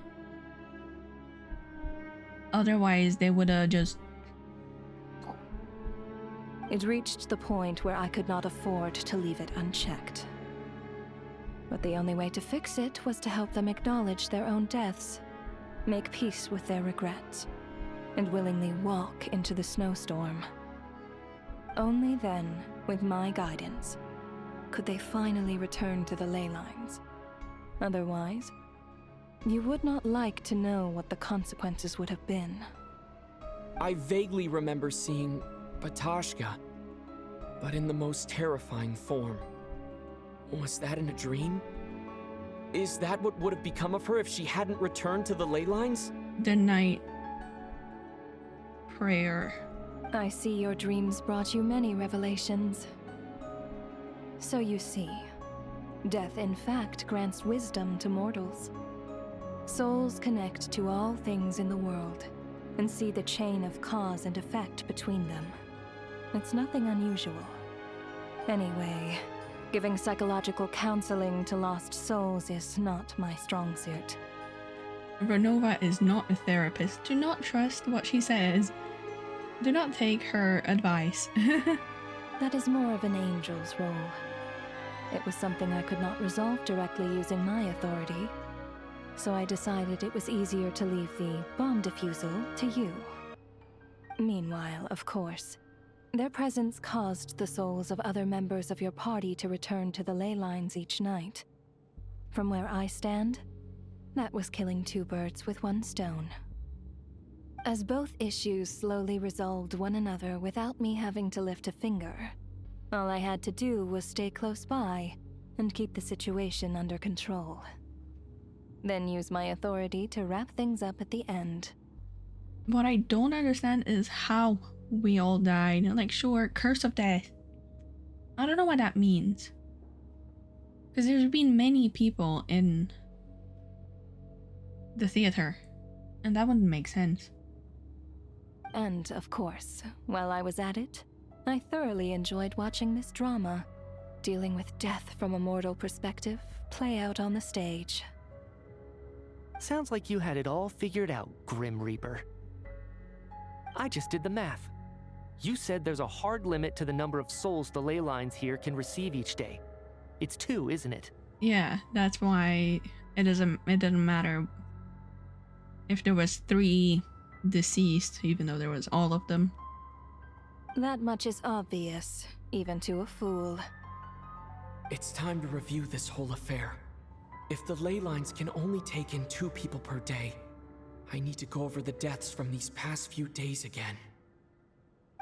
And let's put this together. Holy shit, that's really cool.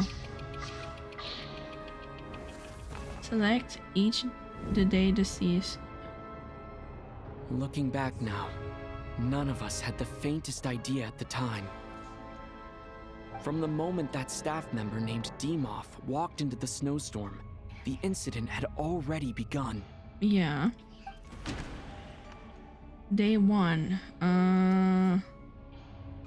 It was this guy.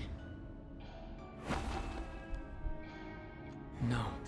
Let me go over this again. Oh, it's Alyosha. It was Dimov and Alyosha. The 2 wealthy people.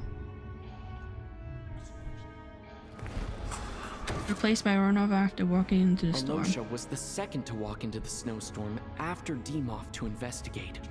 Yeah. During this process, The ruler of death assumed his identity, making him one of the victims. Day 2. During our first night in the theater, everyone was caught up in the novelty of it all. No one could have expected there would be victims the very next morning. Yeah.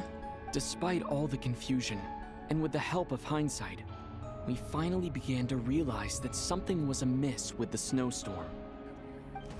Yeah, so next it was the Bolivar. The soul returned to the ley lines. And Targov. So that's the 2. ley lines devoured Torgov and Sobolova on the first night. At the time, we thought this might be a murder case connected to Lelik.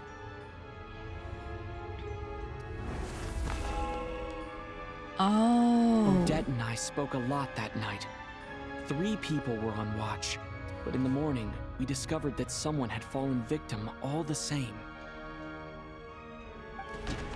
So then it was these 2. And then it was him and Valeri.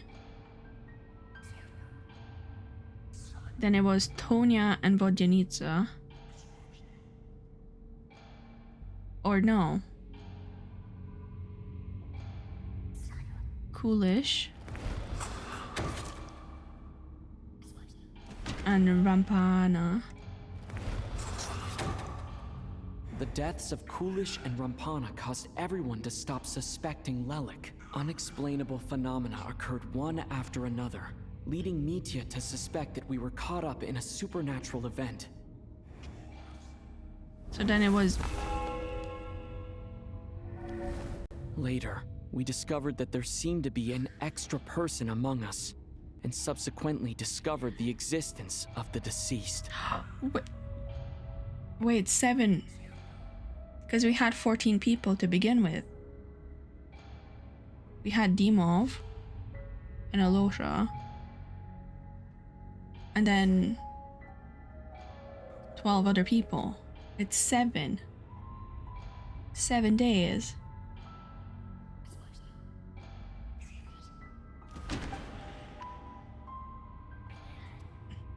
It was Shram. Had lingered Mr. around the Schramm theater for a long time. realized he was the deceased and walked into the snowstorm to return to the ley lines of his own accord. It turns out there really was a dead person among us. Who left first? It was Valeri. And then it was Mitya and Tonya. Vodyanitsa. But then that doesn't make sense. I'm a bit confused. And Valeri. We thought it was all over, but Mr. Valeri's death was a rude awakening for everyone. The ley lines consumed him during the night regardless. A lot happened today. Mr. Valeri's death led us to discover the connection between the number of deceased and the number of victims during the night. Yeah. Day 5. The fact that there was more than one deceased seemed to bring us back to square one. Odette revealed some information she had been keeping to herself. Mitya. Wait, what? Although Mitya did indeed walk into the snowstorm that day, he returned from the ley lines with the help of Vodyanitsa's Requiem. The void in the ley lines hasn't been filled, so let's rule out Mitya for now. Okay, so it wasn't him. It was Vodyanitsa. Antonia. Vodyanitsa was swallowed by the ley lines in her sleep, but the Requiem she sang before falling asleep was quite a game changer. And then it was Tonya, Chugunov, and Odette, and then it's us two. As it happened, Patashka filled the void left by Mitya's return from the ley lines by walking into the snowstorm this morning. The girl I thought was child sister Tonya turned out to be another of the theater's deceased. Come I'm to think still of it, curious. Katashka was about to walk into the snowstorm at that time. And Ronova, unaware that Mitya would return, was concerned that her soul would overflow from the ley lines. That's why she used Alyosha's voice to try and persuade her to stay behind. Looking back, I suppose that was an early slip-up on her part. I'm still wondering where actual Tonya is, though. Day 6. No one could have expected anyone who walked into the snowstorm to return. But just after nightfall, Mitya returned, bringing crucial information with him. Yeah. Various truths began to surface, including that all of us were already dead, and that the ruler of death was here among us. Then, after revealing her true form, Ronova callously claimed 2 souls. Chuganov and Odette. In fact, everyone was already dead by the time we took the photo. And in the days since, we've experienced many more partings in the afterlife. Now, only Mitya and I remain. And the true culprit behind everything still stands before us.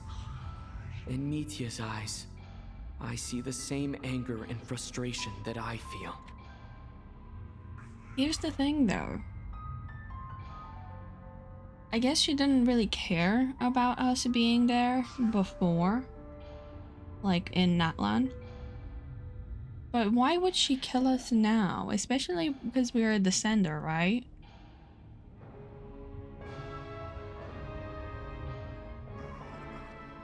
And now it's day 7. That covers everything. It's all clear now. Your work isn't finished here yet, is it? The Traveler and I are still standing here, safe and sound. The Water Imp's song threw things off a little, but it is of no consequence.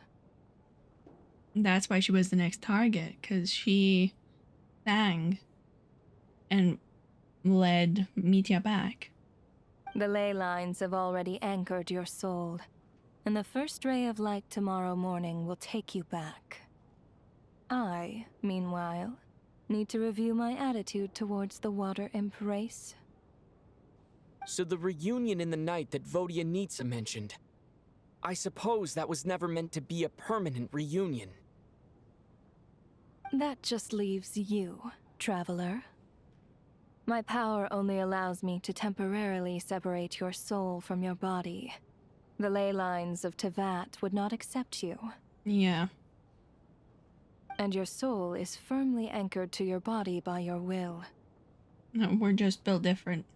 For a descender like you, who is not bound by Teyvat's rules, your death can only be brought through the most violent of means, such as directly destroying either your body or soul. But you haven't done that yet, have you? Thanks for letting me know that at least I can still be saved. I have no interest in involving myself with descenders. For now. Although, this may change if Asmodee remains missing, or you insist on interfering with our affairs. One last question then. All our struggles and sacrifices here, they were meaningless from the very beginning, weren't they? Yeah. Death abides no reason. Besides, what you call sacrifice is merely a concept created by humanity. Death abides no reason, for it cannot be changed. Is that what they say? To me, it is nothing more than a self-indulgent charade in the face of death. Mere mortals fantasizing that their actions could reclaim something from my grasp. A truly laughable idea.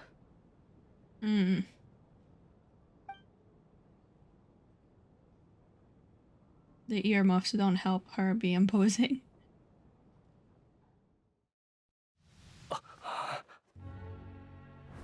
Grim Reaper, you really know how to get on my nerves. I'm not here to ingratiate myself with you. I kill merely because your deaths are necessary. Oh, you've made that quite clear. But humans don't take well to being scorned. Not even by the gods. Ooh. Not the wolfies.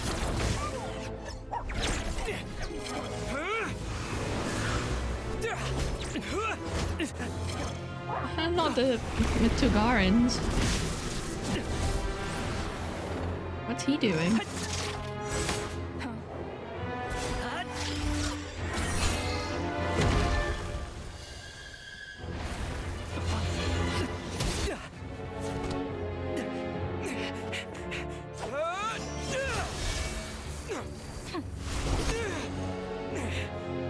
This is futile.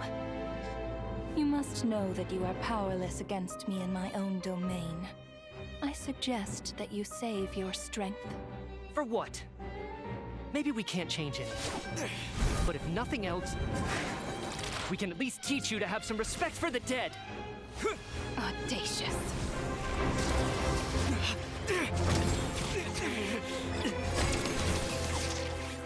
Why is he so cool? I don't know what he does.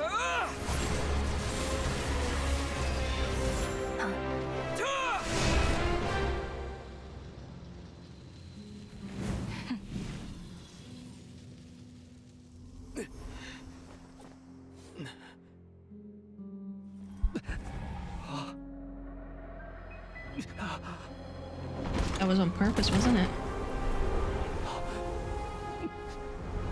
What's this? You can see the town.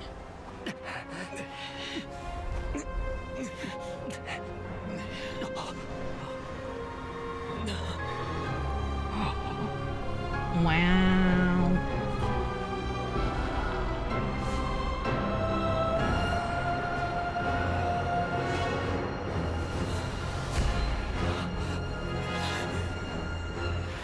Holy shit.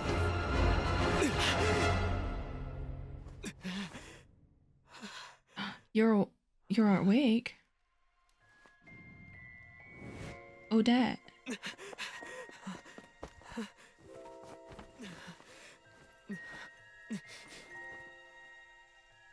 She's alive.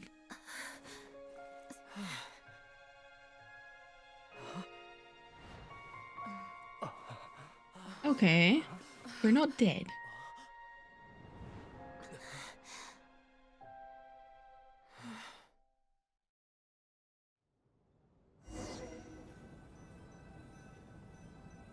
So you have no more authority. You can't do it. They're not dead. Holy shit. That was really fucking cool.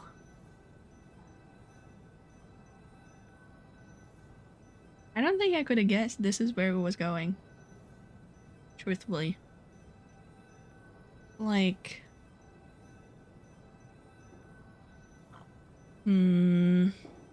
How do I put this?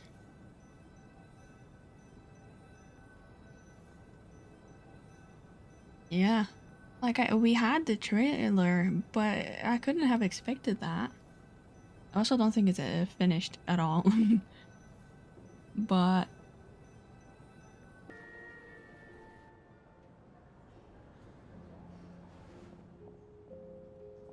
How are you holding up, Odette? What happened to me? How much do you remember? What do you mean? Is the performance over? I can't seem to recall what happened. Has Odette already forgotten? Yeah. What about Mitya, though? Do you remember? Mitya? Oh, I'm sorry. I guess I spaced out there for a second. Remind me who you are?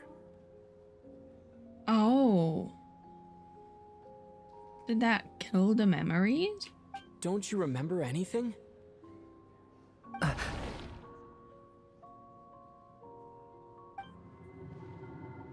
Yeah, I remember now, comrade. Looks like we guessed right. Just like me when Odette found me at the Armory Palace, for some reason, everyone killed by the ruler of death eventually came back to life. Does it not have permanent?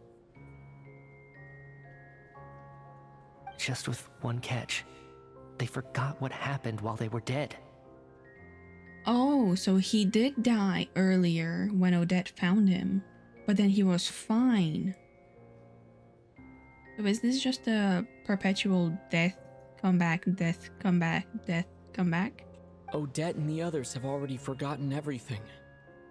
Why were you able to remember this time? Could this be the reason? You said this is the ruler of death's symbol, right? It's not there anymore, buddy. I don't see anything there. You don't? Huh. Okay, I guess that makes sense. I carved this into my hand in the afterlife, so it's not visible in the physical world. Yeah. Does that mean I carved this symbol into my soul? What an unsettling thought. Still, at least I get to remember what happened. I suppose it's a blessing in disguise. What about you, though? The ruler of death mentioned that you're a descender? Is that why you can remember? Yeah. A full explanation would get complicated very quickly. But that's essentially it. Well then, now that it's all over, let's figure out what we've learned. Also, why is Valeria not hounding you? The first thing I notice is that everything here is precisely as we left it, right before our deaths. This confirms that time passes differently in the afterlife than in the real world. Mm-hmm. They say that right before death, time slows down, and your whole life flashes before your eyes. Yeah. That must be how you know you have one foot in the afterlife by that point. Anyway, clearly the few days we spend in the afterlife probably only amounted to a few short minutes in the real world. Hopefully Paimita is okay. This also aligns with previous reports of widespread temporary memory loss among the Armory Palace personnel. Now it seems likely that those were all brief deaths caused by the Grim Reaper's so-called curse of death. Oh, okay. To those unaware of the truth, dying and coming back to life must feel similar to a short bout of catatonia. I see. This leaves me with a couple big questions. What are the conditions that trigger this so-called curse of death? And why are we resurrected after we die? Maybe it's something we learned? Because I guess you guys were doing research, right? So maybe you got too close to something? If nothing else, I think it shows that killing us wasn't her ultimate goal. We still don't know her true reasons for subjecting us to death. Right. This time only got complicated because of the situation with the theater's ley lines. That's why she had to approach it differently. If the previous incidents of amnesia among the researchers are anything to go by, killing us is usually a pretty routine matter.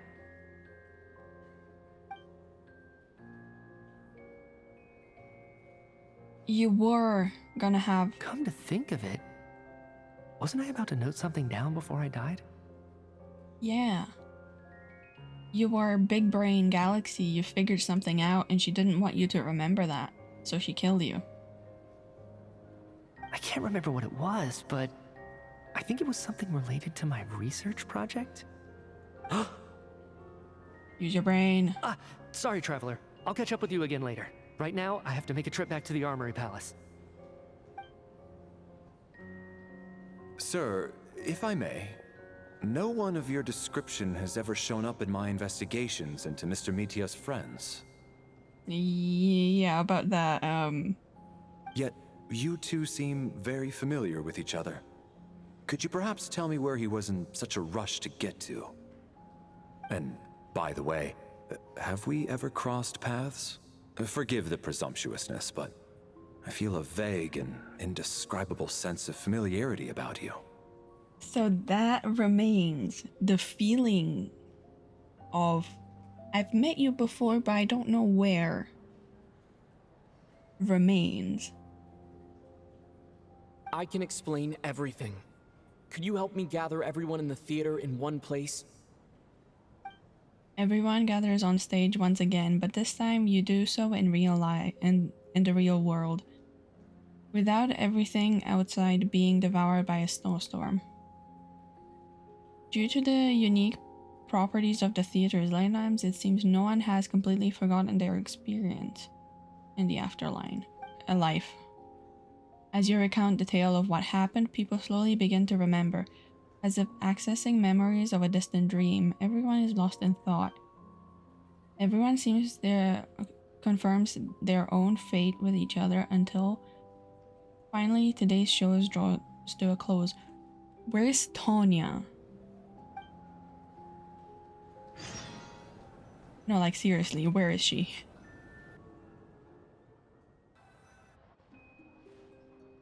So Chuganov really is going to shut down the factory. I guess this theater incident actually did us some good after all. Yeah, kind of. Guys, can you load it?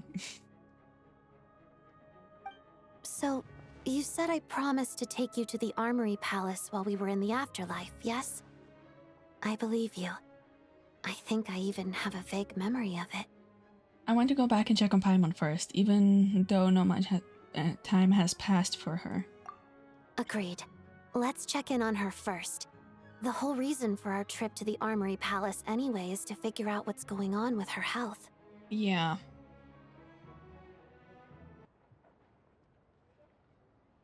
Let's go see Paimita.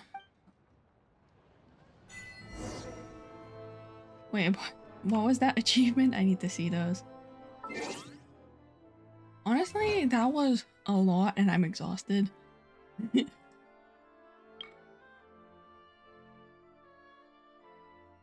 I haven't actually done any of these. Okay. Walls of Love and Regret, Beyond the Loop, The 3 Deaths of Fate, Survive the Afterlife. Don't say that.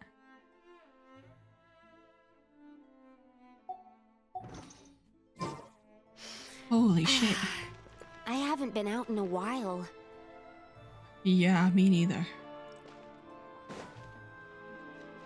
Holy shit. Honestly, that was exhausting.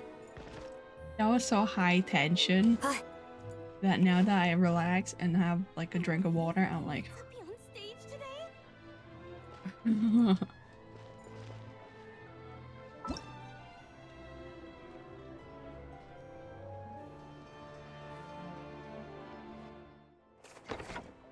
The white curtain falls. It sure did.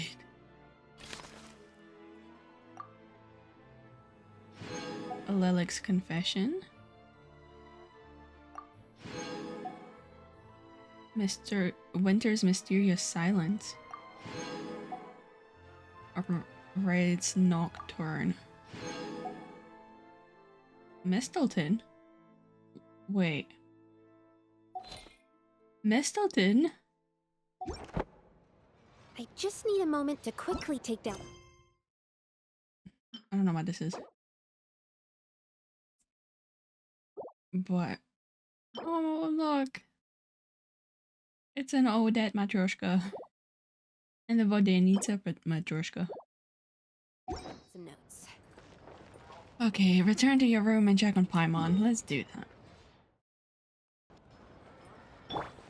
Also, Alyosha as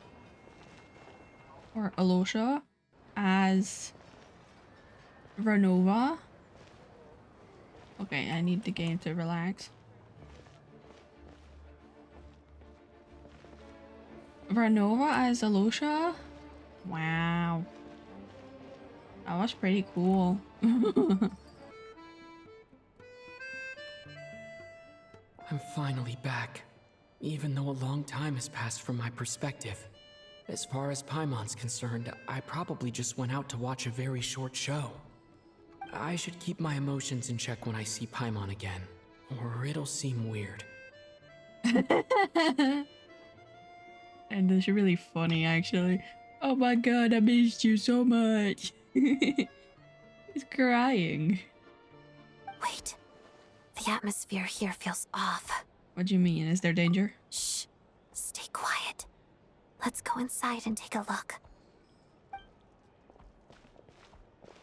Have we still not been able to notify Child yet? We need new orders. What if that person comes back again? Ooh. What happened? What were you just talking about? I'm so sorry. Under the circumstances, there was really nothing we could do. What happened to my baby? What happened to my son? Tell me, what happened to Paimon? It was the Jester. He came here in person and escorted Miss Paimon away. Huh? He's the baby stealer? He's the director of the Fatui. His authority supersedes all others and cannot be questioned. There was nothing we could do. The Jester? How long ago did he leave?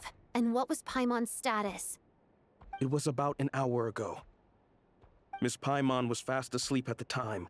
The Jester simply walked off with her as if it was only natural. I assure you, he absolutely did not use any force. He baby carried her again? Bro. Do you know where they went? I need to know where my child is. Your head? What did I say last time? Your head will be mine. The Armory Palace, most likely. Lord Pierro, the Jester, has been overseeing the experiments there lately, keeping a close eye on their progress. Everyone in the Fatui has heard about it by now. But isn't that where she thought the power that was, like, upsetting her was from? I'm surprised he came in person. Whatever his reason for taking Paimon, he'll most likely return to the Armory Palace first, which is exactly where we were headed anyway. Then lead the way, Odette. Okay, let's go. I wanted to check the room. I wanted to check the room. Also, I'm still worried about Tonya. Where is she? She was supposed to be at the theater, and yet she wasn't.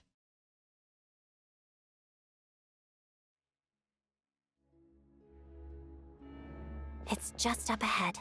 Quick, let's get inside. No, I'll go alone. You know I'm planning to force my way in. You're with the Fatui, so you should stay outside. I was hardly planning on taking you through the official channels anyway. I'm here to force my way in, just like you. I may be a Fatus, but I'm also Lelik, enemy of Project Stuzha. Paimon's safety is paramount right now. With me around, you'll have an extra pair of hands. There might be devices inside that are easier for an insider to deal with. Fair enough. If you say so. Are you sure? Let's go. There's no time to hesitate. I'm stressed out. What do you mean? That was my son. You can't take my son away. That's my baby girl. You can't do that. Oh, and now we have Odette too. Perfect. Actually, I think we need a better a better applicator. You cannot configure. Let me live. No? Okay.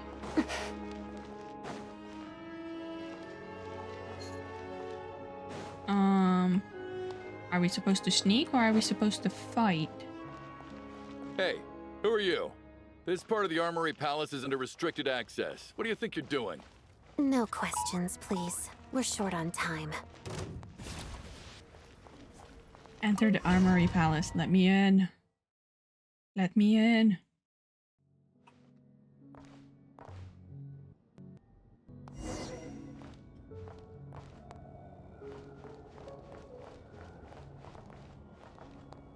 Are y'all the obstacles? Do you have a pass? Where are you coming from? So, you're intruders, huh? Then don't blame me for what happens next!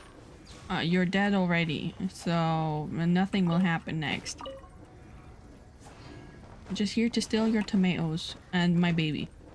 Other than that, not much. The Armory Palace is hidden this deep in? This place is much bigger than I imagined. They're conducting top-secret research after all. The deeper it's hidden, the better, is standard Fatui logic. That checks out. Also, how is it cold how is it this cold underneath? Why is there snow or feathers or... Yeah. The style doesn't really look like the Fatui's handiwork, though. They must have requisitioned some structures from a past civilization. It also serves as a bit of a disguise. Oh, it does look like, I guess it's Hyperborean. But it reminds me of something, but I can't put my finger on it.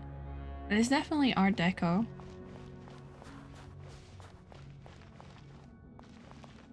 Listen, as long as they don't see me, we're fine. Intruders! They saw me. Stay alert!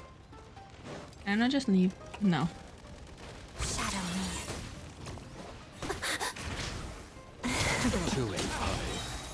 Crystalline Adagio.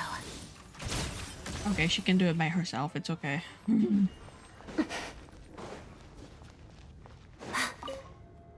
What in the cube?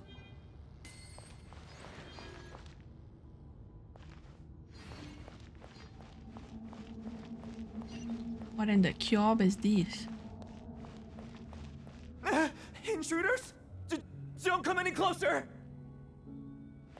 The staff? So... You know, it's incredibly Art Deco. Just what are you guys trying to do here? Not much. It's your job! Mission. It's dog eat dog! Bullseye! The waltz of the snowflakes. Mission. It's your job! Couldn't fix it. Let's begin. Ha! Fighting frog! Freeze! Oh, so sorry. Stay clear! No one interferes with a jester's work! Oh, I will. He took my son. He took Vynita, therefore, we have a problem. One down! Shadow me. Padada. Sharp. Here for the Tsar or some Tsaritsa and he didn't get to finish. Look at this cube. You know what it reminds me of? It reminds me a little bit of well, not the Institute, but the thingy in Fallout with the big statue in the middle. Fallout 4.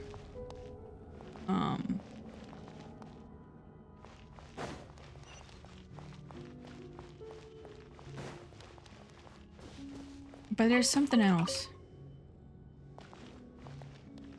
You know that book?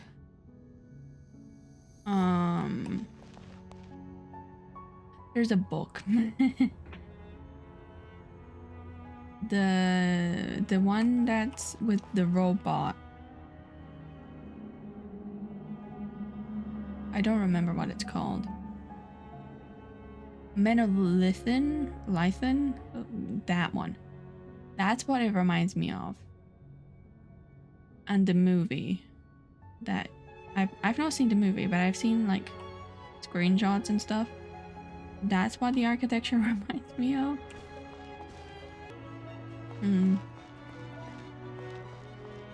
It's very pretty, I will say.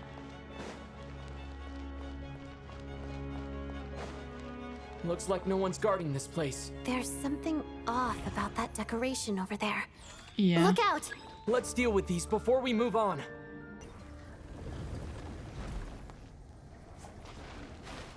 She's still fluent.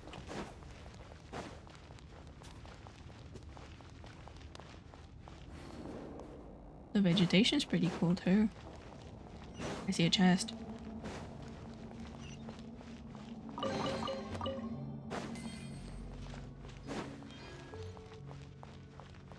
Oh.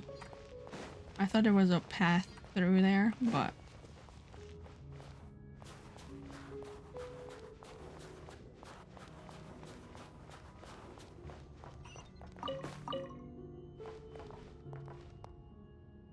Well, well, well. What do we have here? Should be stealth. A little bit. Hi. The researchers here probably don't know that we're uninvited guests. Let's try not to hurt them. Hmm? What's the big star from the theater doing here? That's Miss Odette. She's a member of the Fatui. Don't tell me you didn't know that. Oh, hi.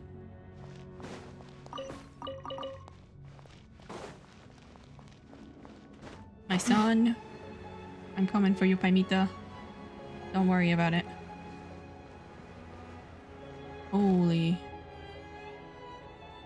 I didn't expect it to be... Was the whole reason for Project Snezhnaya to support the research here at the Armory Palace? Just what are the Fatui and the Tsaritsa planning? Yeah. I didn't expect it to be a one-time domain though. I hope it's not.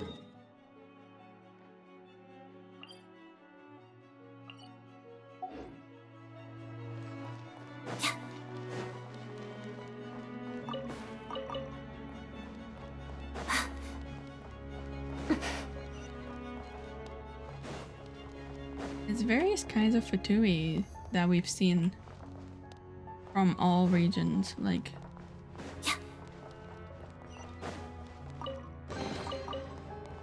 We're looting. Is that... Whoa! Who are you? Never seen you around here before. That looks like a stellar field. I don't remember what it's called, but...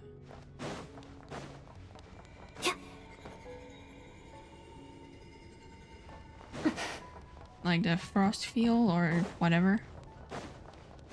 Looks like there's no way through here. Maybe using the power of this prism could help?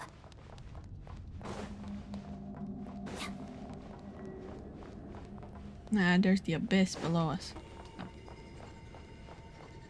Investigate. Rubber. I think I see some images. It's the prism's power at play, causing images of the past to reappear, albeit only as illusions. Let's make our way through here. Paimon and the Paimon. Jester. And the Jester? Is this another scene from the past? Yes. It looks quite old, though. I don't think it happened in the recent past. What do you mean? It's not recent. What's going on here? What happened? The source seems to be the Armory Palace. They must have started some large-scale experiment. Wait, what if this has something to do with Paimon? We need to hurry! But why was Paimon here before?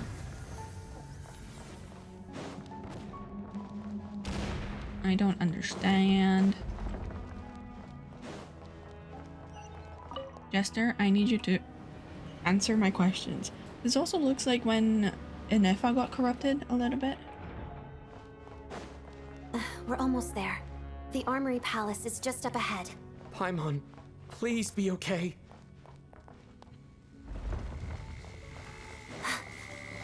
Let's begin. Mission over. Guard, back!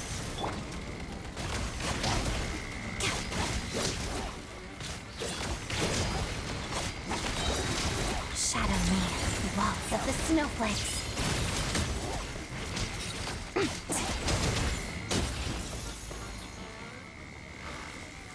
Okay.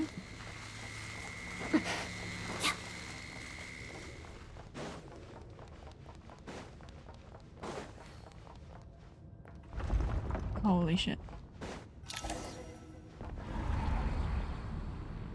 What's going on? Wait, I remember this feeling. It's the curse of death. No, no, not now. Why is the curse of death striking again already? Odette. Oh no. What's going on? Is this the afterlife again? Why do you have the core Ignis? I need to find a way back to reality. Is that Odette's core Ignis? Could that be what just woke me up? And these are very Escher staircase situations. And look at those swirlies. They're almost eyebally. What's going on? Let me out. Yeah. Let me out, punk. I need my baby.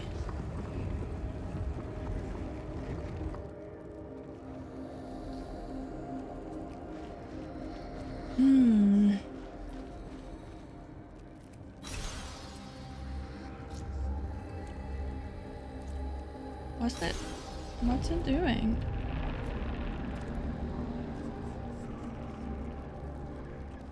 Oh. It's the perspective puzzles from that domain with Fischl.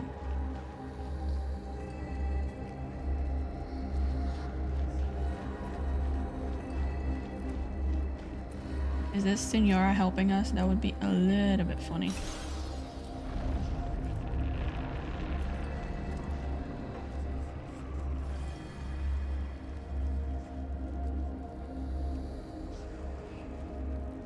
We want to go up, right?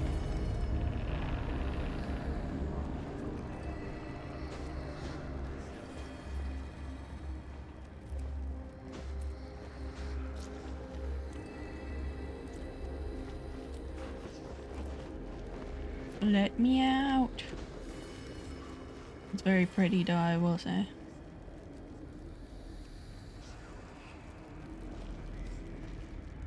I know we're supposed to leave, but...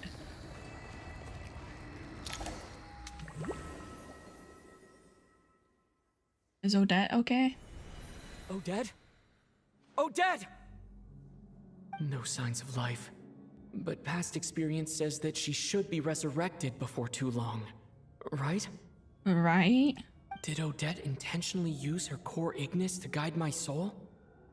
I feel like something similar happened in a dream I had before. Oh yeah, she did. Were those premonitions for now?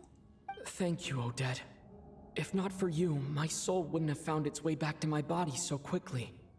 And I might not have woken up so soon. But I'm sorry. I don't have time to protect you. I have to use the time you bought me to get Paimon back. Odette.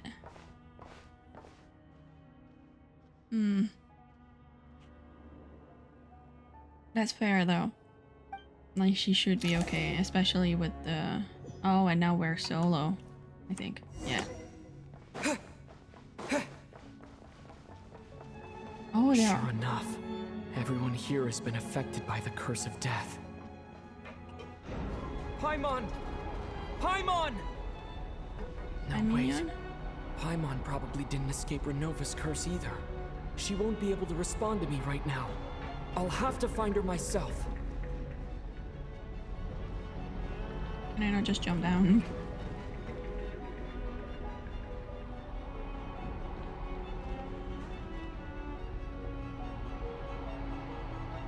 I don't like the look of that. Mitya! Is this the laboratory he works in? What happened here to trigger the curse of death again so soon? I'll have to ask him when he wakes up. Finding Paimon has to take priority now. Look for the objective in the area. I don't imagine it's this way, but...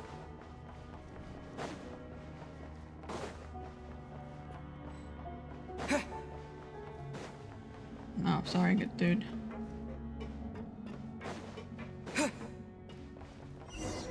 By Mignon. Found her. Paimon really is here.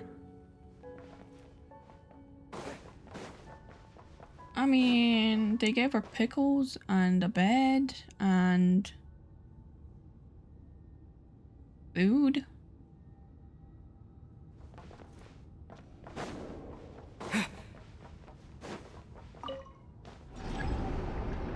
You've only activated some experimental equipment. Okay.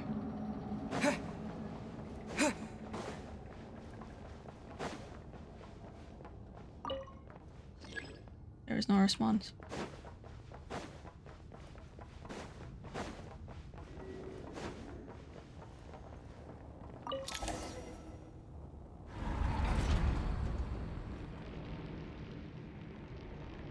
Uh-oh, SpaghettiOs.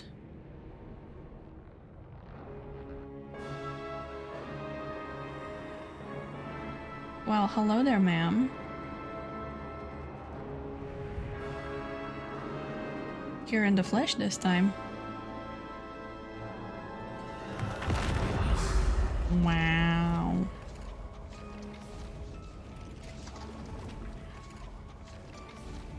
You don't learn, do you? Ronova. You've already been involved in one mass death, and now you show up at the scene of another. Let's see what they say.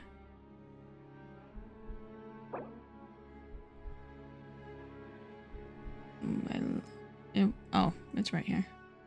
Ruler of Death, one of the four shapes of the heavenly principles. In carrying out their will, she fulfills the duty appointed to her. For what reason does death come? Only because the destined hour has arrived. You don't say.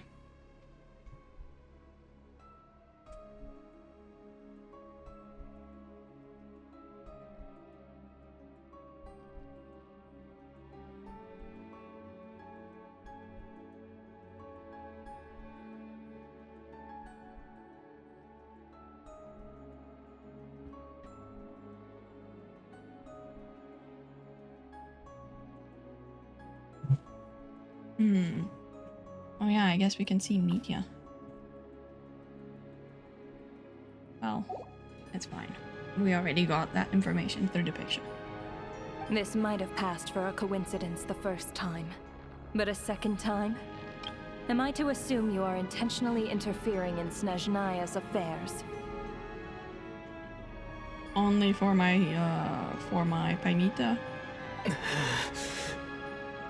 Judging by your expression, it seems that you understand little of what is going on here. Yeah, I have no idea.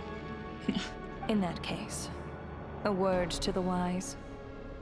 Do not interfere in Snezhnaya's affairs. A civilization that fails to learn its lesson constantly depletes its own worth. It will one day lose any reason for its existence. That sounds reminiscent, isn't it?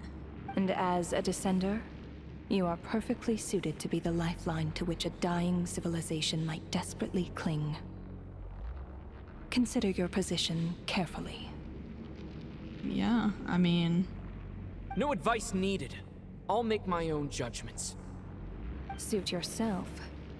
When the day of reckoning arrives, not even a descender can hope to escape unscathed. And that day of reckoning is now, or...? The time for resurrection fast approaches. The mortals here are not yet worthy to behold my form. So that will be all for today.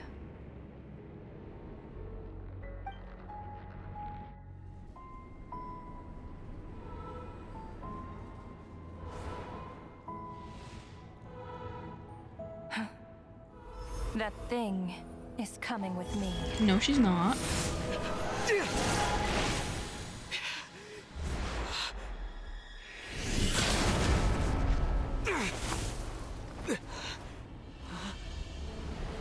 Well, well, well.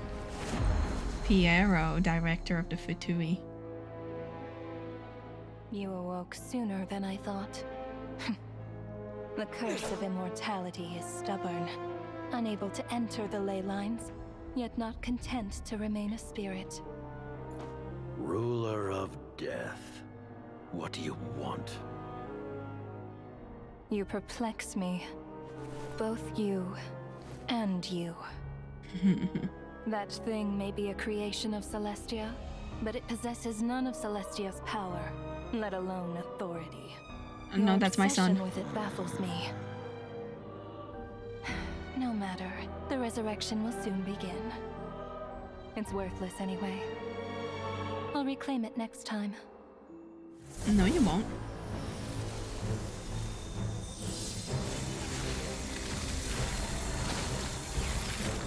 Hey, who says there'll be a next time?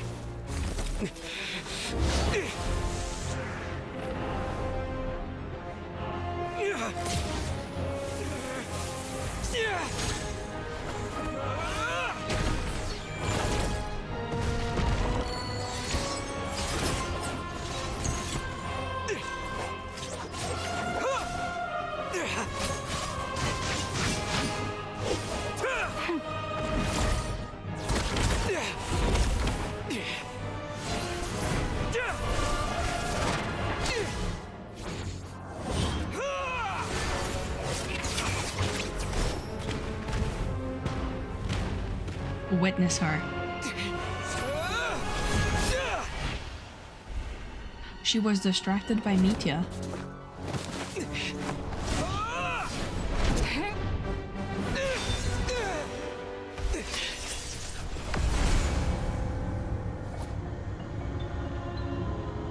She didn't like that at all. That was a tactical retreat, isn't it?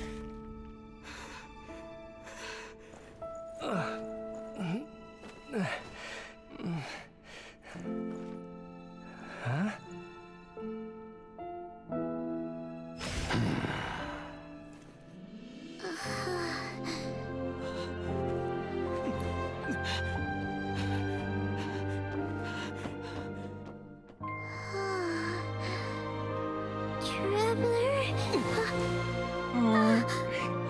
This time he's running to her. It's usually her running to him. Pierro, we need to talk. I missed you, Paimon. What are you talking about? We haven't even been apart for that long, have we? You would not believe it, Paimon. It was different this time. You seem to be in pretty good shape. Yeah, Paimon's back in tip-top condition. It's the weirdest thing. Paimon fell asleep earlier, and when she woke up, she found herself here. Yeah. The jester and that guy talking to him used some kind of energy on Paimon, and she could kind of feel it canceling out that other thing that was making her feel unwell. Strange. So, Mitya helped too? Apologies for leaving in such a hurry at the theater earlier. I was in a rush to verify some theories. Rest assured that your companion is perfectly safe. We reversed the effects that the experimental energy had on her. The jester specifically instructed me to do so. I suppose this is our first official meeting, Traveler. I could not let Paimon suffer in her condition for a moment longer, and so I simply took her without explanation. I hope you do not mind. Well, you definitely gave me a scare. For my part, I hope you didn't mind I beat a few people on the way here. But why would a big shot like you care about what happens to Paimon? As I said when you first arrived in Snezhnaya, we once spent some time together in the distant past. What does that mean? And also, how is she a creation of Celestia? But you care about her so. Oh yeah, you did mention that. And Paimon did think you seemed strangely familiar the first time we met. I need y'all to explain. I'm afraid the reminiscing will have to wait. Mitya, let us continue with the report. What conclusions, if any, did you reach from conducting the final experiment of our energy research ahead of schedule? The good news is, my hypothesis regarding the ruler of death has been verified. As for the bad news, I recommend we suspend the experiments and Project Mistleton until further notice. Currently, we have no means with which to make a breakthrough. I say this purely as a scientist, guided by reason alone. I will trust your judgment. We shall put the project on hold until the ruler of death has been eliminated. Because she keeps killing you guys, and then you forget. And then you can't make a breakthrough, and then you forget. Wait, what are you guys talking about? You want to get rid of Ronova? Like, how? By killing her? By whatever means necessary, so long as it removes the threat she poses to us. Until then, everything we do will be in vain. After what just happened, I've ascertained Renova's goal. Or rather, the trigger condition for the Curse of Death. Okay, let's hear it. What she's doing is blocking Snezhnaya's technological progress, preventing us from possessing any means with which to threaten the heavenly principles. Yep. That sounds about right. Just like the little lapdog she is. So, any ideas, research, or experiments that lead to technological progress can trigger the curse. Just now, for instance, I was set to launch a final phase energy experiment ahead of schedule. If the experiment was successful, we could have achieved a crucial breakthrough. As expected, though, the moment the experiment began, all the researchers, technicians, and witnesses died from the curse. All that effort, not to mention the energy and materials we relied on Project Snezhnaya to gather for us, went to waste. In the end, nothing was gained. That's why Project Snezhnaya needs to be extended so often. Because they just keep dying at the beginning of the experiment, wasting the resources because they didn't make progress. Does that mean something similar happened when we were at the theater? That's right. During the performance, I thought of an important breakthrough regarding the experiment, and wound up dragging everyone into this. So the nature of the curse seems to be something like, when moments of technological progress occur, all life in the vicinity is taken away. That could be why Andrea, but that was a little bit more extreme. What a violent method. Of course, that meant the curse was normally limited to the Armory Palace. Since outsiders are forbidden from entering, this mass death phenomenon went unnoticed. Yeah. Until Odette came along. I believe she was the first witness. The Curse of Death was triggered just before she infiltrated the Armory Palace that day. But you mentioned something about a final stage experiment. Doesn't that mean you've actually made some progress? That's right.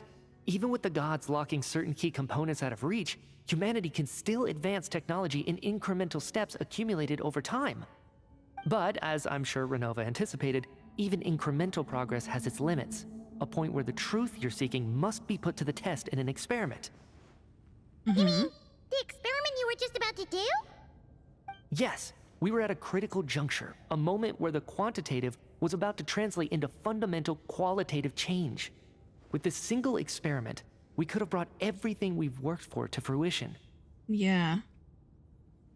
But now, after already being forced to fumble around in the dark all this time, it feels like we've truly hit an impenetrable wall. As long as Renova's Curse of Death persists, we won't be able to advance the experiment or obtain any results. That's why you're putting that on hold. And with Project Snezhnaya having been in effect all this time, at our nation's current strength, repeated trial and error is simply unsustainable. Only by eliminating Ronova first will it be possible to continue advancing our plans.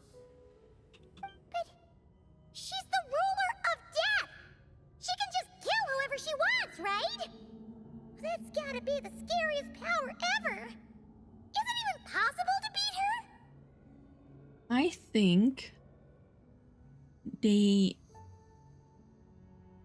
think she can't kill them permanently. Right? Because they have to be accepted by the Ley Lions.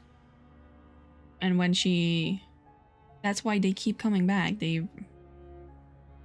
like resurrect essentially. They die and then they come back. I don't think she actually has the authority to make death permanent.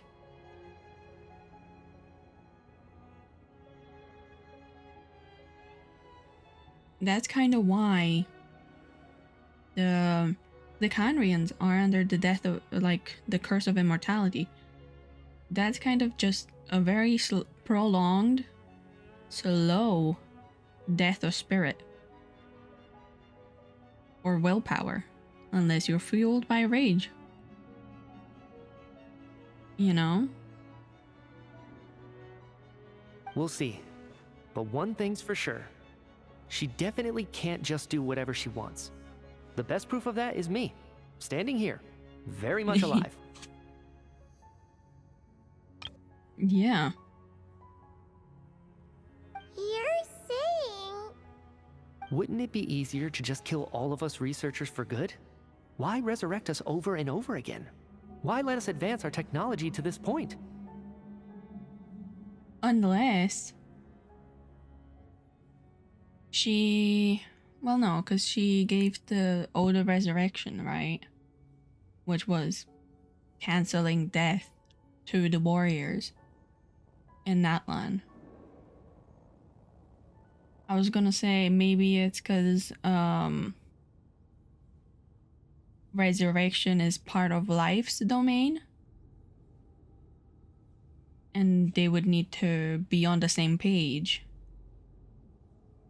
But maybe a Rhine daughter isn't in accordance.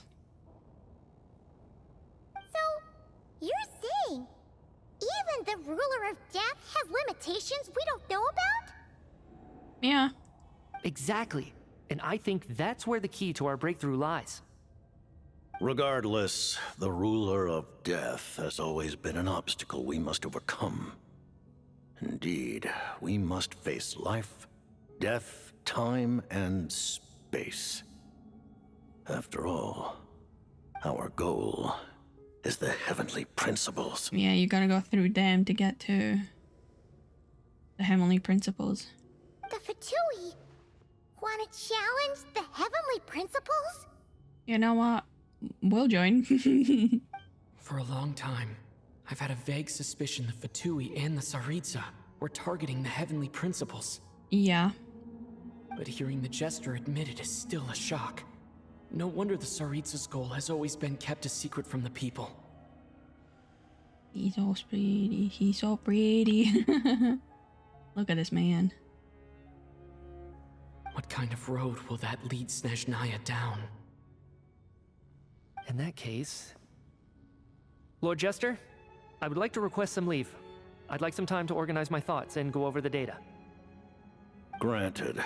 Get some rest, put the experiment out of your mind, and take care that the curse of death doesn't affect any civilians.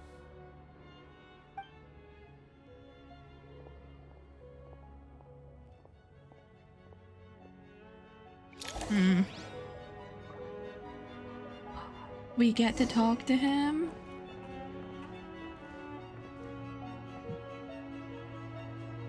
Hi.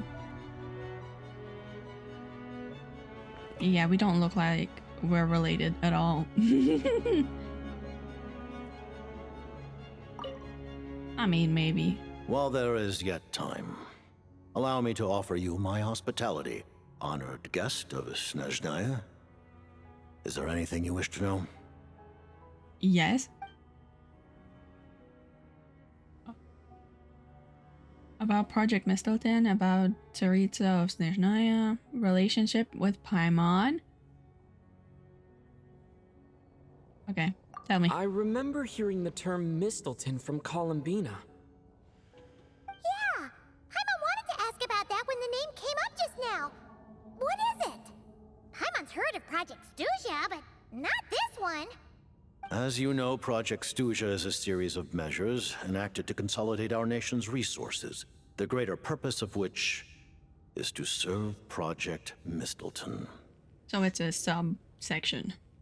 Many of the things you have encountered thus far are essentially for the advancement of that project.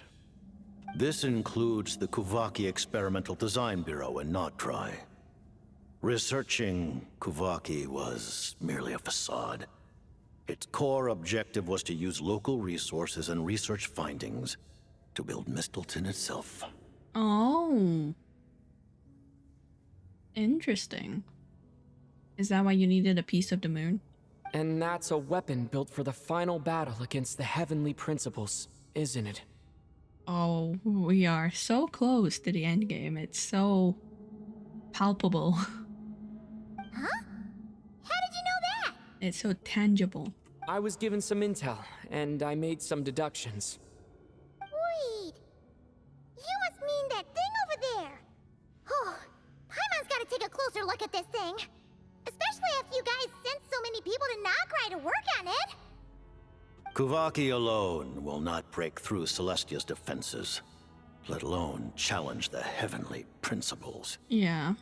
The Heavenly Principles are no doubt accustomed to combating the power of the Light Realm, and elemental energy is simply the power of the human realm, converted to that form by the Heavenly Principles themselves. Any attempt to use this power against its creator would be a futile endeavor. That makes sense. For now, therefore, we have set our sights on the form of energy associated with the Third Descender and the Stellar Linchpins. This may hold the potential to allow Mistleton to contend with the Heavenly Principles. Okay. You could say that by reverse engineering the Stellar Linchpins to extract the energy within, we have obtained a source of anti-Celestia energy. So this is the energy research that Mitya is in charge of. I never imagined it would be such a major project. The Kuvaki Experimental Design Bureau, Project Stusia, and the new energy experiments. Huh. So, Project Mistleton is what ties it all together. Yep. And it looks like your plan is almost complete. No wonder the Ruler of Death came after you. About the Tsaritsa of Snezhnaya. Her Majesty the Tsaritsa has embarked upon an expedition to vanquish a monster. Were it not for this, I imagine she would have been delighted to grant you an audience. Oh, really? I thought we would be at odds for some reason. Seems like the powers that be in Snezhnaya don't intend to hold my past conflicts with the Fatui against me. The Harbingers have been granted significant autonomy in retrieving the Gnosis. But by the same token, they do not completely represent Snezhnaya's official stance. Yeah, we figured. You read my mind. Speaking of the Gnosis, Paimon's been dying to ask this question since forever. Why exactly does the Tsaritsa want to collect them? Is it something to do with the fight against the Heavenly Principles? I mean, yeah, that's what he said earlier, no? The Gnosis will undoubtedly serve as a key bargaining chip when she confronts the Heavenly Principles. Beyond that, you had best ask the Tsaritsa herself. I am not sure if this information is mine to disclose. Yeah, it's probably something to do with the Third Descender. Whose pieces they are. What do you mean? Not sure. Don't you make the rules? You're the highest ranking Harbinger. Ugh. Never mind. Yeah, it's personal to her, so it's not for him to disclose. Taking on the Heavenly Principles is something most people wouldn't even entertain in their wildest fantasies. Why is the Tsaritsa so fixated on this? Into that today, civilization is nothing but an illusion. Something whose very existence can be negated at any. Our civilization may very well be destroyed in the struggle, but as things stand, the Heavenly Principles could choose to negate our existence on a passing whim. And we must not sit back and accept that fate. Oh, it's either we destroy the world when we, as like collateral in a way, when we fight with heavenly principles, right? But it's also, they could just destroy us whenever they decide. Only by changing the state of affairs, only by overthrowing the heavenly principles, can our civilization truly be said to have taken root.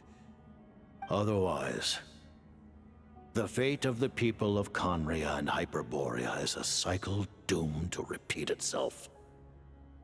Accepting potential destruction in return for getting to control your own fate.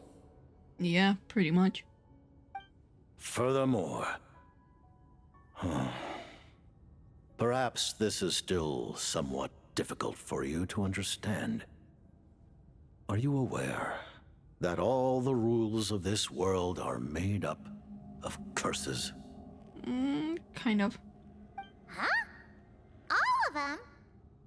Paimon knows about the curse of death you mentioned, and the curse of immortality that you and Dainsleif have. Then the birth of the Hilly Churls, the rules of Natlan's Ode of Resurrection, those are curses too? Farina's long life seems to stem from a curse placed on her by Focalor as well. Yeah. And then I cursed her, you know? Yes. Even a god's love for humanity is a curse the heavenly principles inflicted upon the gods. Oh. What? The Tsaritsa has always had ample reason to hate the heavenly principles. If she can seize their authority, she will reconstruct the entire world, and when that time comes, humanity will be completely liberated from curses and lies. But will she do that? Because she's not human. Look forward to it. It will be a world beyond your imagination. Though the ordinary people of Snezhnaya may not understand these details, in this frigid land locked in a ceaseless struggle against the environment, in this nation to which the gods have never shown favor, we all believe that standing in solidarity with the Tsaritsa in our shared struggle will surely usher in a new and better world. I see. About your relationship with Paimon. Paimon really doesn't remember. He's basically a stranger. You've got to believe Paimon. Relax, you're freaking out over nothing. Allow me to explain. The reason Paimon reacted to the anti-Celestia energy developed by the Armory Palace It's because she's a creation, right? is because she comes from Celestia herself. More specifically, she is one of its creations. What's that mean, though? Paimon? A creation of Celestia? Beep. Construct. Beep. Oh, right. I was blinded by anger earlier, but thinking back on it, Ronova also said that Paimon is a creation of Celestia. But she lacks Celestia's power or authority. Yeah. Is that what we are doing? We are collecting the power and authority? As you know, the lunar fragments in Nodcry were pulled down from the sky using Fatui technology. Yeah. But the first application of this technology was in Conria over 500 years ago. Uh-huh. I used this technology upon the heavens, and the response I received was none other than Paimon descending from Celestia. Oh. Interesting. Moon baby? I presented her to the Vinster King, but he took no interest in this gift, nor did it satisfy him. Then how did she end up in water? Paimon then took up temporary residence in my palace until, of course, the arrival of the Cataclysm. Wait, Paimon's a little confused. You're talking about things that happened in Conria 500 years ago. You're saying Paimon was there for that? That means Paimon's at least 500 years old. But Paimon doesn't remember any of that. Falling from the sky? Being given away as a gift? None of it! Having lived through the cataclysm, perhaps you too were burdened with some manner of curse. Although, losing your memories would indeed be the smallest price I've ever seen paid. The smallest price I've ever seen paid. I mean, isn't that what the R&R do? They give their memories to save stuff? But it's not just her memories from Conria. Paimon doesn't even know how she spent the last 500 years. She only has memories from the past few years. No matter how hard she tries to remember. What was Paimon like back in Conria?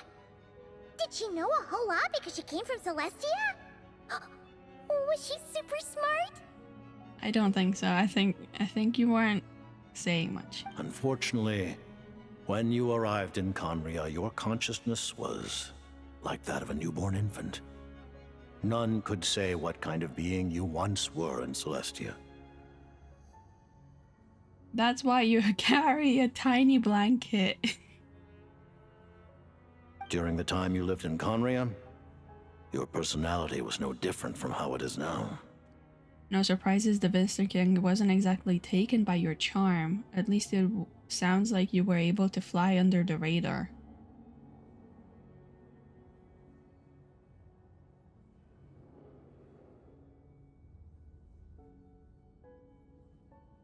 Isn't that similar? It's similar to something.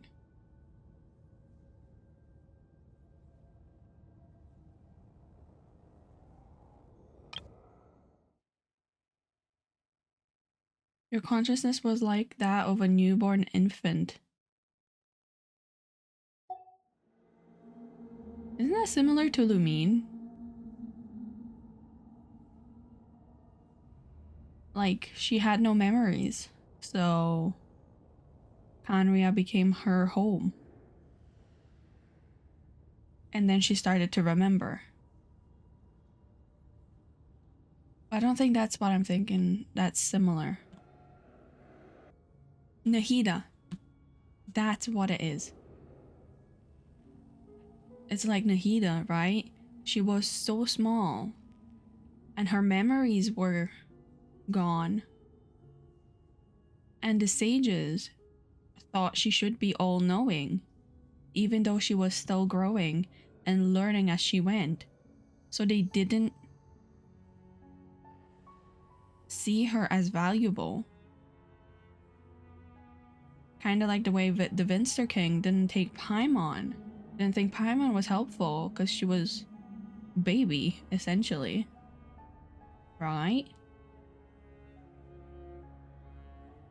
That's what it reminded me of. The sages think themselves to be all-knowing. I don't remember where that's from, but yeah. Aw, man!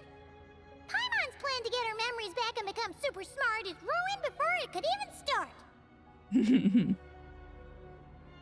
Also, doesn't that mean that Paimon was the answer to the summoning? Because that's kind of what was happening to us. So maybe it was Paimon that was the answer to the summoning, but they denied it. They didn't want it to be Paimon. So they managed to somehow get the twin instead. And the twin, while they didn't have their memories, they probably were more coherent than an infant baby. So they took that over Paimon. You know, even though Paimon lost her memories, she still feels weirdly close to you for some reason. That must mean you took pretty good care of Paimon back then. Yeah, huh? Paimon, that's literally your dad. That's pretty much your dad, isn't it? Also, your palace? He had a palace? On the contrary, I completely ignored your existence.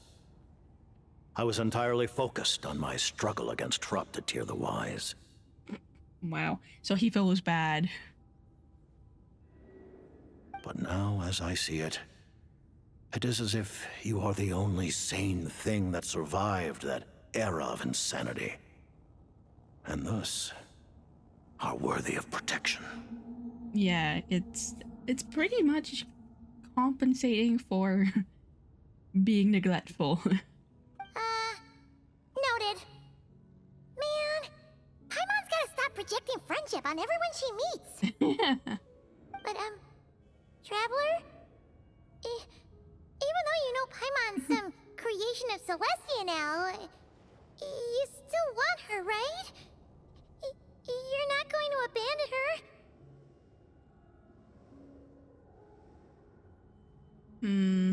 Also, her fingies. You're still Paimon to me. Paimon. As long as you're not the Heavenly Principles, we're good. You don't know that yet. Oh, phew! You're That's a done yet. relief. Paimon's just learning about this too. She's barely even processed it.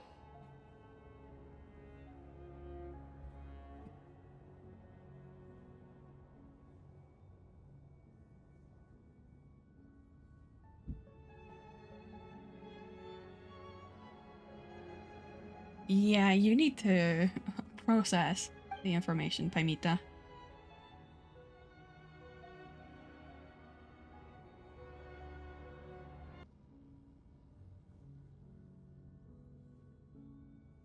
I don't have any more questions. Let's talk about what's next. Thank you for telling me so much.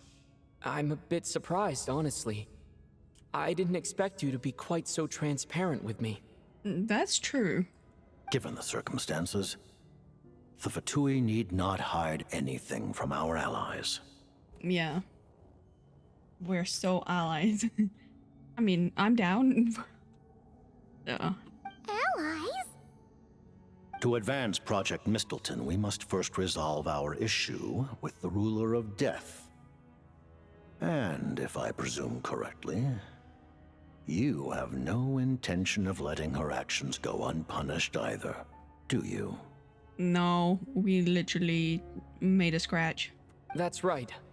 Ever since she said she intends to reclaim Paimon when we next meet, I figured reconciliation was out of the question.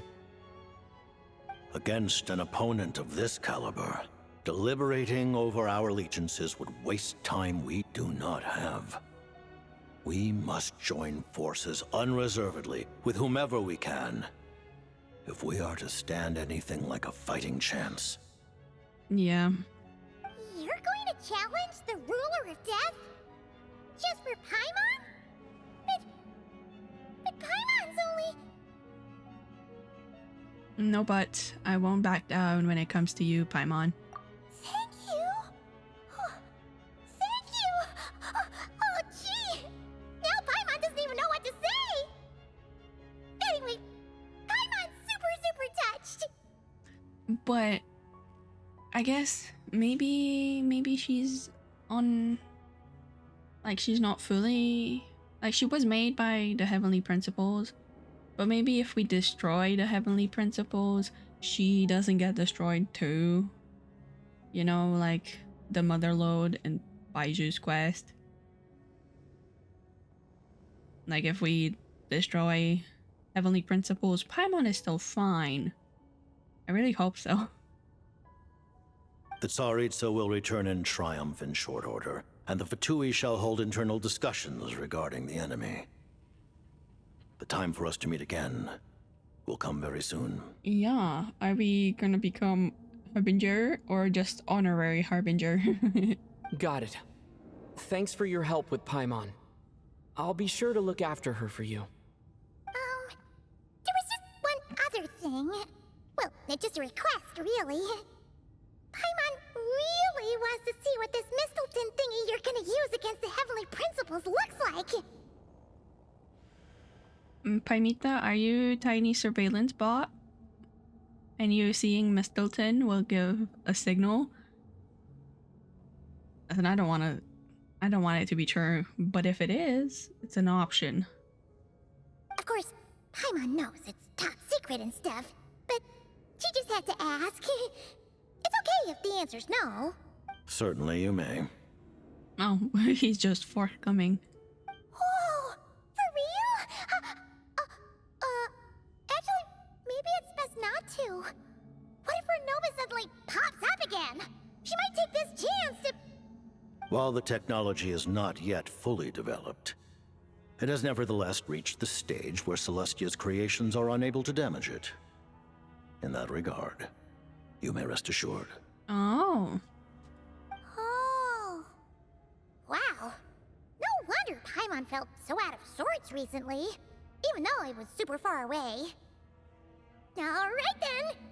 Paimon's ready to take a sneaky peek at this top secret super weapon. Wow, Paimon.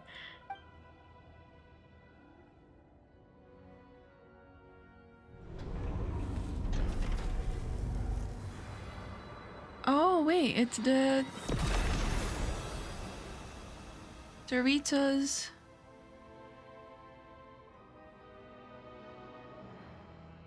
Indeed, Paimon, indeed. It's the Doritos staff that she was holding when she was going up against Ronova. And it's also like the arrow of the Pikeranas. I hope that's the one.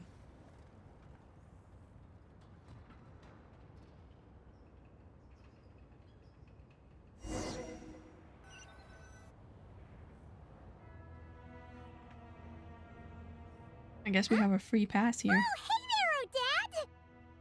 Paimon? You're okay. Thank goodness. You look well. Have you recovered?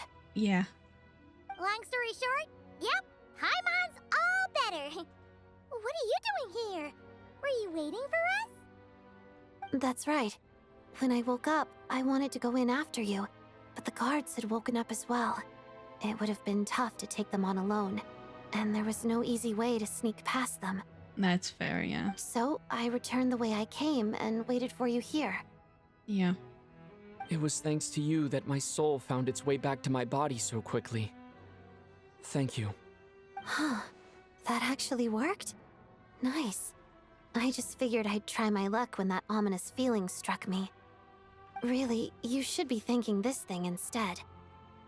Yeah, we should be thanking Signora. She helped us from the grave. Anyway, and now that things here are all taken care of, I have other things I should get back to.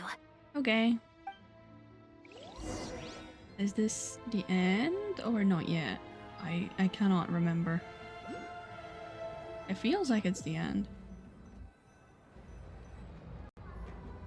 Ah, Director Chuganov, you're back. We just received notice that Project Stuzha has been suspended, so we've convened an emergency meeting. This is the preliminary plan. In addition to expanding production capacity, we've also discussed feasible layoff plans to optimize revenue and expenditure structure. Horrible decisions. Our calculations indicate that the factory's profits will increase by at least 30%. Just give the word, Director. Yeah, he's about to tell you you're fired, but the factory is gone under. That won't be necessary. Leave the energy for those who need it. Whether they use it just to get by or to run a business, that's up to them. Start preparing to halt production and lay off the staff. Make sure the workers are able to land on their feet and that they are duly compensated. Thank you all for your hard work during this time. Am I hearing you right? Why? After all the tough times we made it through, now is exactly when we should start to turn a profit. Well, he doesn't want to anymore. No. I just suddenly don't want to do this anymore. Huh. Does there have to be a reason? I don't think he fully remembers. But... Iskra, it's time to rest. Yeah. Dear esteemed members of the Rokot, Given the effects of Lelik's radical actions upon our organization's reputation and social stability, a decision has been made to permanently withdraw this codename from use. Oh. Considering that Lelik did what they did for the benefit of the people, the Rokot has nevertheless negotiated with the authorities, ultimately securing a waiver for all penalties due to them. Lelik will be suspended for a period of time. Depending on their future performance, they may be allowed to adopt a new codename and continue acting as part of the Rokot. Yeah, but we know, and they know, I think. The purpose of this notice is to remind everyone once again that motives and methods are equally important when one operates in the shadows. Even with Project Stooge's suspension and our interim operational victory, we must guard against complacency and rashness and work to consolidate the progress we have made so far. We act only for the greater glory and solidarity of our nation. May the aurora shine ever on, and the tundra always stand firm. We act only for the greater glory and solidarity of our nation. May the aurora shine ever on, and the tundra always stand firm. Interesting. Looks like it's finally over. Yeah. You mean for us? Just thinking out loud. I've never seen the Snezhnaya Vecha so lively before.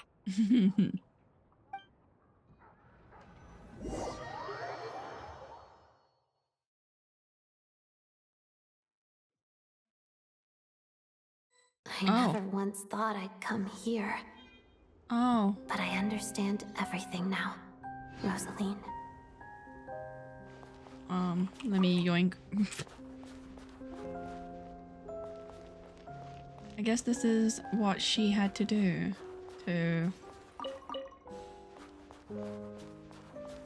like reconcile.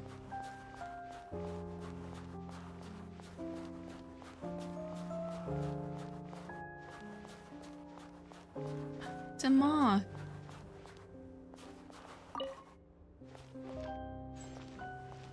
Hello. I've seen Spirit Seeker performed many times, including by your mother. Why do you bring that up all of a sudden? Even though the choreography is always identical, every dancer finds a way to make it her own.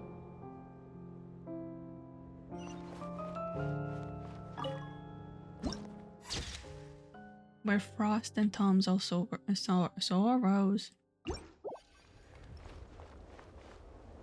Oh, it's so pretty. So you actually want to talk to me about ballet? I just think it would be a pity if the dance was lost to history. She didn't teach it to you, did she? That was an unusually subtle taunt for you. Wait. Did Senora teach her to dance? We embraced one another on the snow-swept plains, melting the ruthlessness of time. But when our bodies, in pieces, are cast to the winds, what of our love will remain behind?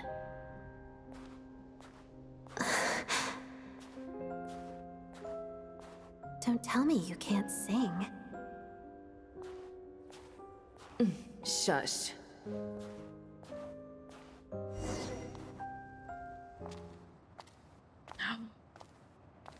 Let's see. I understand her hatred. The Fatui robbed her of the life she should have had. I never opposed her dancing. Yet still I became an enemy of her ballet. I'll just keep my distance. Many despise me. I'm used to it. You're certainly not one to shy away from confrontation. But children, they need a different approach. I'm hardly the most maternal figure. Yet, she is a child. In my experience, while a father commands authority, he must still yield to love. You should tell her what you think about her dancing.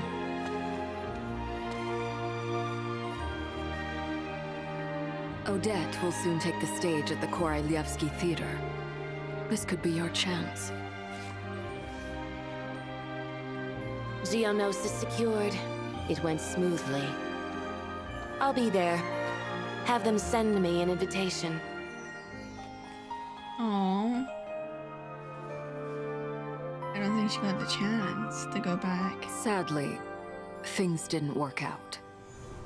Her final words are inside that block of ice. This? Aren't these for monitoring her subordinates? Not yours. This one isn't her witch's flame, but my two worlds' flames. The two worlds' flames can burn away memories. It was my parting gift to Rosaline. Oh.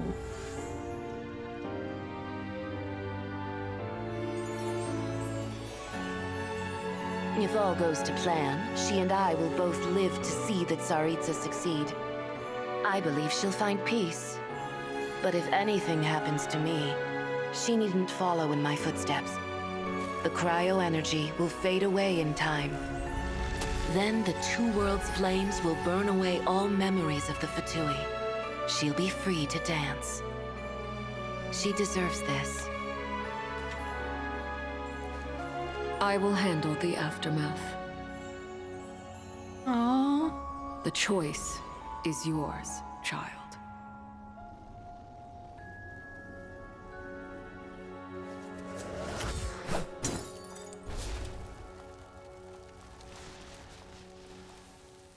Oh, the butterflies. In the end, she showed her the dance. Fresh air at last! Paimon's head isn't spinning anymore, and the fever's all gone. Paimon's finally free to fly again! Oh, it's nice to finally know where Paimon came from, too. It did make Paimon a little nervous at first, but it's such a relief now. Like, who cares if Paimon's a creation of Celestia? She's probably not anyone that important. Probably just the fairy of food and fun or something.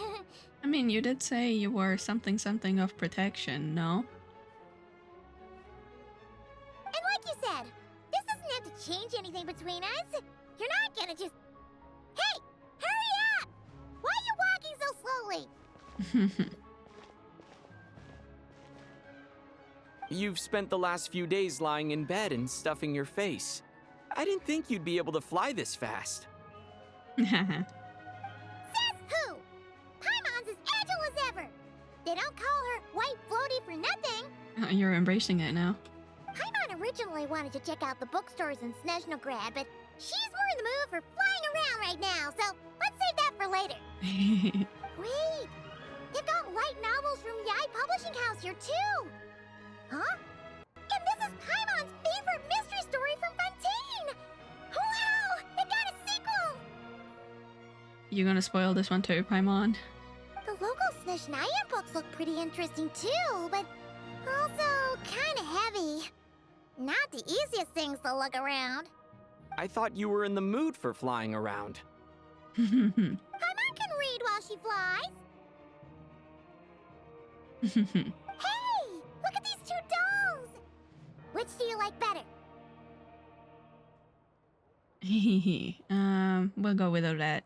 Just cause she got her closure. And we still don't know all that much about Vodyanitsa. We know a little bit more. Alright! Boss, we'll take both. Paimon will have the other one. Oh, I thought we were only getting one. All right, fine. I'll pay. There you are. Thanks for visiting. Paimon will grab this, and then... Huh? Huh? Did she not know? Huh? She doesn't know. How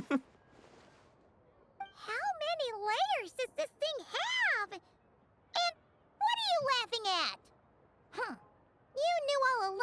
didn't you? Yeah. A whole bunch of people are gathered over by the plaza. Hey, look! That looks like Tartaglia! Hey, Tartaglia! I know that voice. Of course. If it isn't Paimon and my old comrade. You're looking well, Paimon. All better? That's Tonya. Yeah! The jester knew I was wrong and fixed Paimon right up! Thanks for sending someone to keep Paimon safe, too. Oh, yeah. About that. That was kind of embarrassing. Who could have known that our director would go looking for you in person? So sorry for the misunderstanding. Oh, right. Let me introduce you. This is my little sister, Tonya. Ah, there we go. Hello, Tonya. Hello, hello. Firstly, I'm really sorry about my brother. Sounds like he's caused you no end of trouble. Oh. Now it makes sense, but why are you here so late? Hey now, why'd you have to start with that? Not that it isn't true, of course. So she's the real Tonya. Yeah. She said you two didn't manage to meet up at the theater. She waited ages for me, and when I didn't show, she got a little worried and went outside. Wait, you mean you didn't even tell Tonya I'd be the one in your place? I know, right? He didn't bother to say a word to me. I searched up and down the city for him, and he only told me about it when I finally caught him at the gates of Glupov. Nah. You know, it was for the best. Trust. I've been rushed off my feet lately, so I didn't get the chance to go home. I just figured the Traveler would fill you in when he got there. Well, the snow was bad, and you're never late. So I was really worried about you. How was I supposed to know that you'd stood me up? I'm sorry, Tonya. I really am. I'll make it up to you somehow. Just... please don't tell Mom and Dad. Although the mix-up led to a series of misunderstandings, it's probably for the best that the real Tonya didn't get caught up in that mess. Yeah. Besides, it's obvious that Tartaglia isn't usually one to break a promise. He only gave his ticket to me because he had to look into Lelik. It's really my fault for being late. I should have come find you first. No, it's fine. It just meant I didn't get to see the show in the end. By the way, what did you think? You were one of the first people to see it, you know? I would say... the best is yet to come. Huh? What kind of review is that? Hey, look! Look at what? Oh.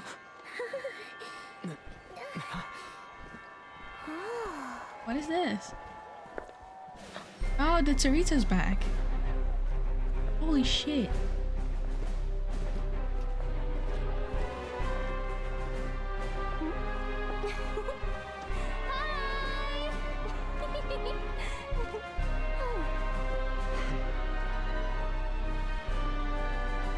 Oh, that's her thingy in the back.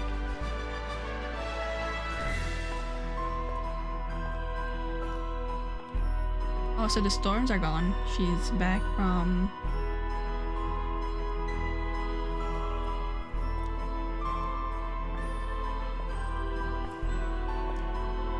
Damn, look at that fur though.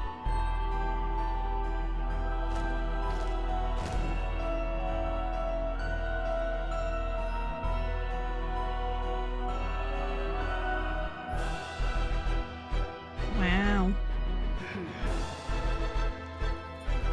She doesn't look impressed.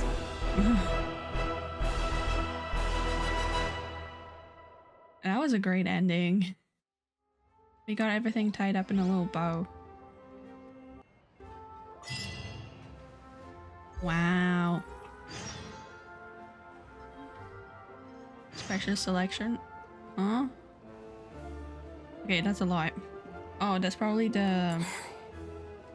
like, missions. Like the... special missions. That was so cool. That was very tense. That first, like... murder mystery stuff. That took a lot of brain power. And honestly, I didn't realize I was so stressed about it. while we were playing it. It was really good. It was really compelling. And I didn't expect Alyosha to be at fault. Or, well, not at fault. To be Ronova in hiding. She played him pretty well, and he didn't really have that much interaction, so it could have been obvious, but I didn't figure it out. So that was a nice surprise. And then the Fatui were really forward, especially Pierro. He was very forthcoming with stuff. Paimon is a creation of Celestia. That doesn't really surprise me. Like, that kind of checks out. It wasn't a surprise, but it was very interesting that it was brought up so early on.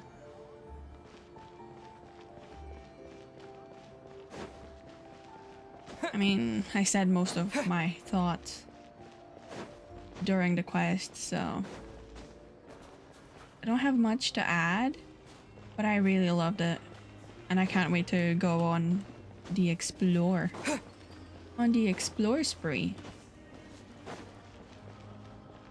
But let me know, was that not like the wildest quest? It was really well paced for what it was. Sure, the what you call him? The murder mystery part, because that's what I'm gonna call it. The afterlife part took a while, but it didn't feel that long. I was actually surprised.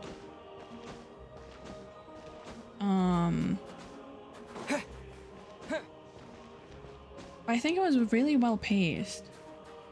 We got a lot of things going on. We even stopped Project Stuja in the first like patch, so I'm surprised. We didn't get to meet the Archon properly because she only showed up at the end, but I don't think she's gonna take our head off, so